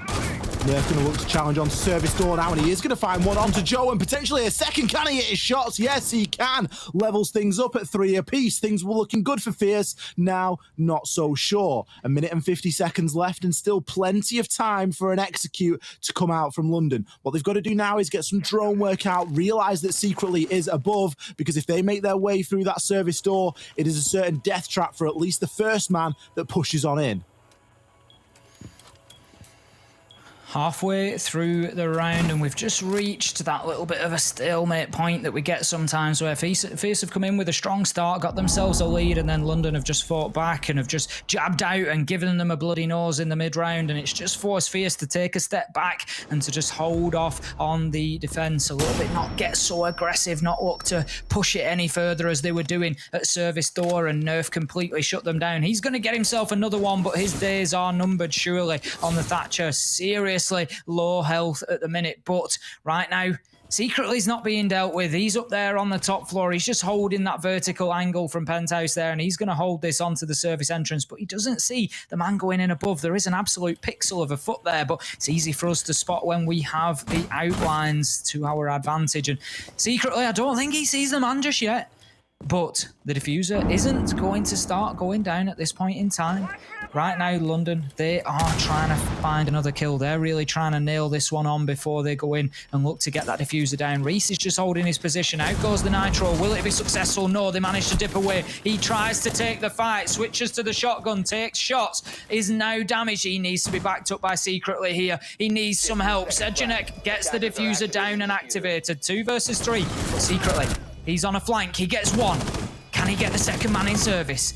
Yes, he can. Great wall bang. Out comes the shotgun. We find ourselves 1 versus 1. Secretly gets it. Manages to save the life of his teammate. And he's going to push this one over the edge, over the winning line, even with the diffuser activated on the ground. Well played from Secretly. Not easy to make those late round flanks with a heavy operator like Maestro, but he gets through and gets the result that his team needs. 7-1 to Fierce, and that pushes them up the table. Time and time again, we see the Alder being the clutch weapon of choice in those dying seconds, and that was no different at all. A valiant effort there from London. I enjoyed how they focused on getting the diffuser down there, as it was the right thing to do, and had one of them got out of that service door, we could have seen that game going on for a little bit longer, but Fierce were so dominating tonight, they really did deserve that result. Secretly in particular, that final little play, beautiful 3K, the pre-fires that he was putting out there on the Alder, knowing that you've got the magazine capacity to do so, knowing the common spots and where players are going to be, absolutely beautiful. Just showed his experience. We know Secretly's been playing in and around the competitive scene for an awfully long time now, I think all the way back from season 1, and it just came to the fore. You know, like you say, it's just that game sense to know that the diffuser's gone down. There's going to be a man backing towards service door. Bang hits him through the soft wall. Great fire from him. As you say, the pre-fire as well. It was absolutely beautiful. But really, you know, there's nothing to say that isn't positive about Fierce there. They've come out. They've lost only one round. They have at no point given London any opportunity to get themselves into that game. They have fought tooth and nail in every gunfight. They've won them repeatedly. London, they had a couple of good passages of play. It only resulted in the one round for them because Fierce were even able to withstand that on most occasions, but ultimately Meds managed to grab them one with a real hero player that we see there. Fierce, they take it away, and well deserved. Very well deserved indeed. Meds got targeted that game by Fierce. They obviously recognised he could have been a bit of a problem, and the rounds that he got shut down were easy rounds for Fierce. The one round that he didn't, Meds came out and got a 4K. Sure, it only happened once, but the opening kill going in the favour of Fierce just so many times really attributed to that win, and some real explosive play. A lot of what you expect to see on Coastline, but always nice to see it coming to full fruition. Couple of plants going down as well, always entertaining. Ultimately, it was the Fierce show. There were flurries of good stuff from the side of London. But this is the final clutch here from Secretly. The pre-fires galore. We're going to a short break, guys. Don't go anywhere. We'll be back with an interview and Game 4. Navi, they're going to be next. Stay tuned.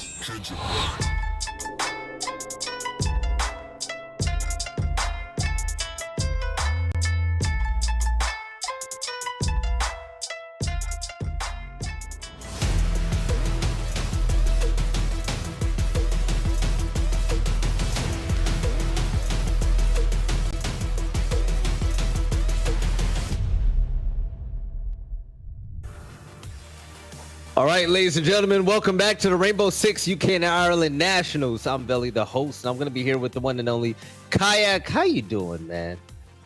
Good, man. How are you?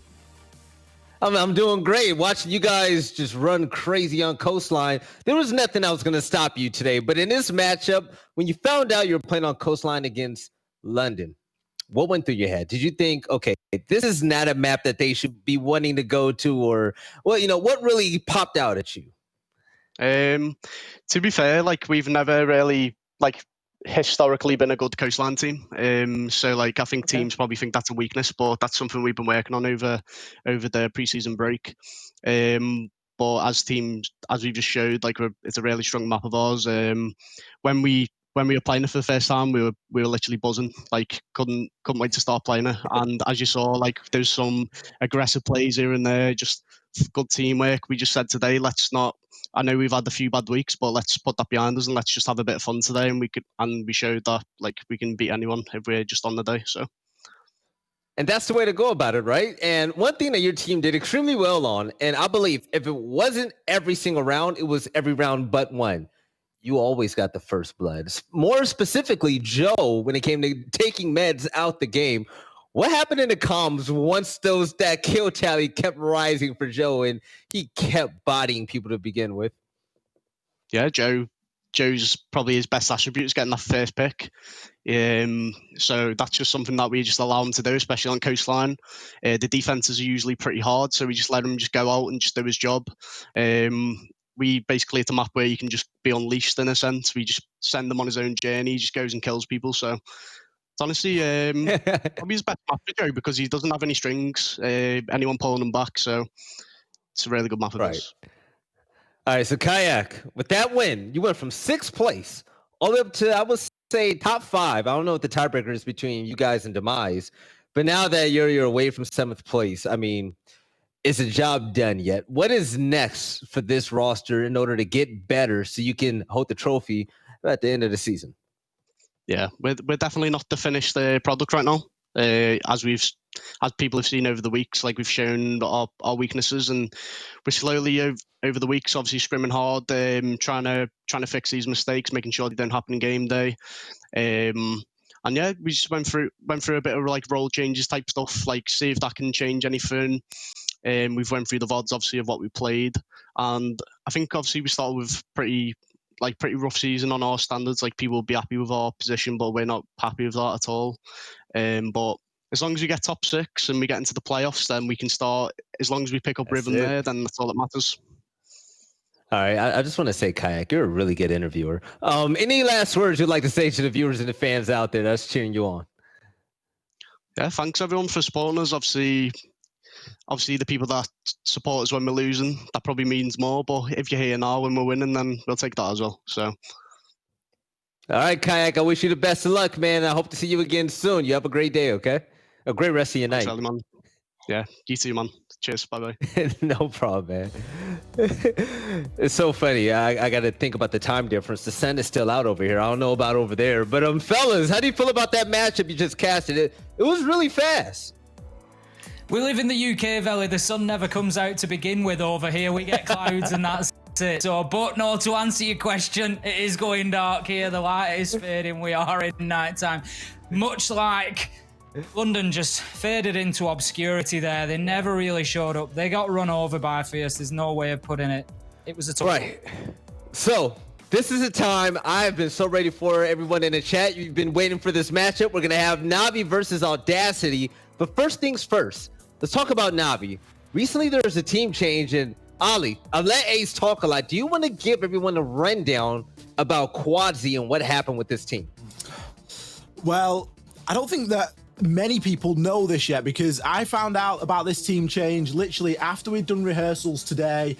I was sat there idly scrolling Twitter and I see that Doki's retweeted an announcement post. Now, that announcement was that Panix has been benched, and so I sent a message into production. I'm like, we've got a confirmed team for Navi? Yeah, Quadzy's playing. Okay, great. So Quadzy's coming in tonight for Navi, and this is going to do one of two things. It's either going to enthuse the team, and they're going to come out a new team, or they're just going to, they're going to be struggling through because they're not used to be playing with him. I don't know if they've scrimmed with him. I genuinely have not got much of a clue about how much involvement he's had prior to tonight.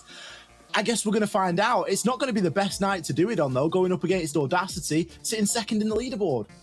You're right. In Panix, he was benched, and this becomes extremely scary for Navi because when you make a team change like this and it's not successful, you have to ask the question, is that new fit the problem, or is it us? Is it our ideologies? Is it the way we approach the game? Ace, how do you feel about this entire move by Navi? I mean, ultimately, we know that Panix is a great player. He is. He's been a part of some of the best teams that we've seen in the last 12 months, 18 months, even longer. He is a great player.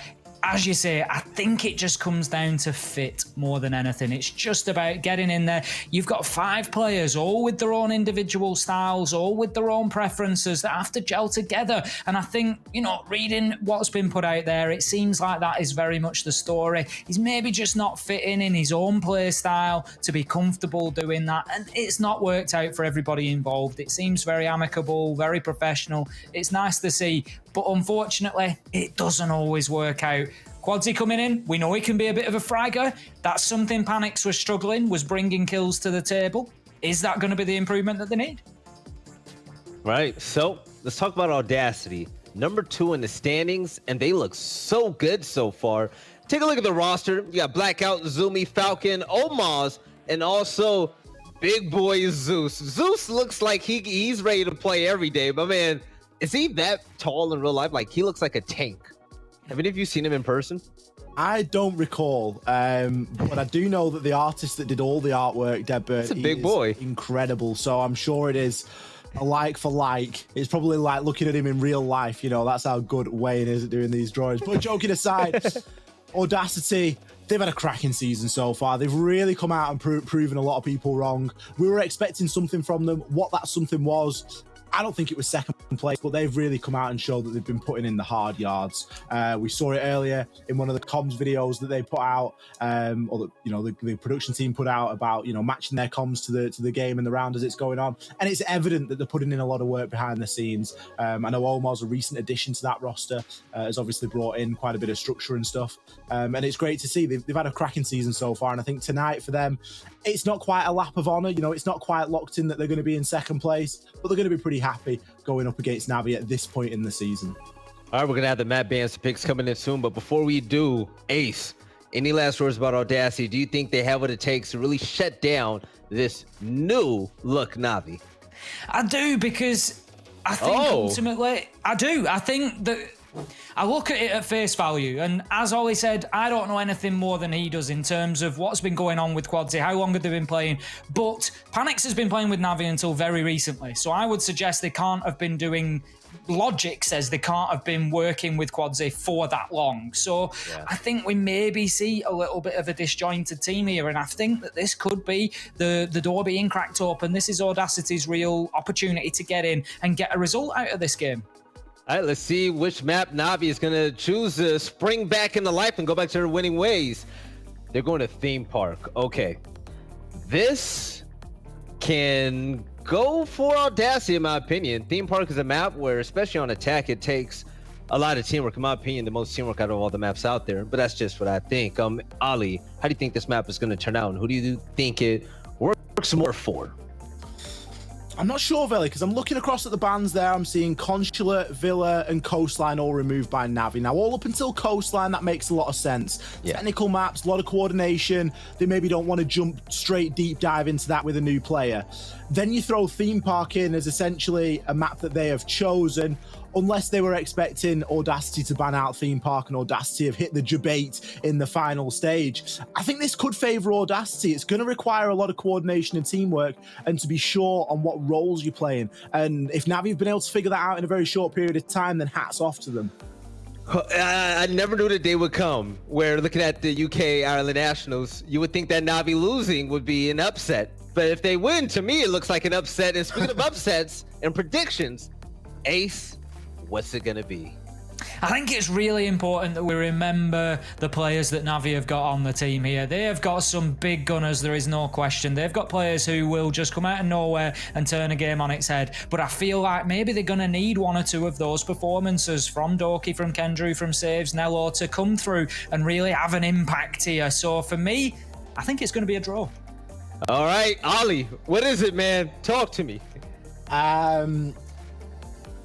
I think it's going to be an Audacity win. I think it's going to be an Audacity win, honestly. I'm not sure that Navi are going to have the level of coordination required. I really hope they do, but you've got to go. You've got to go on what's in front of you. Audacity, they're second in the league. It's got to be them to the win. All right, thank you so much, and fellas, this is it. The last game of the day: Navi versus the number 2 team, Audacity. Ollie and Ace, take it away. Heading over to Theme Park we go then. Navi versus Audacity. This is where we potentially start to get some answers to difficult questions. Or will we? Will those questions continue to be asked in the very final week next week? Because right now, Kavana are in a position whereby if Audacity lose this game, then Kavana take that #1 spot. It's locked in. They cannot catch them.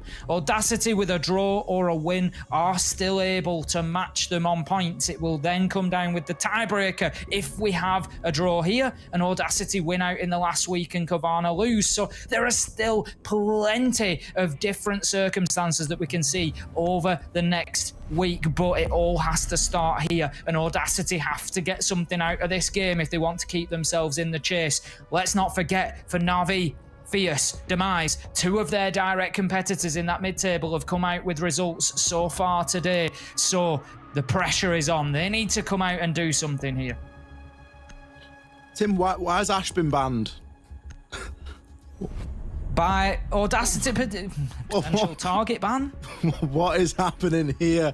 There was talk there that it was a bit of a target ban. Sorry, yeah. Just a strange one, honestly. A real strange one. Now, to have Thatcher available, the prospect of having Thatcher or Maverick available on Theme Park, surely, as an attacker, that's something that you love to see. Certainly is. I mean, Mirror and Echo, no surprises on the defense, but as you say, I just glanced up at the screen as we were talking there and picked it up wrong, but it's actually Navi that have come in with that Ash ban, and I don't know, maybe just trying to disrupt one of those fraggers on the side of Audacity and, you know, force them onto a bit of a back foot. I don't know how much of an impact that's realistically going to have, because there are plenty of alternatives. You know, we've got IQ's a Fierce Sledge there coming in. They're going to be your primary entry players there coming in looking for frags, I would imagine. And I don't see that any of those are particularly weak operators, even with having Ash taken away. So it's certainly an interesting pick for Navi there. The thing is, when you ban the Ash, there's an argument that you're going to force somebody onto an operator that has not necessarily more use, but different use. You know, Ash has got her uses, but then if you get forced onto a Zephyr and someone else gets forced onto a Sledge or an IQ or something of that nature, you can start to think to yourself, well, you know, this is fine. Like, we've still got a similar set of utility. We can still provide a similar role. Almost 6 pick in there off the Thatcher onto the Monty. There we go. Who else? Tim, who else to pick Ash most than Sloth? It was to be expected, wasn't it, really, at this point? I think at that point, you know, that's going to be a reasonably fair expectation. 169 picks, that's pretty serious for Ash there. She's seeing some serious presence inside of the game. But looking towards round #1 then, and to focus in on exactly what we see in Navi are going to be on the defense to begin with, and they take the Armory and Throne Room to begin with. Now, I know that it's a reasonably successful defensive site. Generally speaking, we will see a push, not generally towards barrels. I think larger, the larger percentage push goes into maintenance and tries to open up the wall there with an ultimate plant spot coming in behind the throne area. But it's not an easy one to achieve for the attackers. Quite often you end up funneled, not necessarily through a single door, but through a single point of entry, and that can be very, very tricky.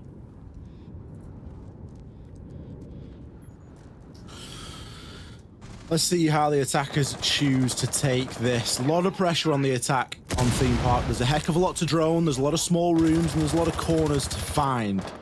And it can be very difficult often to remove things that are going to keep a wall safe. For example, bandit batteries or mute jammers. Any sort of hard breach denial can be a bit of a pain, and if you get left pushing through single doorways and windows onto site, then it's a very quick fire way to lose a round. Almost there, just going to be getting rid of a bit of utility at the top of Dragon Stairs. Top floor control now has been gained, and they're going to look to try and progress on in and no doubt get that maintenance wall opened on up. Almost providing a bit of human drone information here. It's going to be a difficult job to get this wall open. Sure, the Thatcher is available but has not been chosen. but you've still got to come up with some way of disrupting, whether it is going to be Doki on the Bandit or whether it is going to be Nello, to try and get them to stop tricking. Nello, great C4 kill there over the top onto Zumi, and Doki now comes up into position, perfectly timed, removes that exothermic charge. Blackout, maybe waiting a little bit too long there, or maybe not biding his time. Perhaps there's some information on them, because a C4 toss comes out now, and that's 2 for 2 on C4s for Navi, and Doki, he follows it up with a kill on the MP7 as well. More kills flooding in now for Navi, as Kendrew says, I want a piece of the action. It's all now down to Falcon. In the 1 versus 5, 50 seconds left remaining. He's going to find one onto Kendrew, likely at this point to be impactless, but still the dream is alive. 40 seconds. He's going for a change of tact. He's going to maybe get himself in through showers. Quadzy, new player on side of Navi. He's likely going to come head to head with Falcon first, but no, Falcon instead maybe choosing to use this time, save his stats, speak to his team. 20 seconds or so remaining, 5 seconds per kill. It isn't looking great to clutch the round. Navi have got this site locked down, Tim, and I think that we're going to see Falcon just use this time to recompose. 10 seconds left. It was the second Nitro that ended them, really, wasn't it? I think, you know, the first one comes in, you always expect that there is the chance of a Nitro toss coming over the wall there on a throne room site. But once you've been hit with the first, I feel like even though you know there's maybe more on the team, it just goes out of your head a little bit. It's like, right, that, you know, that's not ideal. We've lost the man to the Nitro, but sort of the Nitro threat's gone now. They're not going to do the same. I think it just naturally, it's one of those almost subconscious things that it just, the threat sort of leaves you at that point, and it was still very much alive. Doki getting a great kill there as well onto the man at the door. Good double from him, and you know, this is what I said about Navi coming into this. They have those players that will just turn rounds on their head and just power them over the line repeatedly. And if we have one of the days where Doki and Nello are going to come in and start locking things down, it's going to be a tough day for Audacity to get anything out of this one. And we could find Kavana just celebrating before the day is done. Defenders, protect your bombs from being... It really does go one of two ways usually when somebody new joins a roster at what appears to be short notice. Sometimes it fires a team up, sometimes a team will struggle. Doki hasn't had the explosive season that I think a lot of people were expecting of him. A 1 KD, a cost sitting at around 48, which is on the lower side of things. I think he struggled off the top of my head as well in the sort of opening kill, opening death situation as well. I remember distinctly in week 1 he had a torrid time of things on the opening kill and finding himself being first blood, but took a big step back in that last round. Played Bandit, played on site, just got into the swing of things. There's not a lot of need to roam on that site. At least, you know, you can send 1 or 2 people out there, but you don't need to commit multiple people to it. If you're in there, you've usually got a job, and that job is bandit tricking. He did that pretty well. We'll see how well they can do it in this round. Out go the mute jammers there. Kendrew's actually switched on to the Bandit. That's going to allow Doki free reign on the Jaeger. He's no doubt going to get those ADSs down, and he will be away from sight. Kendrew heading out on the roam as well, so it looks like they're going to get aggressive potentially onto this Audacity squad, and really that's the last thing that Audacity need, or the last thing that they need is success for the roam game here for Navi, because if they start getting their heads up and they start throwing nitros around and picking kills up, they could be an absolute nightmare to deal with. So really, Audacity need to send a message here. They need to go in and they need to shut Kendrew down, shut Doki down, and just really force Navi back into sight here so that they can start to mount their attack. We can see the drones coming in there from Audacity. They're just trying to make sure that that bottom floor is clear at the minute, and it's good due diligence being paid there, making sure they're aware of where everybody is. Will Doki be spotted out underneath those cafe stairs, though? Not sure, but Kendrew's going to spot a few as Omos and Zumi both fall. Kendrew did need another bite at the cherry to finish Omos off, as he did seem to soak up quite a few bullets whilst he was in the drone, but he got the turn and burn onto Zumi as an attempted trade came through, and that's a heck of a loss in the first part of the round. We're around the halfway point. Kendrew sure is on half health, but he can retreat back to site.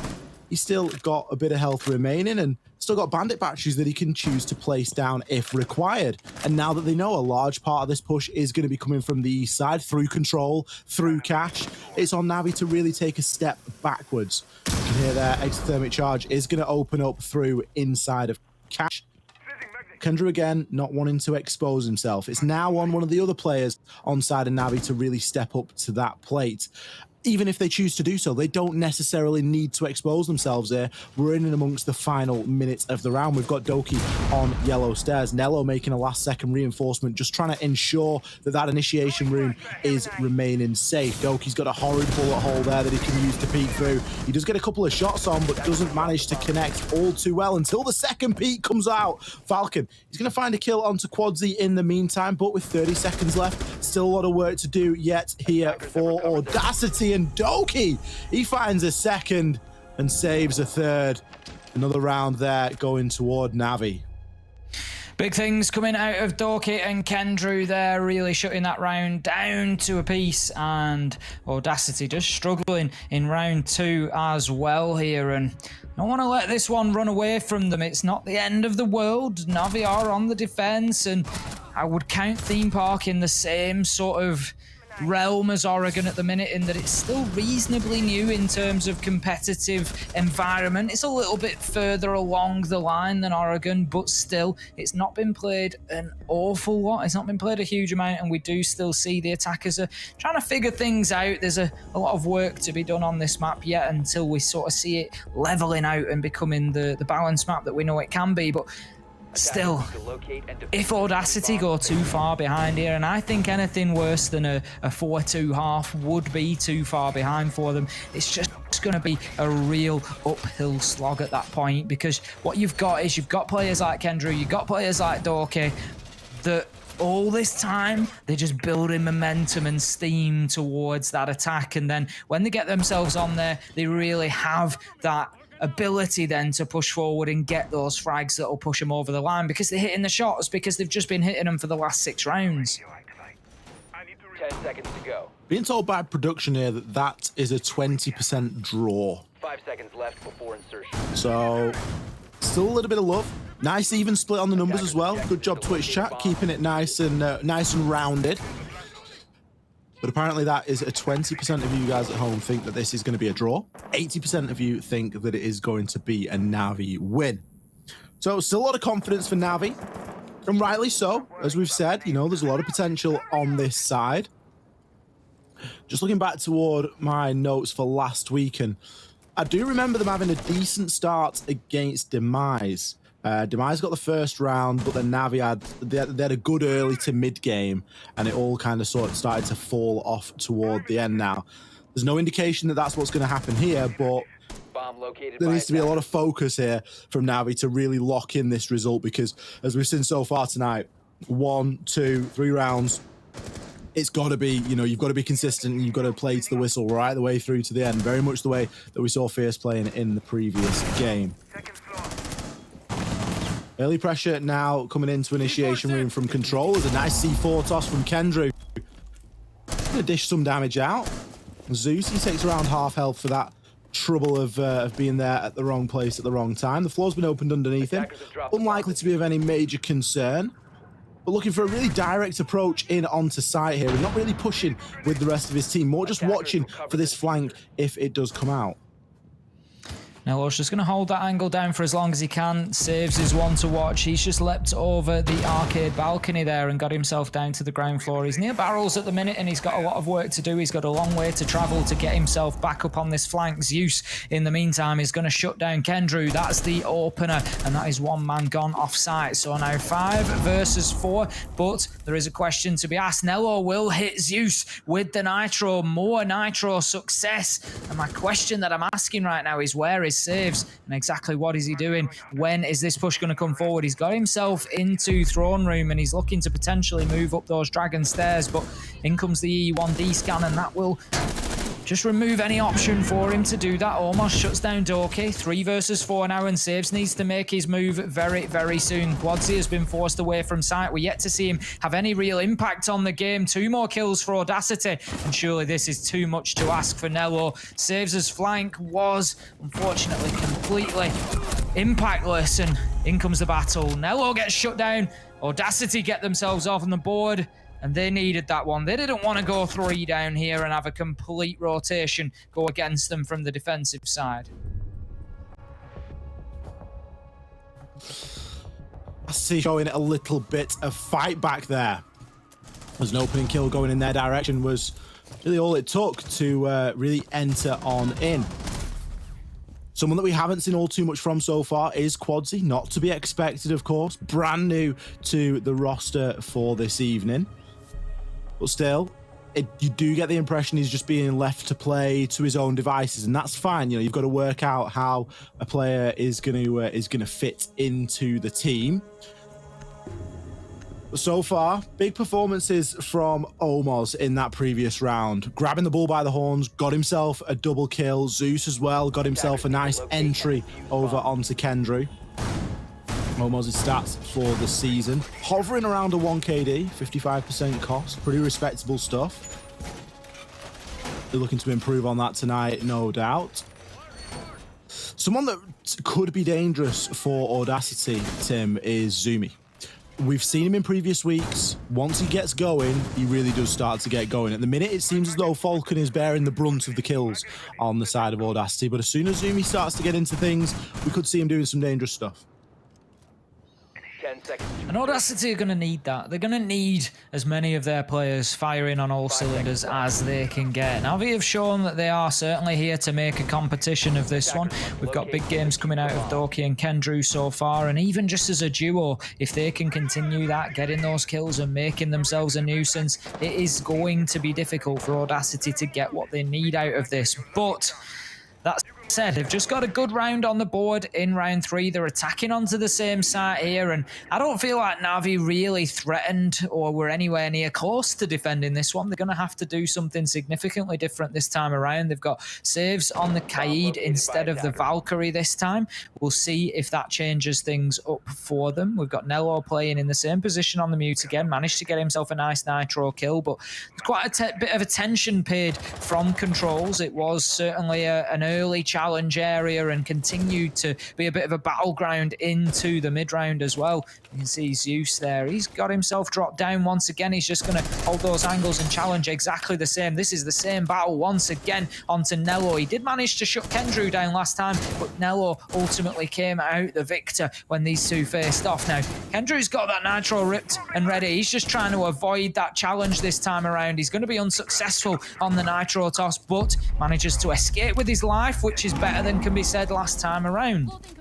I'm pretty sure that Zeus shot that nitro out of midair because there's no evidence of a blast. So certainly didn't hear the explosion either. No, good job from him there. And the ADS has been burnt inside a site now as well, which has allowed the frag grenade to come through. And now the site feels a lot more pressured. Nello can't make a rotation as he's looking to be challenged now from the door. It's going to be Yana. It even baited me out for a second there. It's going to be Kendry to take that down. Another C4 comes through. It's likely only to grab a drone. Mute Jammer for Nello, probably going to get replaced onto the wall as the Cade charge. Is it going to be placed in time? Yes, saves. Comes in with a very clutch Cade charge there, but look at the stack up here inside of control room. 4 players on the side of Audacity, and we've got Falcon watching onto the flank. A minute or so remaining. It's going to be very difficult to brute force their way through this with a Cade charge on the wall.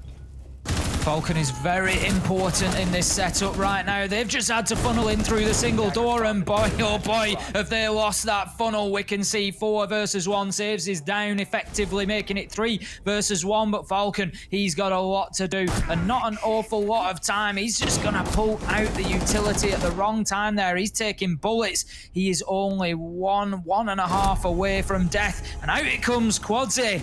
He introduces himself into the game, gets the final kill onto Falcon, and that was not a pretty round for Audacity. They were just held at bay until a point whereby the ideas had all run dry, and all they could do was try to brute force their way in through the single door. And we just see here the kills rain in one after another. Double from Kendrew, 1 from Nello, 2 from Nello, and just completely shut that down. Clutch Cade charge there from Saves. He did a really good job of getting that off because I had a suspicion that Nello wasn't going to get there in time to place the Mute Jammer. And the Cade came in just at the opportune moment, really keeping control of the round. Because had that been opened, it could have been a bit of a different story. It would have still been a big old cluster in and around that area, but there would have been more options for the attackers as they pushed on through. As it stood, they just ran solely out of time. And again, maybe a slight bit too one-dimensional, all pushing through that doorway, or even all pushing through that breach. Had they got it open, they could have done with a bit of pressure, maybe in and around arcade stairs, maybe in and around the arcade machines, or even inside a cafe, just to provide a slight double edge to their push. As it stands, Navi is sitting all right, 3 rounds to 1. They're going to take us downstairs. They're going to take us into Drug Lab. As you say, really, I think just some pressure from the opposite side of the map, from the cafe side there, would have just at least turned the head of Na'Vi. All they had to do was sit and watch the east side. They knew that. There was nobody pushing from the west. And, you know, I'm not saying it's necessarily the complete answer. I'm not saying you necessarily commit a lot of men to that side of the push, but at least just one to hold an angle and just apply a little bit of pressure. As you say, it just forces them to watch over the shoulder, to move around a little bit, and then maybe there's only 1 or 2 men in initiation rather than them stacking the utility in there, and it made it very, very difficult for Audacity. Now Kendrew's getting aggressive. He's going to hear the door just being punched out in the cash room there. He waits and he's just going to miss his shots there. That was not an easy one. It was only a flash of a couple of pixels, but Audacity need to be careful because Kendrew was ready to remove one of them from the round right from the off there, but unfortunately just couldn't pull that trigger quickly enough. Nothing gained, nothing lost for Kendrew as he gets himself away with his life safely, and I left once again wondering where these roamers are. You can see there's not a great deal of drone work going on. Zeus is doing a little bit down on that first floor, but in terms of top floor control, it seems as though Audacity have all but given it up and maybe going to rely pretty heavily on the side of Zeus to get something done with the Lion scan here if a rotation does come out. Doki's going to be playing inside a split and just been targeted there on a drone. The wall into maintenance has been open. Pre-fire shots from Doki. How does he not win that one? Omos, 1 health in a dream, finds the kill onto Doki as a double swing comes in from him, and I assume Zumi.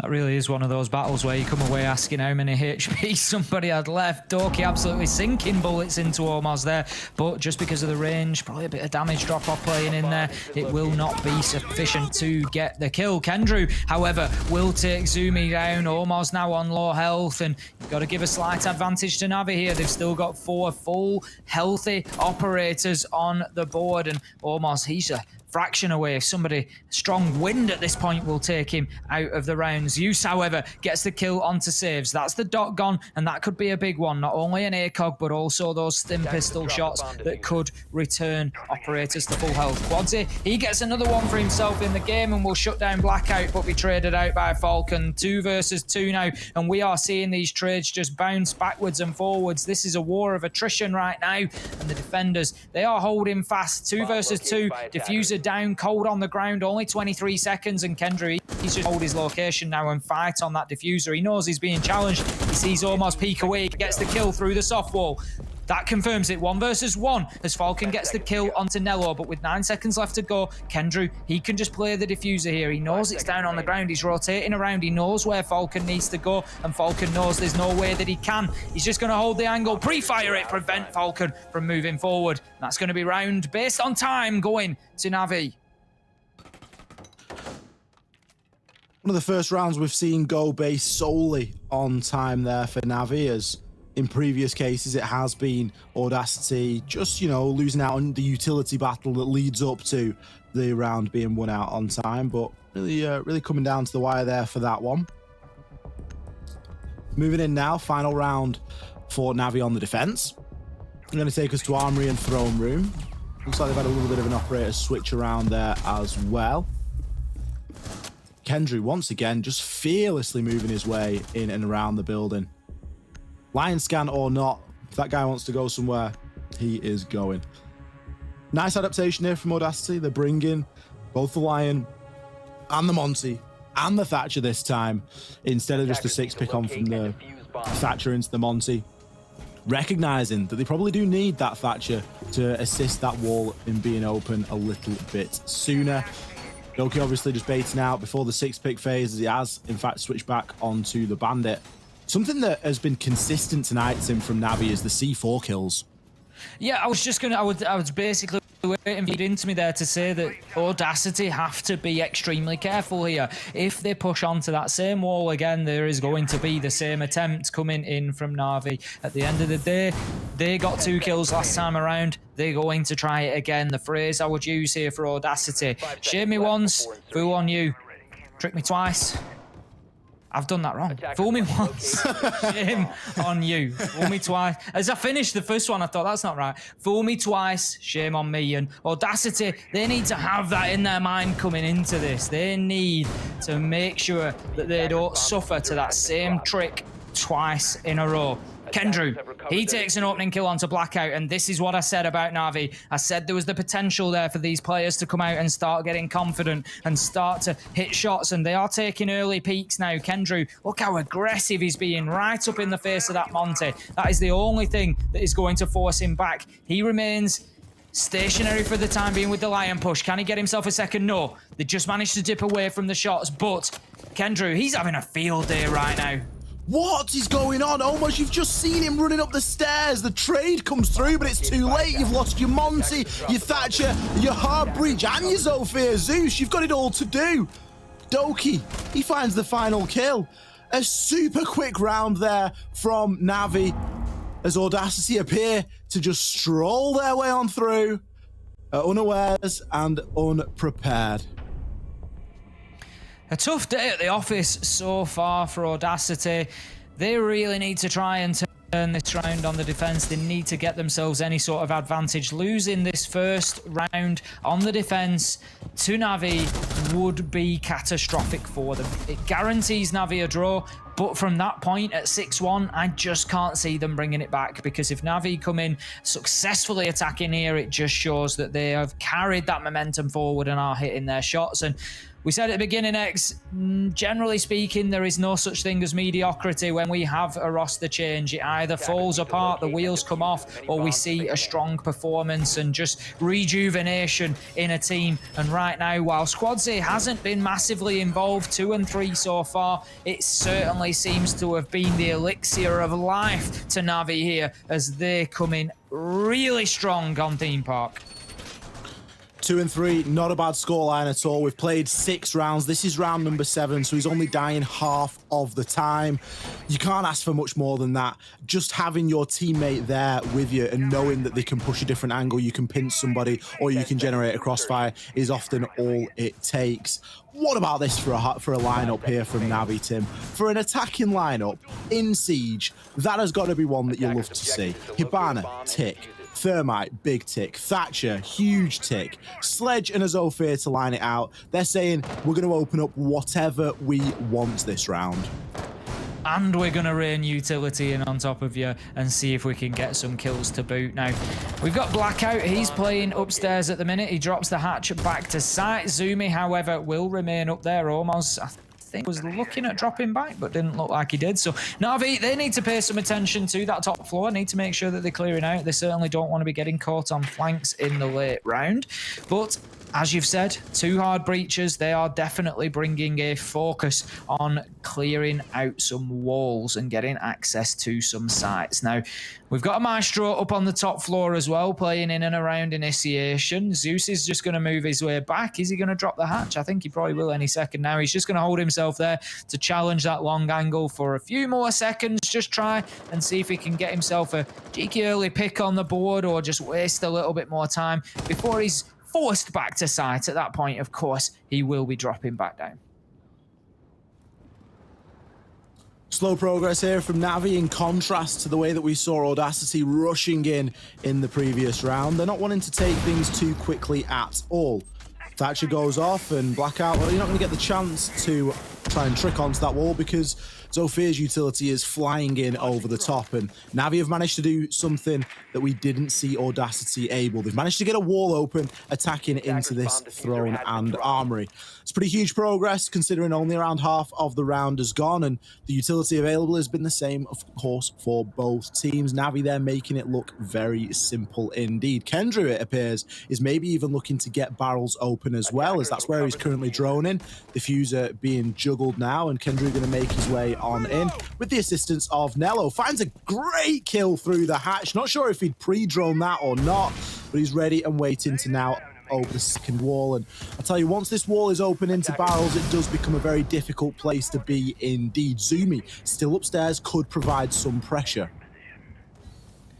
And they are going to need him too. Kendrew opening things up onto Zeus really does not help them at this point in time. Now, the question is, are Navi aware that they have got Zumi up above them? It's all about timing for him, and it looks to me as if they are fully aware. Yes, they will be. Nello shuts him down on the vertical. Doki, meanwhile, taking Blackout, and this is all a Navi round. We just see the bloodlust coming in there. Doki nearly getting shot down by a teammate. Just the reaction there, I think, saw movement out of the corner of his eye, but managed to pull away at the last second, and that's going to be Navi getting themselves a guaranteed draw, and this one is not looking good for Audacity. Kavana Gaming right now, they must be sitting pretty happy watching this. I tell you, Nello is lucky he whiffed that shot there, because otherwise I think he would have been having some stern words from Doki over there. It was a great little shot. Would have been a fantastic 3K if he'd have got it all. Even if it was Doki, it wouldn't have mattered. It was the pure reaction time and glimpse of a moving object sort of thing. But great round there from Navi. They seem enthused in this fixture. Look at how well they are doing the simple things. Getting walls open, it seems like such a simple task. And yes, it is checklist. It is a tick box that you have to follow. You do A, B, C, then D, and then bang, the wall is open. But something as simple as that can be oh so difficult when you haven't got that clear line of communication throughout the team and everybody doesn't know what they are doing. Look at what we've seen out of Kendrew so far tonight. We've seen him doing whatever he wants on Jaeger on the defense, then swings in onto the attacking phase, picks up that thermite, bang, one attacking round, two hard walls open, and all of a sudden there is nowhere to hide in the site. Heading into what could be our final round then, round number 8, and Audacity, if you are going to do anything, now is the time. They need a completely clean reverse sweep now. 5 rounds in a row, no room for error, no room for mistake. If ever there was a map to do it, Theme Park looks like a very possible one to achieve that on. There's 4 viable sites. We've seen them defended successfully today. The wins can be found anywhere. So Audacity, they just need to get this first step on the board, and that's not going to help them. As I said, Kendrew, he's the postman. He always delivers. And right now, he is delivering entry frags one round after another, and that is going to be Zeus gone once again on the Mozzie. Kendrew gets in, does his job as well. Hard breach gone, rushes into sight. Diffuser going down. They need to deal with Blackout. They do. The cover on the planter is unbelievable. How Kendrew survives through that situation, I'm not really sure. But now, Navi, they just retire their way back to hold this with long angles and ACOGs. That is the order of the day. Quadze, he's in position. Saves is putting a drone on that diffuser now, so all the information they need is there. They are not going to challenge until that diffuser is contested. There goes Quadze, 2 versus 1. Saves is going to have to make a move.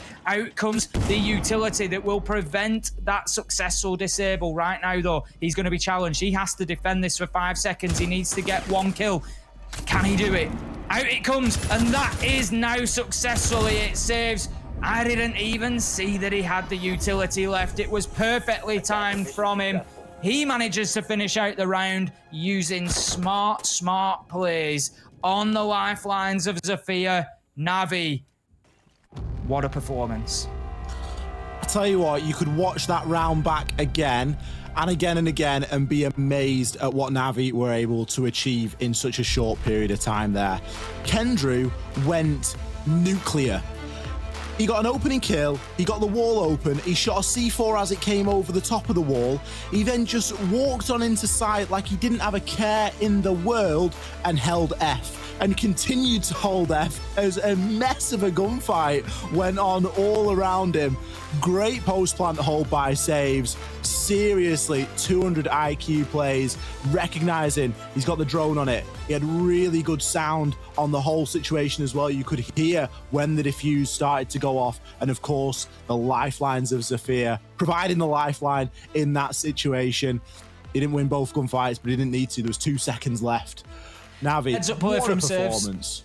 As you said, heads up play from saves. Didn't need to win the gunfights. It was all but done at that point. Just putting his utility to perfect use, and that's what it's all about. If you can achieve something in Siege without risking your life, without putting yourself on the line, it's the way to do it, and that is exactly what Saves did. As you said, that was unbelievable from Kendrew, just rushing in there. It's not that, I've said it time and again, not that easy to just hold F, especially when the bullets are flying like that above your head, but real trust he had in Doki and Nello, I think it was, who went in with him just to shut that down and allow him to get that diffuser active on the ground. Great plays from Navi, and what a performance we've just seen from them. The biggest question is, Tim, where have this Navi been all season? They've come out tonight with a dominating performance against second in the leaderboard, Audacity. We weren't expecting this to be a 7-1 or a rollover by any stretch of the imagination. We were expecting a close, tight-fought game here tonight, and it isn't really what we've seen. We've seen Navi come out and perform to a fashion that we would have expected them to have done all season. A very convincing win here tonight over Audacity, and just some great standout performances from every individual. For me, I think there's, potentially a couple of things that have gone on with Navi there. And, I don't know this for fact. I'm just looking at it and sort of surmising from the information we've got. First of all, there's obviously been an issue with panics within the team. Not personally, it doesn't seem, but the performances just haven't been there. And it's obviously been creating enough of a thought process within the team, potentially, for them to think about benching him and move into an alternative. So that is going to create a lot of mental stress for the players. On top of that, they have had EUL going on as well, which now that they've moved away from, they've had a little bit of clear time to maybe focus a little bit more on this competition, and all things combined, it certainly seems like they really have found some results and developed a real stride there. Now, we're going to head to a quick break, but we will be right back. Don't go anywhere.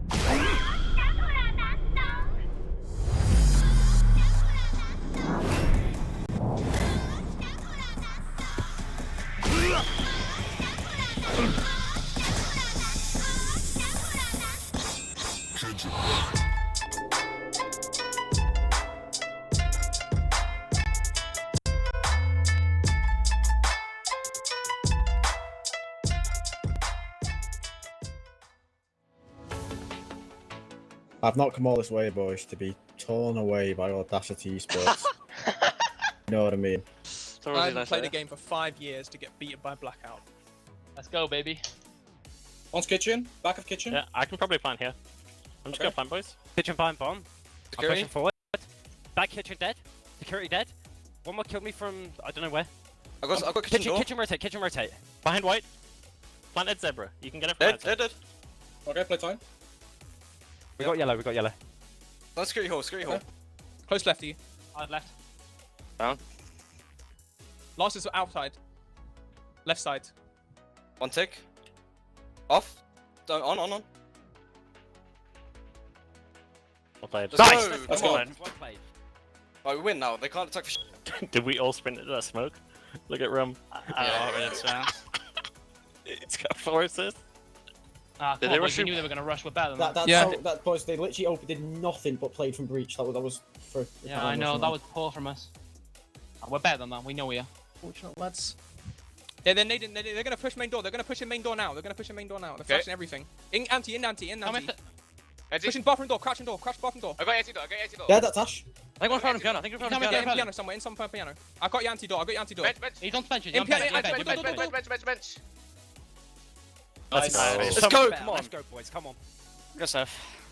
Sorry, I couldn't plant that. There's so many holes, and I was being spotted. Yeah, it's unfortunate. I'm fully I flashed. can't get to the yellow door. Missy's nade. I can run down. Oh no. I died from the skylight. I got fully flashed. There was like 9 flashes and 1 nade. Then rotate. Nice, good. Go, come on. I whiffed a little, boys. Well, what are we thinking then, lads? Because we've lost 3. We've lost 3 now. What are we thinking? I don't know, lad. I don't know what you think our best was. I think our garage is probably our best. We don't lose these, boys. We do not lose these. We're playing so well right now, boys. Come on. Come on. Oh my god. 2 again. That's a breach. MJ and pillar. MJ. One MJ. Dead yellow. 1 MJ. 2 MJ. Both MJ. Okay. Both MJ. On pings. Both in pings.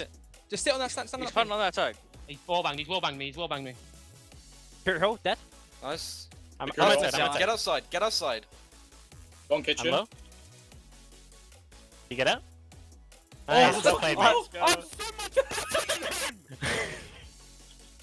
We're so slow at reacting, lads. Oh, days. I should have killed Blackout. I think you all should. I think we need to play a lot more aggressive this round. And if we don't, I think we might lose, to be honest. Right, go piano. No, bathroom not dead. He's on the hatch. He drops. Shotgun below. New patch. In lobby, new patch. Stood up. New patch. New patches. Nice. I still have meeting. Yellow. I'm Bench. No info. bench. I have a camp piano. Hold bench. I have piano. He's definitely bench. Let's go. Oh, play to me. Make a push now. Smoke, push me. Kill me. Where? Close to me. My kitchen. Smoke dead. Smoke dead. Cafeteria door dead. That's Cafeteria door dead. Sledge and red. Okay. Where is he now? Oh, Josh. No I info, don't. no He's info. still in red. Sledge still in red. Just chill. Nice. Let's go. Come on. You're so good. Almost. Well done, mate. Let's go, boys. We're getting up. I'm about to get 7-0 by almost. Oh my god. One more round. Last round. Let's do it, boys. I'm stunned. K rotate. They're pushed up. Sledge and Ash are pushing blue. Dead. One banana. Let's push visa with them users. Okay. Through One visa now.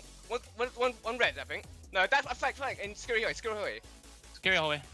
Oh my god. You came on the spiral. I could not see anything on that half wall. 20 seconds. Last one, same spot. Nice. Let's go! 7-0. GG. We're so good. I need to put a t-shirt on quickly. Well done, boys. Well done. Let's go.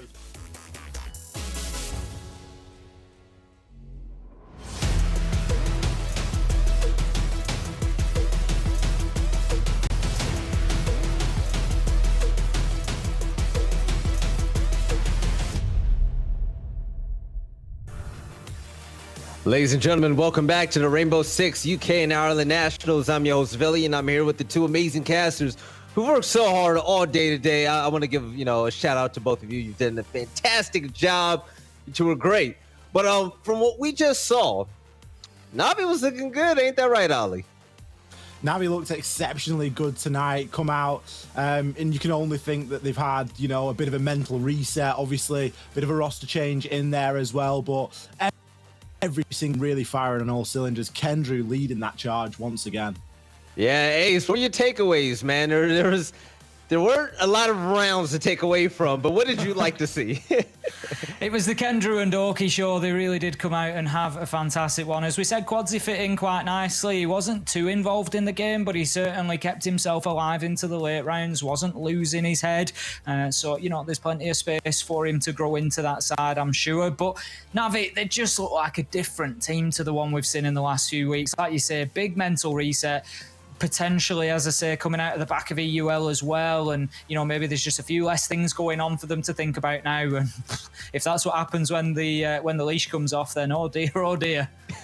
Right now, those of you at home, you're probably wondering, where is this interview at? Well, the thing is, we have a special guest on Debrief, and that guest is from Navi. So rather than interviewing them and then bringing them back on once more, we decided to just bring them in all at once. So it'd be a lot of fun. But it was really interesting to see Quasi on that roster, right? So the thing was, Ace, Quasi's job wasn't to get a lot of kills. Quasi just had to exist and just not go super negative. And he did exactly that. Do you think that this might be a permanent pickup for Navi? It's difficult to say. We've seen this happen a few times across the last 6-12 months, especially around EU. We've seen it a couple of times. And I think it really depends on the volume of games they're going to be able to get. It's going to be very difficult to decide inside, potentially, the UK and Ireland Nationals, for example, because they've got one more game next week, playoffs, and then maybe a final, if they get through to that stage. So it's not easy to decide in that limited space of time. There's going to be a lot of scrims go on as well, I would expect, and they're going to keep trying to see if the fit is right, but the fit needs to be right. Ultimately, they are a top-tier team in EUL, and coming into that second stage, they need to come in strong, but that's an interesting point in itself because they don't have all day to find out whether he is the right fit. They need to get somebody they can start working with, so the decision does need to be made quite quickly. Now, I just took a look at the standings, and producer, feel free to throw it on the screen. We still have a tie between places 4th through 6th, all with 8 points. Now check this out. If Vex happened to win that game earlier against Kavana, they would be in the mix as well. How crazy is that, Ali? I mean, there was a lot of possibility that we're going to win that game, Veli, because they played out of the skin. Big performances from a lot of the players tonight on Vexed, and there's every chance that they could have been throwing a spanner in the works as well. But just look how tight the table is tied up currently. Kavana Gaming sitting up there at the top, but everything pretty locked up. Even second and third still tied up. Okay, round difference does come into play, but based on points, it's such a close season. Yeah. Wait, so Ace, does this mean that next play day, which is the last before the playoffs start, it is a must win for Vex Gaming? At that point, yes, if they want to be making it through into the playoffs, and even then they're going to have to rely on other factors. They can only now match up to the 8-point level, so they're going to have to rely on those tiebreakers and hope that it sits favourably for them. I believe that the first stage we would look at, if it was a 2-place tiebreak, would be head-to-head results, so it would depend who they tied up with and just exactly what happened in that previous matchup. But I'm sure we're going to be relying on those tiebreaker rules potentially in the next week to see exactly who seeds where, but there is still a fight for that second place to go through because Kavana, they've tied things up tonight. They are now 4 points clear, cannot be caught at the top, so they can rest easy, but it's still all to fight for in that second spot. Yeah, so we're going to get the end of the day results going up as well, and there's one result I seriously want to talk about. Draw Mize Gaming no more. They finally got their win. It was a big win at that. But looking at this, I mean, was this pretty much... No, it's not all you expected, right, Ace? It's not. I mean, coming in, I was honest and said that I thought Eminem would take that. I thought that Villa suited them. But ultimately, Demise came out and had a better attacking half than we've seen from them previously. And then were able to really kick on through the defence. They impressed me today. And coming out and getting that first win could be breaking the seal for them. You know, it might well be that we see them really push on. And again, I mentioned later in the day against, Fierce versus London, Fierce looked electric. And I mentioned the fact that sometimes hitting form at the right time is more important than having a reasonable form throughout, and that could be Demise as well. Yeah, it's pretty funny. The first 2 games of the day, Ali, it looked like the 2 of the craziest outcomes, and then after that, everything was just back to normal, right? Yeah, I think, it was business as usual for the last couple of games. If I mean, we were thinking that Navi Audacity could have gone either way, honestly. Sat here, it genuinely could. Obviously, Navi have given themselves a bit of a shake-up over the past week, and they've come out swinging, which all credit to them. But certainly games 1 and 2, there was no way that I was expecting to see anything other than a draw in game number 1. And then, of course, Vex Kavana. It had Kavana written all over it. But those guys, I'm not saying that they're dropping off, but they didn't have the best performance last week against London. They still won, but they did okay. But then this week to draw against Vexed, you talk a lot to him about hitting form at the right time. It could have been that they've hit form very early on and maybe they don't have it in the tank for the finals or the playoffs. We will have to see. All right. And you know what's funny? I asked him that question, kind of baiting some type of answer about that. And yeah, they said, yeah, we're not playing good, but they really need to pick it up now that we're at the final stretch, right, Ali? It's kind of crazy. But as we get the replay package, getting ready to go and whatnot, I want to say shout out to everybody in the chat. Don't leave. We have debrief coming up very soon. We have a guest from Navi coming. And I also want to give a shout out and show some love to people in the chat, such as Sternab, you have Fraser, and everyone else in there. I think I saw Citizen and Uno as well. But to wrap up, just thoughts about that. At the end of the day, Ali, if there is one thing that's at the top of your mind about everything that happened today, what is it? The C4 kills that we've seen today have been insane. They've been weird. We have seen so many C4 kills today, more than usual. And I think that they're going to feature quite heavily in the replay package. Yeah. What about you, Ace? Today was exciting, man. Like, what really excited you today? It was exciting. We got a really good mix. That's the thing for me today. We had absolutely night and day between the first two games and the last two. We had close, hard-fought affairs to begin with, and then we had absolute runovers for the second two, and it was just a real contrast. Most definitely. Take a look at the replays. Demise going against Eminem Gaming. This was a game that I thought was going to set the tone throughout the rest of the day as well. It was really fun to see Pat. I'm going to give a shout out to my man, Pat. Now that we're watching his team play, that's something I really didn't expect from him, but Pat couldn't hit anything at all. My man, he couldn't have hit water if he threw a rock in the ocean. It was really interesting to see. But big plays came up from all around from Usis and everyone else here. But with the last play day coming next week, which teams do you think Vex could really make it happen? That's the main question, because everybody else, they're pretty much sitting pretty, and it's all up to if Vex can really pull out that win. Do any of you think that they have a chance at making it happen? Like, realistically? Vex, the problem is Vex have got a really big week next week. Now, there's argument that they had a big week this week as well, and they did. But they're going to be going up against Eminem next week, and Eminem are also in a little bit of a do-or-die situation there, because they want to keep control of that third place spot. And the only way that they're going to do that, I believe, is getting a draw or better, based on the fact that if Navi win their game next week. So there's going to be a lot of looking at the standings to do. I know Tim's a lot better at it than I am, and obviously they've only just been updated, so there is some digging to be done in there. But the problem with Vex is that they've got such a tough game next week based on how much rides on it. Yeah. Now, Ace, for the teams that lost today, for the teams that might not have a chance to go to the playoffs, a lot of people would be out there saying, hey, you know, it's time to break up and try something new. That's not always the case. How do you feel they should have, what type of mindset do you think they should have moving forward? Absolutely. You know, I've been a big supporter of teams staying together. I never like to see teams breaking up just on the back of a poor season. There is still work to be done there. It's good competitive experience one way or another. So long as you come away having learnt something, then it means that you've improved. And just by separating and starting again every time, you've got to go through that process every time. So take a look at it. Maybe roster changes are needed, maybe they're not, but stick together as a core and try to build from there. One thing I will say is that this Kendrew play was absolutely nutty. And once again, it just proved the fact that here in the UK, Ireland Nationals, there's individual talent that you would think belong in Tier 1, such as Joe, Hosty, and the rest of them.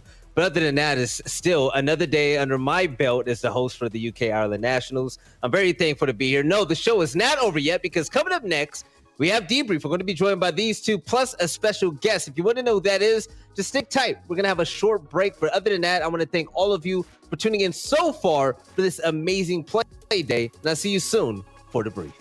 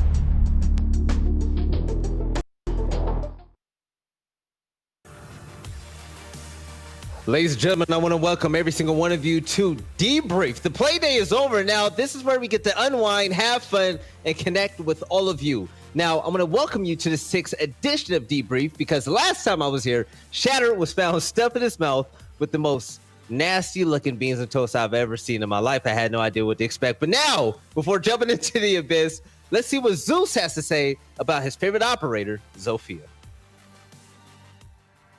My name is Zeno, also known as Zeus. I play for Team Audacity, and I'm on the fragging role. Zofia is an attacker, soft breach. She is a 2 armor, 2 speed, which means she's not incredibly fast, but relatively good. She has 2 primary guns, the LMG-E, light machine gun, and M762 assault rifle. She has 1 secondary weapon, which is the RG-15 handgun, which has a sight on it. She can pick between 2 gadgets, being the breaching charge and a claymore, and her unique ability is the KS-79 lifeline.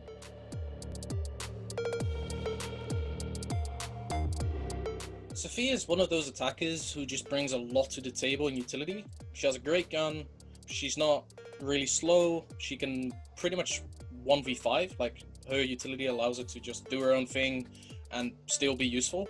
So the LMG is Zofia's light machine gun. It has 150 rounds with 150 spare. It has barely any recoil, so it's really good to pre-fire angles with it, and it has high damage as well. On the other hand, you have the M762 to pick from, which is probably one of the best guns in the entire game. 31 bullets in a mag, pretty high RPM, really high damage, really good recoil. It's a bit easier to use considering the ADS time is faster than the LMG. Overall, probably her best gun and my personal preference. Both her gadgets are very viable.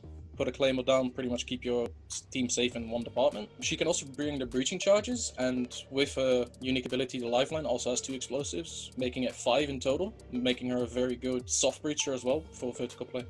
Zofia's unique ability, the KS-79 lifeline, is a grenade launcher.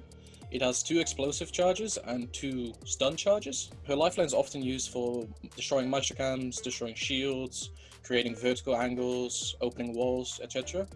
And her stuns are really good to disorientate your enemy. They go off on proximity. Say you're in a 1v1, you can shoot a stun out, it explodes in proximity, you can figure out where someone is and where someone isn't. Zofia is really good to use with a thermite if you need to breach somewhere and you know the enemy is going to try and deny that breach, making her really useful to pair with both Thatcher and a Termite. If you throw a Thatcher grenade, put a Termite charge on, you shoot 2 stuns through wherever, then you can just breach for free. There was one situation on console against Vexed where I'm playing the bench windows and the rest of my team is pretty much attacking from the piano rappel, the brown rappel. We knew there was 1 or 2 in the bathroom next to the lobby. So what I did is I shot both my stuns through the journal into the bathroom, covering the sound of the rappel into brown and piano, so my team could get into sight and get those free picks. Against Vexed, I was often on the opposite side of where my team was attacking, except for the garage take. This was mostly because Zofia can be a real distraction by opening walls, opening angles, cutting off rotates. Generally, he's just making a lot of noise so the rest of the team can get in. I think Zofia is quite easy to learn, just because she's useful in so many different departments and so many different playstyles. You can see Zumi entry fragging with it, just because of how good her gun is and how reliable her gadget is. But you can also see me or Falcon playing it a bit more supportive, making noise, opening walls for the other players, and just allowing your team to succeed instead of being that entry frag. Sophie is one of those operators that should be on every lineup on every map ever, just because of how good her kit is and how much she can bring to any team. But to try and confirm that diffuse, the wide swing's going to come through. The pre-fire isn't going to be in enough time. Can he get the angle just about?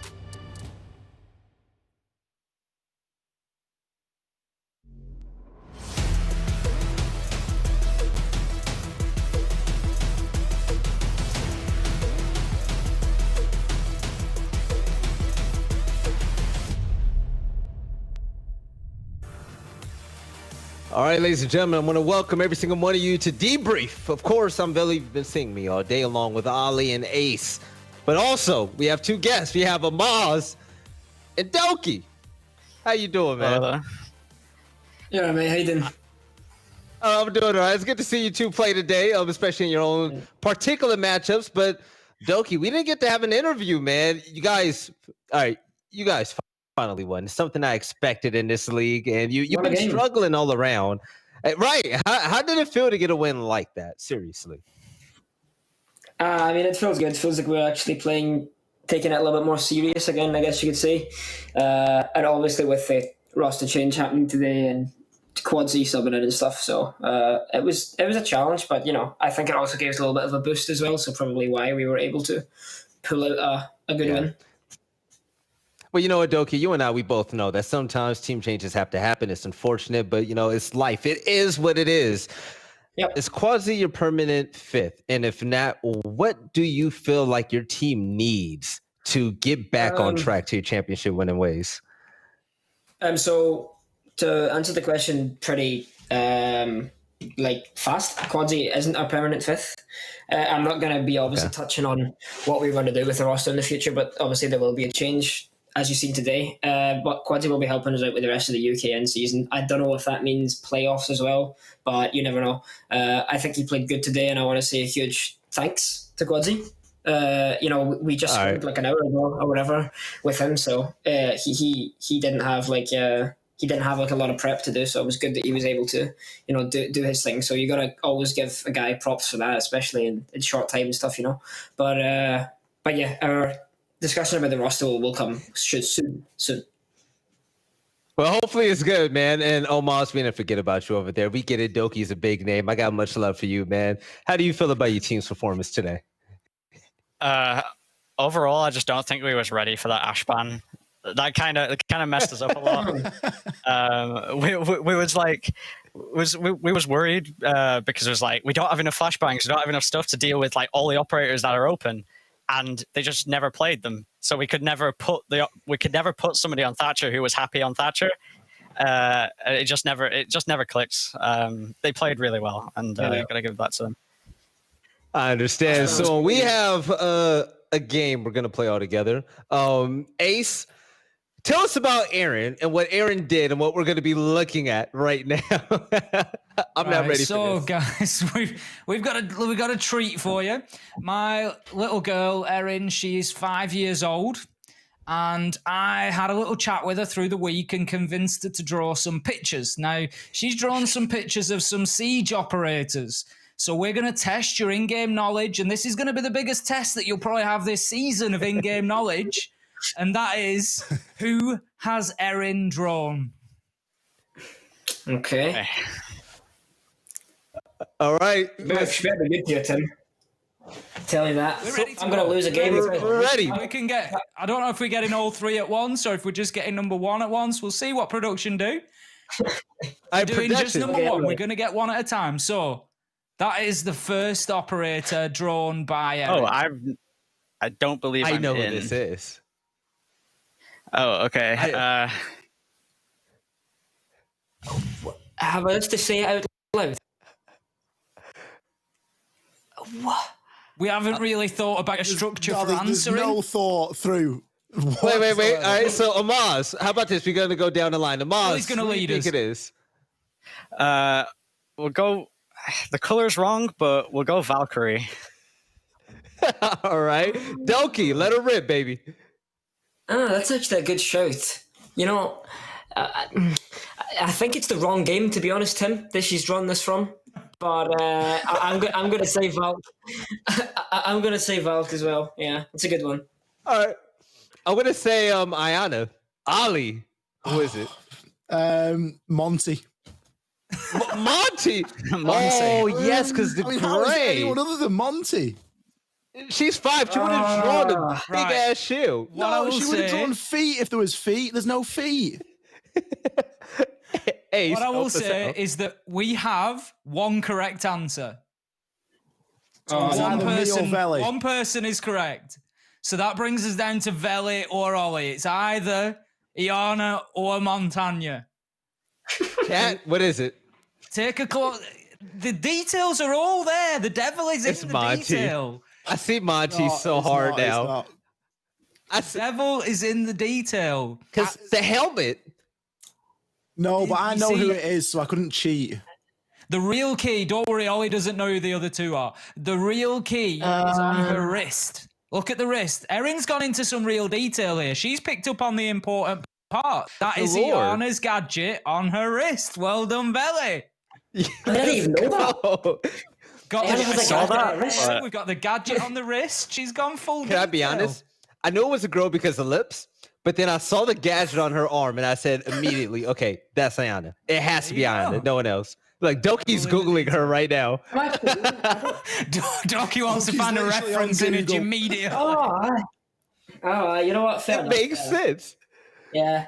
Yeah, you're fine. She's out She's Your out daughter playing has with talent. 5 years old. I think, right, Hey. production, bring on number 2. Let's have a look at number 2. See what we can get this time. Ollie is completely unaware. Yo, this is beautiful. I know who this is. All right, so let's give it a minute. I know who it is. You know what it is? I've guessed, yeah. All right, Ollie, what is it, baby? I want to give everyone else a bit of time to catch up because I think I'm ahead of the curve here. All right, almost. Once again, man. I'm seeing the yellow and green on their arm, and I'm thinking Caveira. This is so Maybe. easy, Omaz. Are you serious? Is it really? Is it really that This is easy? so easy. She's done a good job at this one, to be fair. When you see it, you won't unsee it. You'll know immediately. It's such a great. There's so many hits. Doki, put your glasses back on, man. I can't. That's steaming up. It's too hot. I can't. Is it Jackal? Is it Jackal? Okay, Oh. Jackal. Is it Jackal? We've got I'm going with Jackal. That's a great shout, but I think you're wrong. It was who I instantly thought it was, and I've had a minute to reconcile, and I'm pretty convinced I know the answer. What do you think, it's- Veli? wait, Veli, wait. go I think on. What it's do you think? Jackal because he got the eye knocks thing. Veli's going Jackal as well. Right, Ollie? I'm going to stick my neck out here because I saw it and saw Jackal instantly. But, Omaz, you alerted me to something very, very key. The colours on the left arm, it's a Jaeger. Jaeger, Ah. okay. Oh. If this is Don't get Jaeger, carried man. away, Doki. Don't get carried away.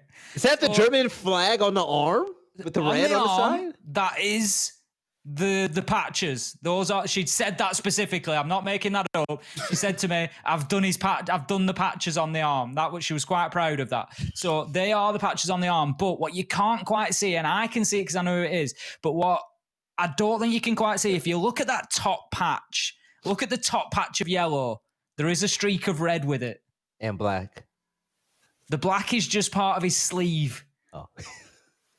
There is some hold on, yellow and hold red on, there, and hold it is The Jackal. cogs are turning. Inox is the key. See, I thought it was Inox Jackal. is the key. I saw the You're goggles. too and smart, everything. Doki. Let's go. Nailed That's the a gadget. tournament. Once That was again, good. it's all about the gadget. I tell you what, there's a theme What here. elite. Ollie, you scared me. I'm not gonna lie. You had me shook, yo. I was like, yo, it's not Yeah, Jackal. Jaeger. Who is it? I scared myself. I started seeing Jaeger so hard after you pointed that out. Yo, let's get the third pick. I'm ready. I'm trying to go 3 for 3. So we've got Veli and Doki are doing very well so far. Veli is way out in the lead, though. Way out. Can he get the third one? That's the I'm question. gonna choke now. That's a caster curse, Tim. You gotta suffer to it, Veli. You can't just dish it out. You gotta suffer Can I to just it as ask- well. Can I I just will ask say one this thing? while we get the third pick up. Oh, what's up? I was going to say, Tim, I think you need to tell your daughter that legs exist because she doesn't have a clue. Legs and shoulders that aren't square. That's true, she asked me to draw a straight line for her to draw the character up from, and then she obviously just got hold of the ruler and went ham with it and was just like, yeah, he can have a square body, that's done. That's that box ticked. She pays attention to detail, so shout out to her. Let's get the third picture. Production, throw it on the screen. I'm ready. Oh, I'm not ready. What the goodness me? This is ridiculous. This is good. You know, fair, there are clues in this one again. I think I've got this one. Devil's in the detail. Yeah. Right, I'm not going first though. I'm going last. I think I've got this. Yeah.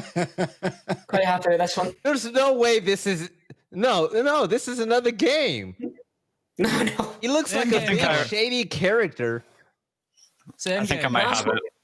What's the mouth about? Almost as locked in.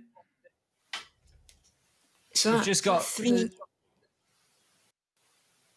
We've got the caster and the horse just struggling. Honestly, I'm confused. I'm so confused. I'm going to talk through my thought process because I'm not one of these cagey Give it to people. us. It's not about Give it to winning. us. Instantly saw it. I don't know why. I thought of knock. Now, I don't know if it's the way that the body's drawn.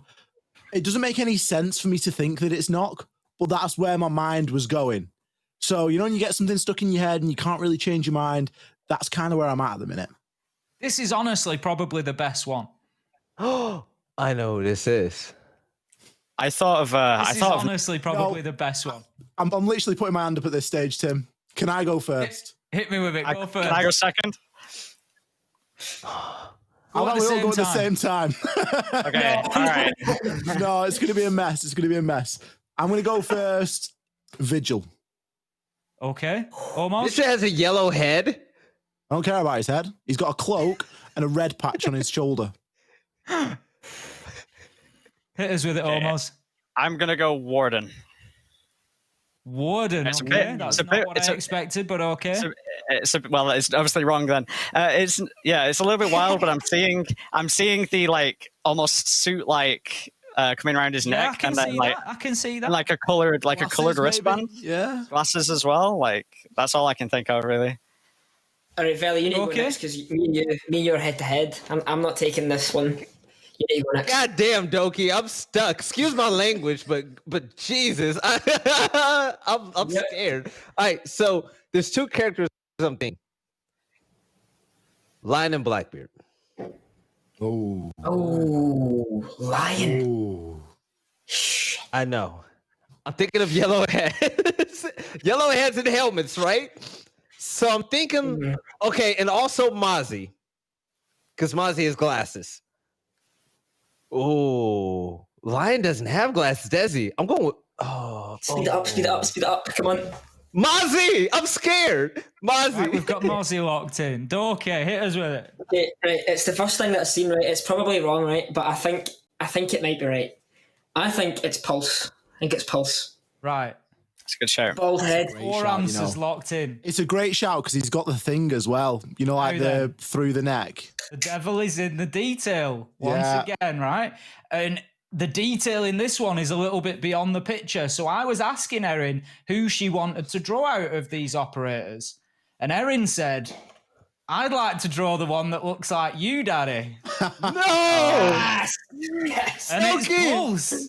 Walking straight in on it. You've got the American flag on the arm. You've got his high collar. You've got the glasses. You've all missed out on it. You saw a potato, but it's not. It's Pulse. Yo, it all makes it's- sense now. I can't unsee it. It's a balding head, isn't it? Of course. Obviously, of course it is.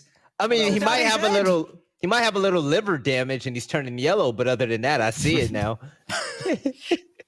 I've put the light on in my room, right, and the window's open. And all the flies are coming in. Like a fucking moth flying about my pee here. I can't believe it. Sorry if you see that. My room isn't just disgusting and there's flies everywhere. The light's on and they're coming in. I thought I'd point that out. That sounds stressful to me. Hopefully Doki Anyways. survives the onslaught of all the flying creatures running into his room. So we did guest operators with Aaron, who's Ace of Pyrite's 5-year-old daughter, who is actually really good when it comes to paying attention to detail. So shout out to her. We were going to do Twitter operators, but that got axed just now. But Ollie is in charge of this. We have a game of Scribble. We got a lot of drawing going on. But we're setting up the lobby right now. My hands are here. I am not touching anything on that browser. I think that they're going to set up the lobby for us, and then we're going to have a good old game of Scribblio. How did you guess post, Doki? Like, what the hell? Like, how? I mean, that was good. That does look like Pulse. Glasses, bald head. Pretty simple. Pretty simple. How could you tell? The collar thing as well. The man, he has the collar. The man was yellow. I thought I was a mask or a helmet. Yeah, you see, but I think me and Erin might suffer from colour blindness to both of us. So I think that's why I'm one step ahead of the game there. I think she's been having some trouble finding some of her pencils as well, so she was on a limited colour palette. No, what you did was you probably hid all of the good pencils. You hid all the ones that she could use, and she literally ended up with a black, a yellow, a red, and a green. I don't know what you mean. So I have a serious question. Does your daughter watch you commentate this game? Like, does she like Siege? She doesn't. I don't let her watch Siege. I don't really let her watch the gameplay too much because she's 5, which isn't great. But she does get very excited at seeing me on TV. So if I'm doing events and things, then my wife will quite often put me on screen. If I'm doing desk segments and stuff, I'll text her and tell her when I'm going to be on the desk. And so she puts it on, and yeah, she gets really excited about that. I have a serious question, like especially from Omaz and Doki as well. Doki, especially you. Doki, have you ever been recognized in public? Yeah. Yeah, I have. It's actually quite weird. I was out like not so long ago actually having I was in Nando's, I think. Nando's in the UK? Somebody came up to the window. Somebody came up to the window and was like, Are you that Doki guy? And I was like, yeah, that's me. and then my face went all red and they walked away. I was like, God. So yeah, it has happened before. Kind of weird. I've never been recognized in public, but I have been recognized. Like last time I was on this, and someone saw my face. One of the production members actually that is working on this right now recognized me because we went to the same university. So that's how I've been recognized that way, but never in public. Fair enough. So Omaz, whenever you're playing, like let's say, like especially your game today, does your mom or your family members do they wait for you to send them that link and watch you play? Like, is it a big deal to them, or are they slowly catching up to this esports idea? Yeah, it didn't used to be. They didn't used to watch. They didn't know much about it, but I sat down with them and explained it a couple of weeks ago, and now they watch all my games. So it's kind of interesting. They're probably watching this right now. I have no idea. But yeah, it's so cool. It's pretty cool. Yeah. You'll be going downstairs and they'll be saying, you really shouldn't have pushed that angle. You shouldn't have done. They're just going to be giving you all the feedback now. My dad watches. Wait, I think I'm in the. Oh yeah, same. Okay, so yeah, the Scribble lobby. I have to back out. While we're messing with that, I've got to give Fluke, our wonderful Captain Fluke, a great shout out as well. It was his idea to get Erin on the drawing. So he threw it across a couple of weeks ago. He's come up trumps there. She's loving life. I'm getting stuff in here as well, Doki. You're not sending them my way. Oh, what is happening in the UK? No. I'm actually going to shut my window right now. It's kind of scary.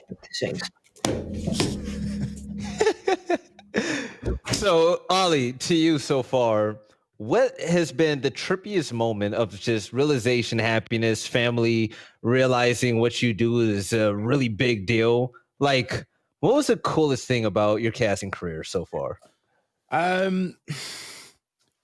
Honestly, just starting with Tim way back when, doing it out of his back bedroom. Like, there's a great photo of us doing it in his mum's front room because his mum was on holiday, and then sort of just thinking about that when you're doing like a UKIN final or whatever it might be. It really is quite a contrast from it to be. It's really weird, man. I I was never recognized as a caster out in public because I'm such a loner. I stay at home, right? I'm such a geek and a nerd. So I never had one of those cool Doki moments. But like my family, they all want to sit around and want to watch what I do. It's so weird to me. But yeah, going into this Scribble lobby, what's gonna be basically like the name of the game here, Ollie? What is our job? What are we trying to do? Is it gonna be like the last show?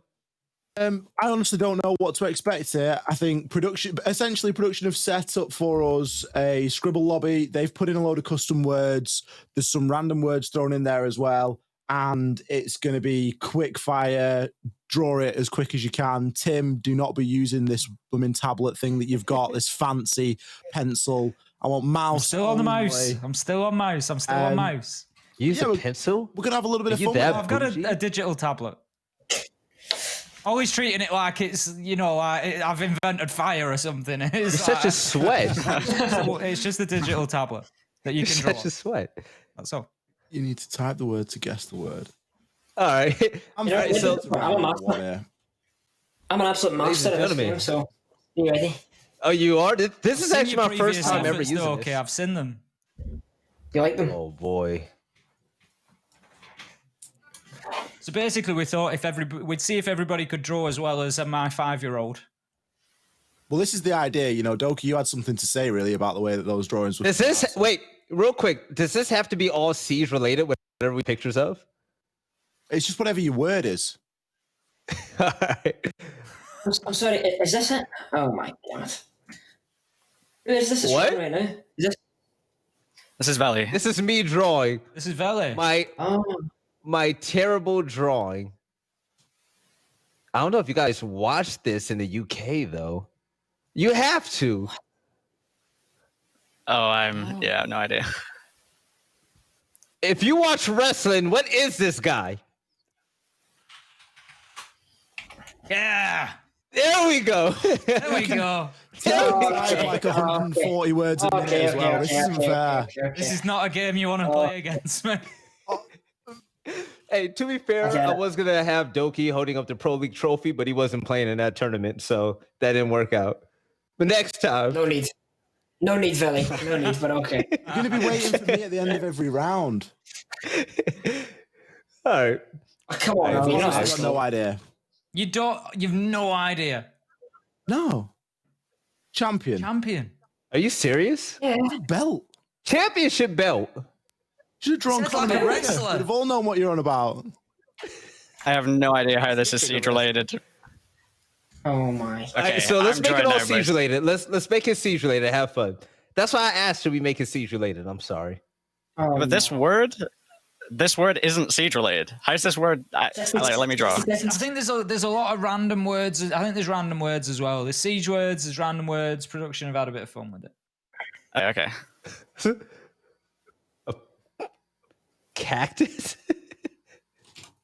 You're not supposed to say it, Valley. I was thinking out loud. You're not supposed to say the word, and you still guessed it last. So we get points depending on how fast we guess. Yeah. I didn't know. I tell you what, Doki don't mess around, does he? I'm gonna dominate this now. Wait, I don't even know if that's something what? This might be a horrible drawing. What is this? I don't know. I don't know what's happening. This is went horribly wrong. Wait a minute. God, it turned from fangs to hangers. This is some water, some water. Yeah, there you go. I know this. Good. No way, Valley. Is this accurate? I don't even know what it looked like, man. Doki, what are you doing, Doki? I don't know. What is that? Like World of Warcraft or something.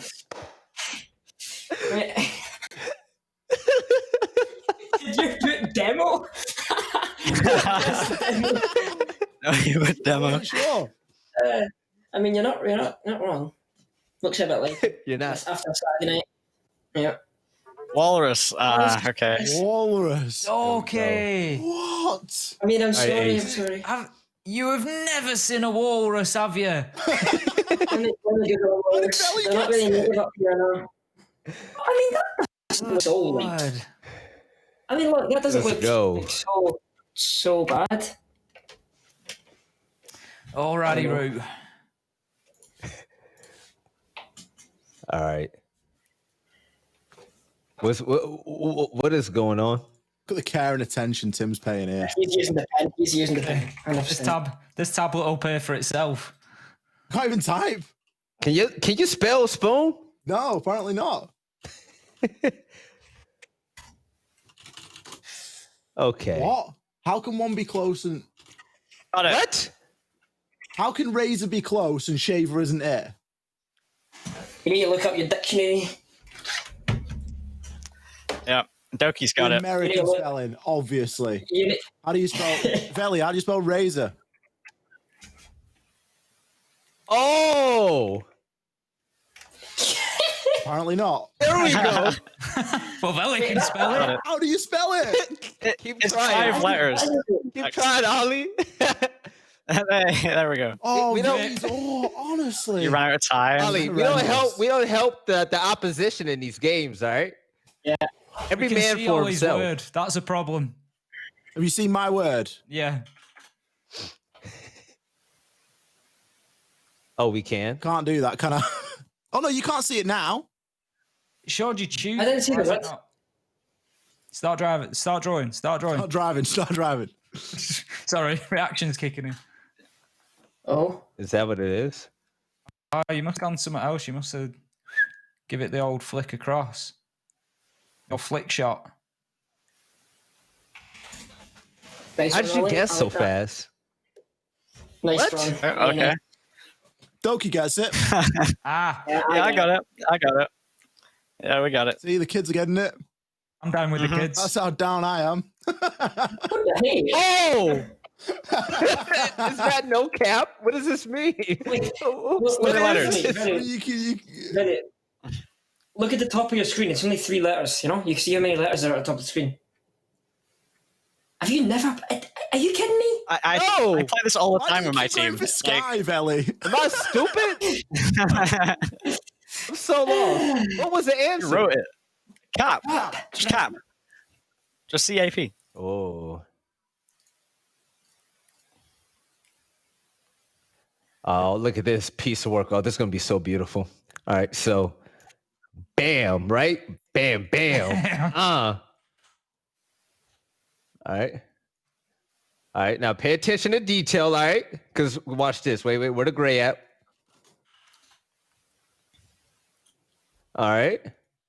Now. Bam. Oh. A torch? What? A fork? Does that look like a fork to you? Yeah, it looks like an Elamine, to be honest, but I don't really know what that is. What does this person look like they're doing right now? What are they trying to do? Omaz, you smart. You smart, Omaz. I'm in.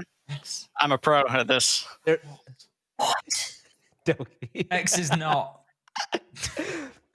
Then that's squatting. What?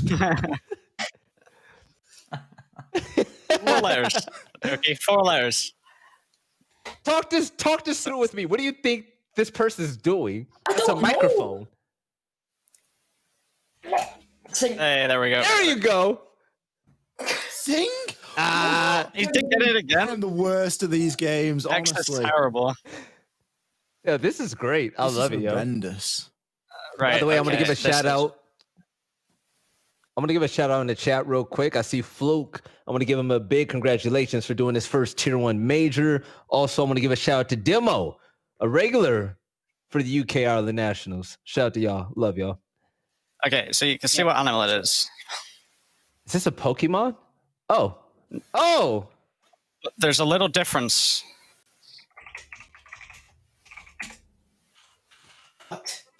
Yes. Oh, spelling mistake. Cost me that one. It's a flying cop. I need to sit up properly. How did you spell flying and plug wrong? Shut up. I need to... Island. Right. How many words can you type a minute, Ace? Coming straight in with the shut Too up. many letters, apparently. Oh. There we go. That was a great one. That was a good one. That. Who's drawing? Doki. Yeah, perfect. Perfect. That was great. What? Like, Veli, don't you sorry, see at the top? Don't you see at the top it's only 3 letters? So you can only 3 letters because you're putting in more than 3-letter words, you see? You see? I didn't know that. Now I do. Thank you. Tim, why did you write bad? That's really not It was fair. a joke. I thought Dorky was taking a swipe. No. Ty. Oh, right. Okay. You need to start drawing eyes and stuff. No, but that, God, like, that's so obvious. Come on, Ollie. This is tough. I'm getting trounced. You actually are. Oi. Wait, how's Ace first? No, he's not. Wait, Veli's second. Me and Omar's first, right? running the show, yo. Yeah, you're first. Why you first? I got 2,000 points. Oh, this is a long word. Oh, no.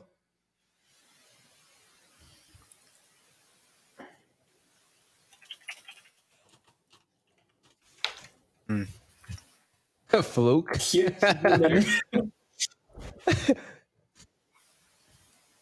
I don't know. This is difficult, yo. I don't know what it's called. It's difficult. I don't know what you call them. My nan used to wear. Are you pointing at the black shadows in her curls? What these? It's tough. It's really tough. What these? I do not understand. He's pointing really at the hair. Keep drawing. Keep drawing. Just anything. How about you write down an answer? Oh, I don't know how to get you to get the second one though. Oh, I don't know. It's It's like a bicycle. Hair roller. Tough. Oh, I was close. I was close. Tough. All right, I want you to all look at the camera. Okay. I want you to all put your hand over your face. I'm blocking over your eyes. the screen.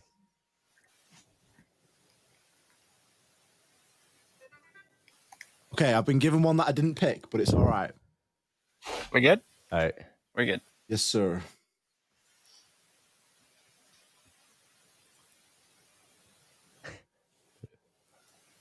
Man on street. Little man with big man.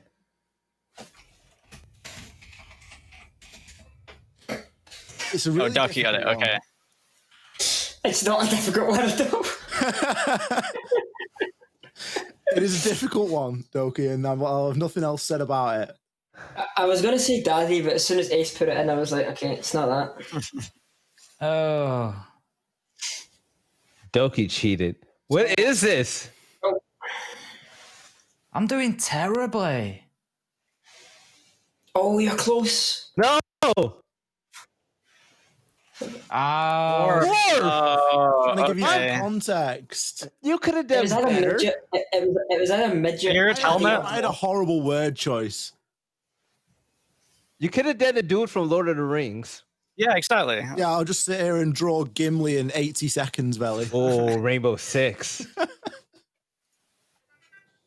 I'm gonna Rainbow Six. draw a map in Rainbow Six, and this is the answer. Wait.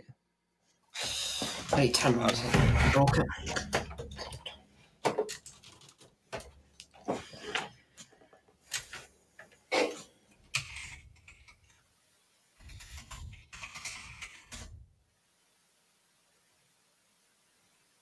Hello? All right. See, I thought Coastline as well. You have played the game before, right? Yes. Yes.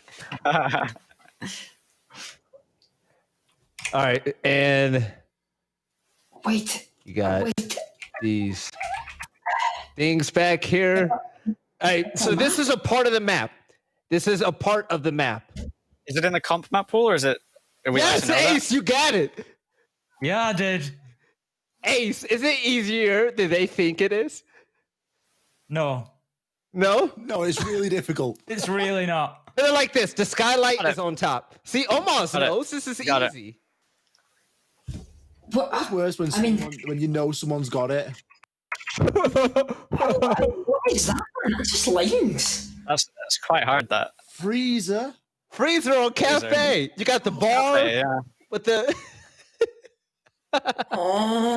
Was that terrible? Okay. Yeah, let me know if We that's picked a hard terrible. one. Oh no. Okay, I need to get up a reference image.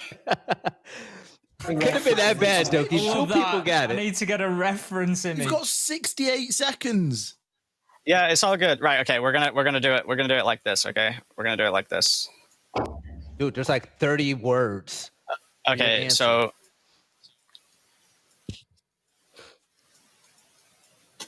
I can't spell. Is that kayak? Okay, so Kayak. you it's this person right here.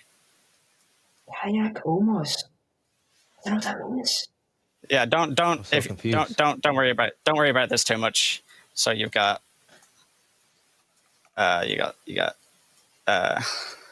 no, I'm messing up. What? You are. You got that. You know, a little bit of that action going on. What action? Effort. Like that. 132. What? No, it's not a one. This is. I'm so terrible at this. No, it's Ian Chambers. I tried to draw like the Ian Chambers. You get it? Last sentence. That was really good. That was You get it? It Why wasn't did that you bad, put down right? your name and Kayak? Because last time I was on, so much sense. You did bragging. last time I was on, it was me and Kayak. Yeah, it was me and Kayak for bragging rights. Oh, Yeah, I thought that was quite good. That's to be honest. It's not bad at all. Mm-hmm. Yeah, well, that one's easy. Got that one. Giving it away here, Doki. Giving it away. My ex-girlfriend. I need the points to catch up to you. Can you spell Shrek, Ollie? I'm trying to type so quick. There we go. We got it. Shirk. That's 10 rounds. Sure. Oh yeah, we're getting well into it. Now, this is intense. I like this. It's a bunch of lines. Oh, that's an animal. Yes. Yes. Okay, that was easier than I thought. There's time for a comeback yet. Is Close your there? Is there? You really? are 1,000 Mine is points minimized. behind. Are you ready? Are you steady? Let's go. Yeah. Why is this so long? Oh, that is. You want to pay a little attention to this? Well, pay some attention, but don't pay attention to how badly it's been drawn. Is This is just to describe mess. We're going to go here and we're going to draw something that, Tim, you'll know what this is straight away. This is a dinosaur and Bigfoot. No, I'm even going for color. I'm also going to draw this guy. This is context from like the show that it's off, if that makes sense. Oh, I don't. Oh, Yeah, okay. This is a show. No, it's a classic. No You'll idea. all have seen it. It's a classic. It's a series. This guy's also got a friend played by somebody that I'll tell you in about 15 seconds left. But I'm going to draw him now as well. But this is the main guy that you want to be worried about. He's a Wookiee. Gives you a clue. Oh. What word am I guessing? Oh. That was Go tough. first. That was That's hard. supposed I to want be to the go Death Star. What do you mean supposed to be? Hey, what is the unicorn? I thought that was a unicorn head. I mean, That's the Millennium The Falcon. Death Star and Chewbacca. That's the Millennium Falcon. I thought it was a goat. Yes, sir. All right, I'm making this esports related. Good luck. All right.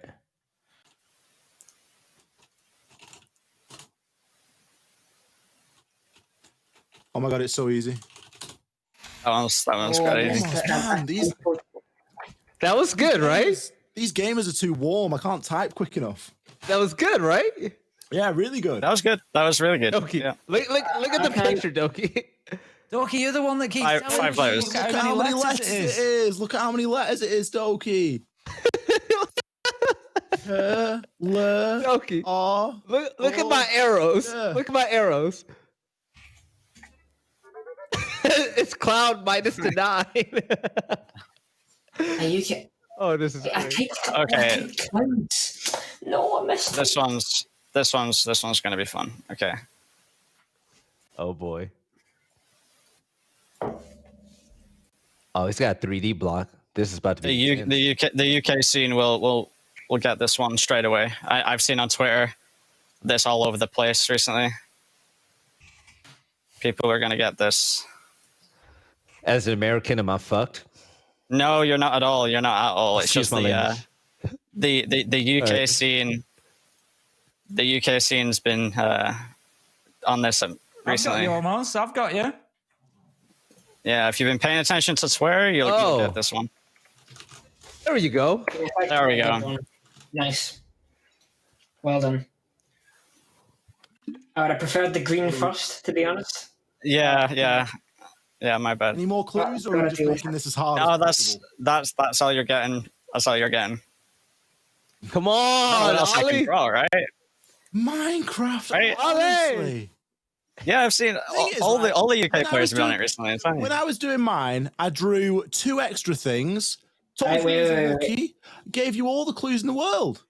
It's a dirt block. Like how? Wait a minute. This is a very complex. I've made this very complex, right? So, Ollie, you know me. When we were out, I do enjoy the casino, and there's usually a wheel here.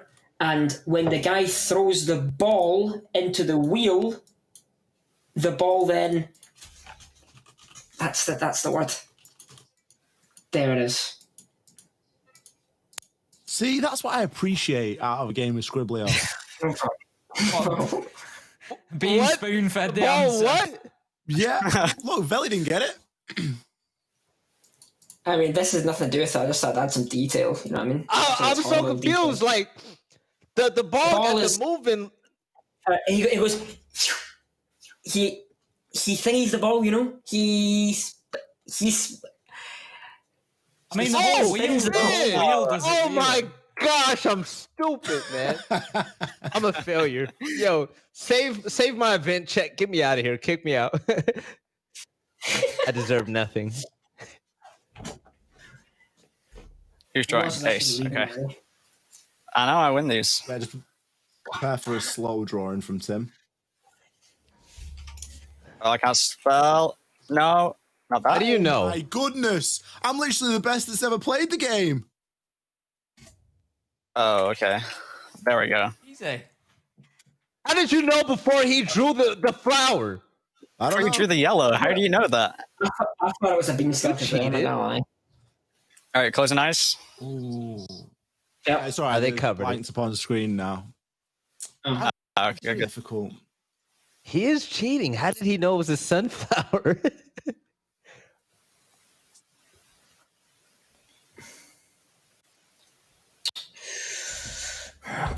Okay.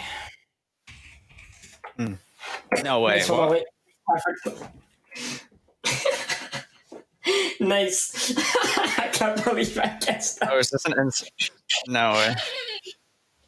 How do y'all know this? I seen like the bicep, and I was like, oh, you know what? I don't really need to draw his face, but I don't think he's that ripped, actually, is he? Is this a person in the scene? Yeah. He's not in the scene. Not in the scene, not necessarily. That'd be interesting if he was. Popeye. Oh my a chicken god. sandwich for you, Veli. You'd have probably got that then. Oh my Popeye's a gosh. character. Probably. Okay. Oh, what is this? All right, here it goes.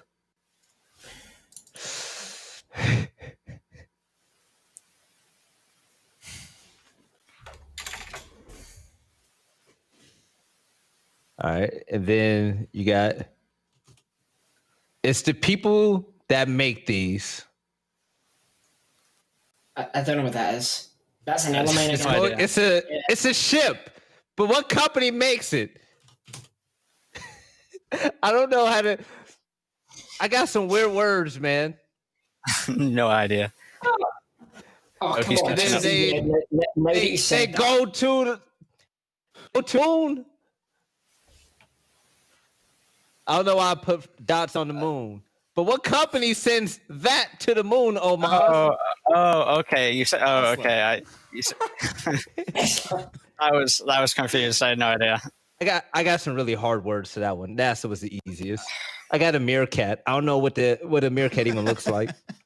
Okay. All right, we're picking a good one here. Oh, it's Timon.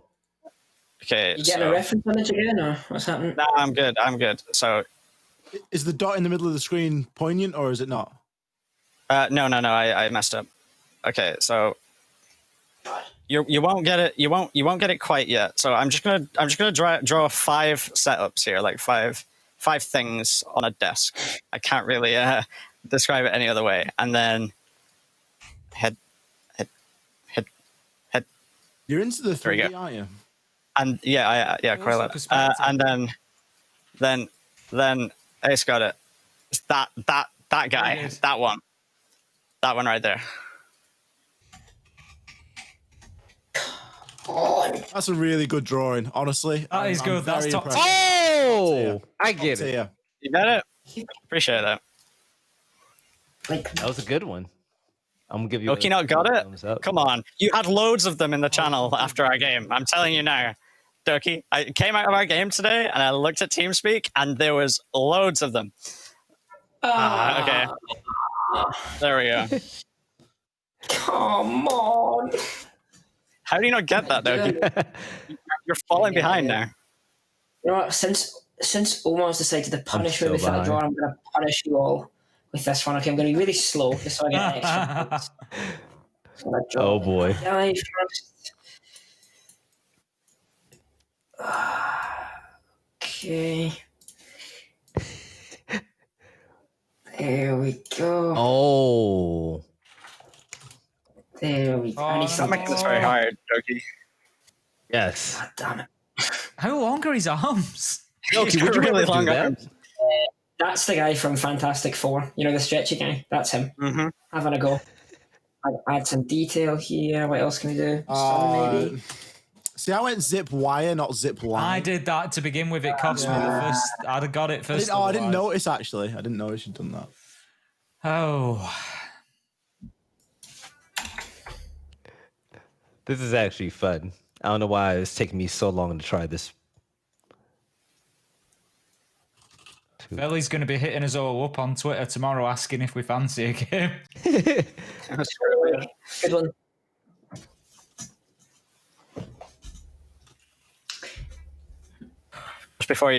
Oh no, don't kill it for me. Yeah, I always guess Philly's ones because we are mentally connected, so like that, you know. Oh. There's a strong mental bond. Cloud.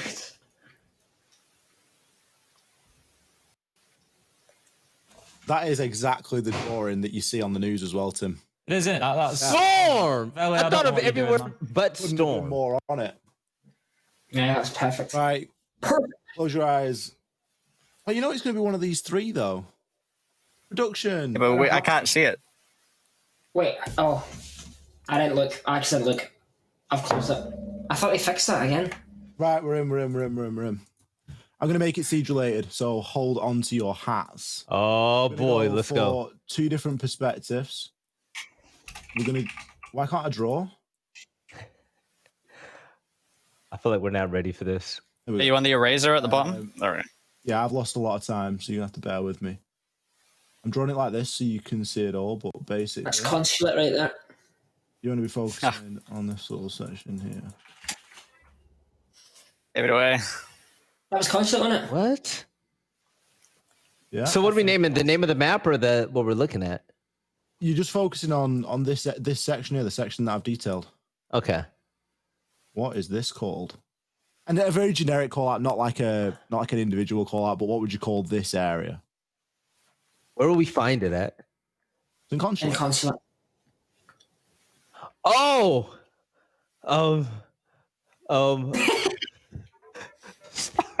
Dang it. Dang it. Nice try.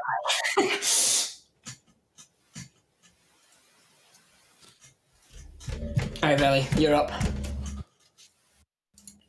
I'm actually getting quite competitive now. I really need to beat you almost, not gonna lie. Yeah, you've already done it once tonight. As well, All right, so big. same map. Same map. Same map. Same map.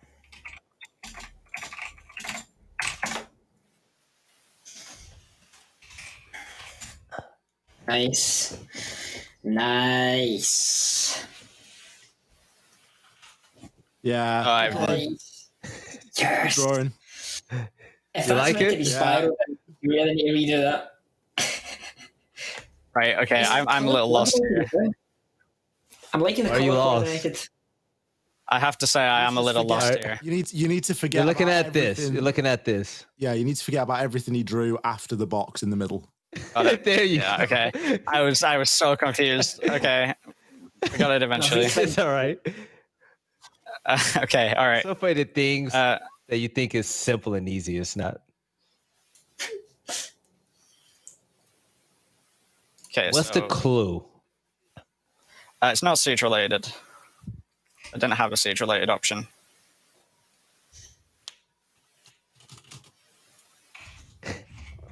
Here, you know, these things going on. Game. Easy. Hypo messed me up. There we go. Ah. There we go. Oh, I was really slow on that one. I was like, oh, I think I'm like second or something. No, I really wasn't. Oki's overtaking me? No. So far behind. It's disgusting. Is this blue, by the way? Can't quite tell. Yeah. Yeah, it's blue. Just gonna make sure I prolong this out a little bit here. There. Yeah.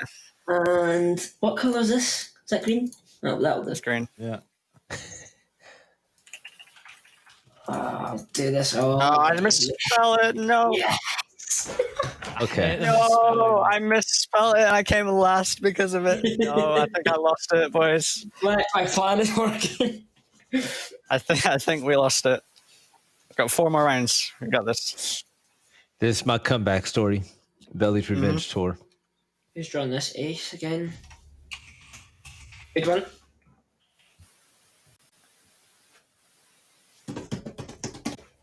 You'll be an expert at this show. There we go. Go on. Took me a little while. Ollie. Yeah, it's Perfect. Too easy. I saw the option. I was like, I've got that. Let's go.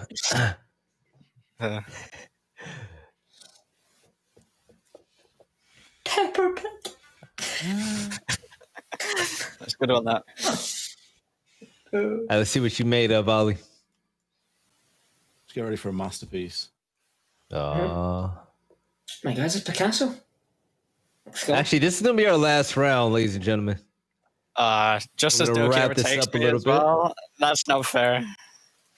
Okay. Gotta win this one then. Oh, he's playing the long game.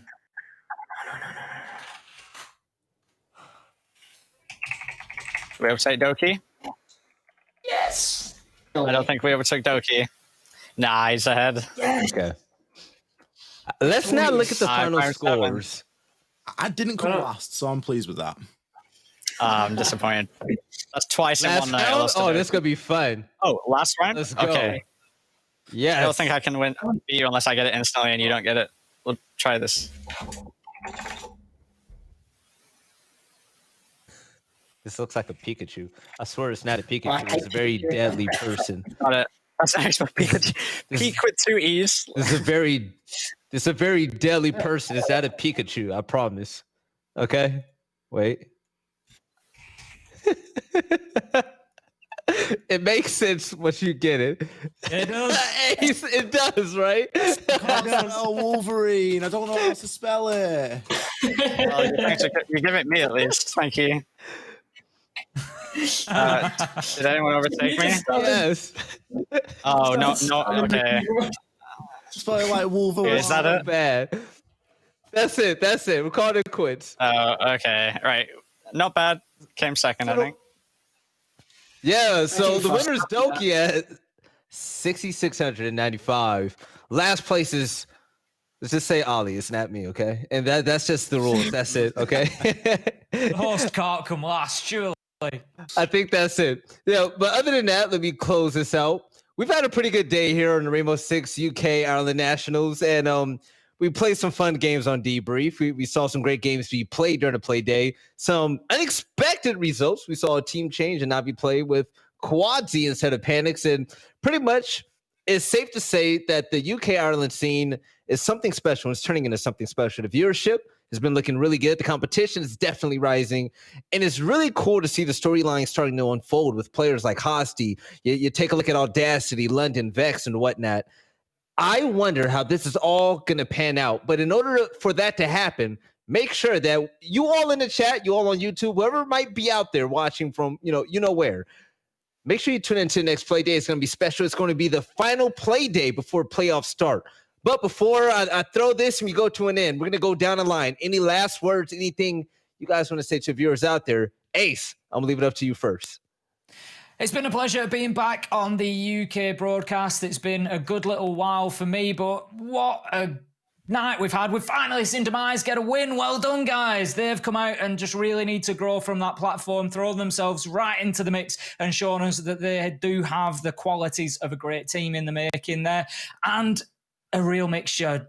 12-round hard-fought games and then quick run-overs. What a lot of fun it's been tonight. So thanks for having me back, everybody. Actually, I'm really excited that I finally got the chance to work with you, Ace. This is something we spoke about in Montreal at Six Invitational. And Ollie, you were there. I'm happy I got to work with you too, man. You were a lot of fun to work with. What do you have to say to the viewers out there? I guess just thanks for sticking on. I hope you enjoyed tonight. I know we certainly enjoyed casting it. Me and Tim were saying that a little bit earlier. Tonight really had everything. We had steamrollers, we had a 6-6, which we weren't really expecting, and then we had a bit of an upset as game number one, should I say? And obviously, Demise no longer Draw-mise. Oh, Maz. It's your time to shine, baby. It was really good watching your team play. Yes, it wasn't the result that we wanted, but still, good things are yet to come, correct? Yeah, you say no more draw Mize and there's a win Mize, but they've got us to play next week, so there's going to be a lose Mize. We reset, we go next week. Clip it, production, clip it and play it before they match it, please. That's a good one. That's going to age one of two ways. It's going to age really well, really badly. Doki, it's always good to have you on board, man. I love having you around. What do you have to say? And what do you have to say to the people out there about the future of Navi? No, just to get things started, I think you're right. UK competition this season is really good. I want to congratulate especially Kwana and Audacity. You both are putting in a lot of effort. I think I didn't expect you to be in the position you are right now, so well played. You gotta appreciate your opponents. And Navi, yeah, like we are tough spot right now. We're trying to push through it. We're going to push through it. I guess there'll be changes announced shortly for you guys to look forward to. But yeah, thanks everybody for sticking by, and it was a pleasure to have me on the show again. So thanks. Miss you, Veli. I miss you too, man. Yo, one thing I have to say for all of you out there, listen, in America, we're stupid. People don't wear masks for whatever reason. Continue to wear masks in Europe and the UK. So when there's lands over there, you all can get together and have those special moments, because at the end of the day, that's what it's all about, right? But enough of what I have to say about that. I want to thank you all once more for tuning in. It has been a special day here for the Rainbow Six UK and Ireland Nationals. I want to thank the production crew, and I want to thank the viewers, because without those two, we wouldn't be here. So I love you all. I hope you all have a great night. And we'll see you next time on the Rainbow Six UK and Ireland Nationals. Good save.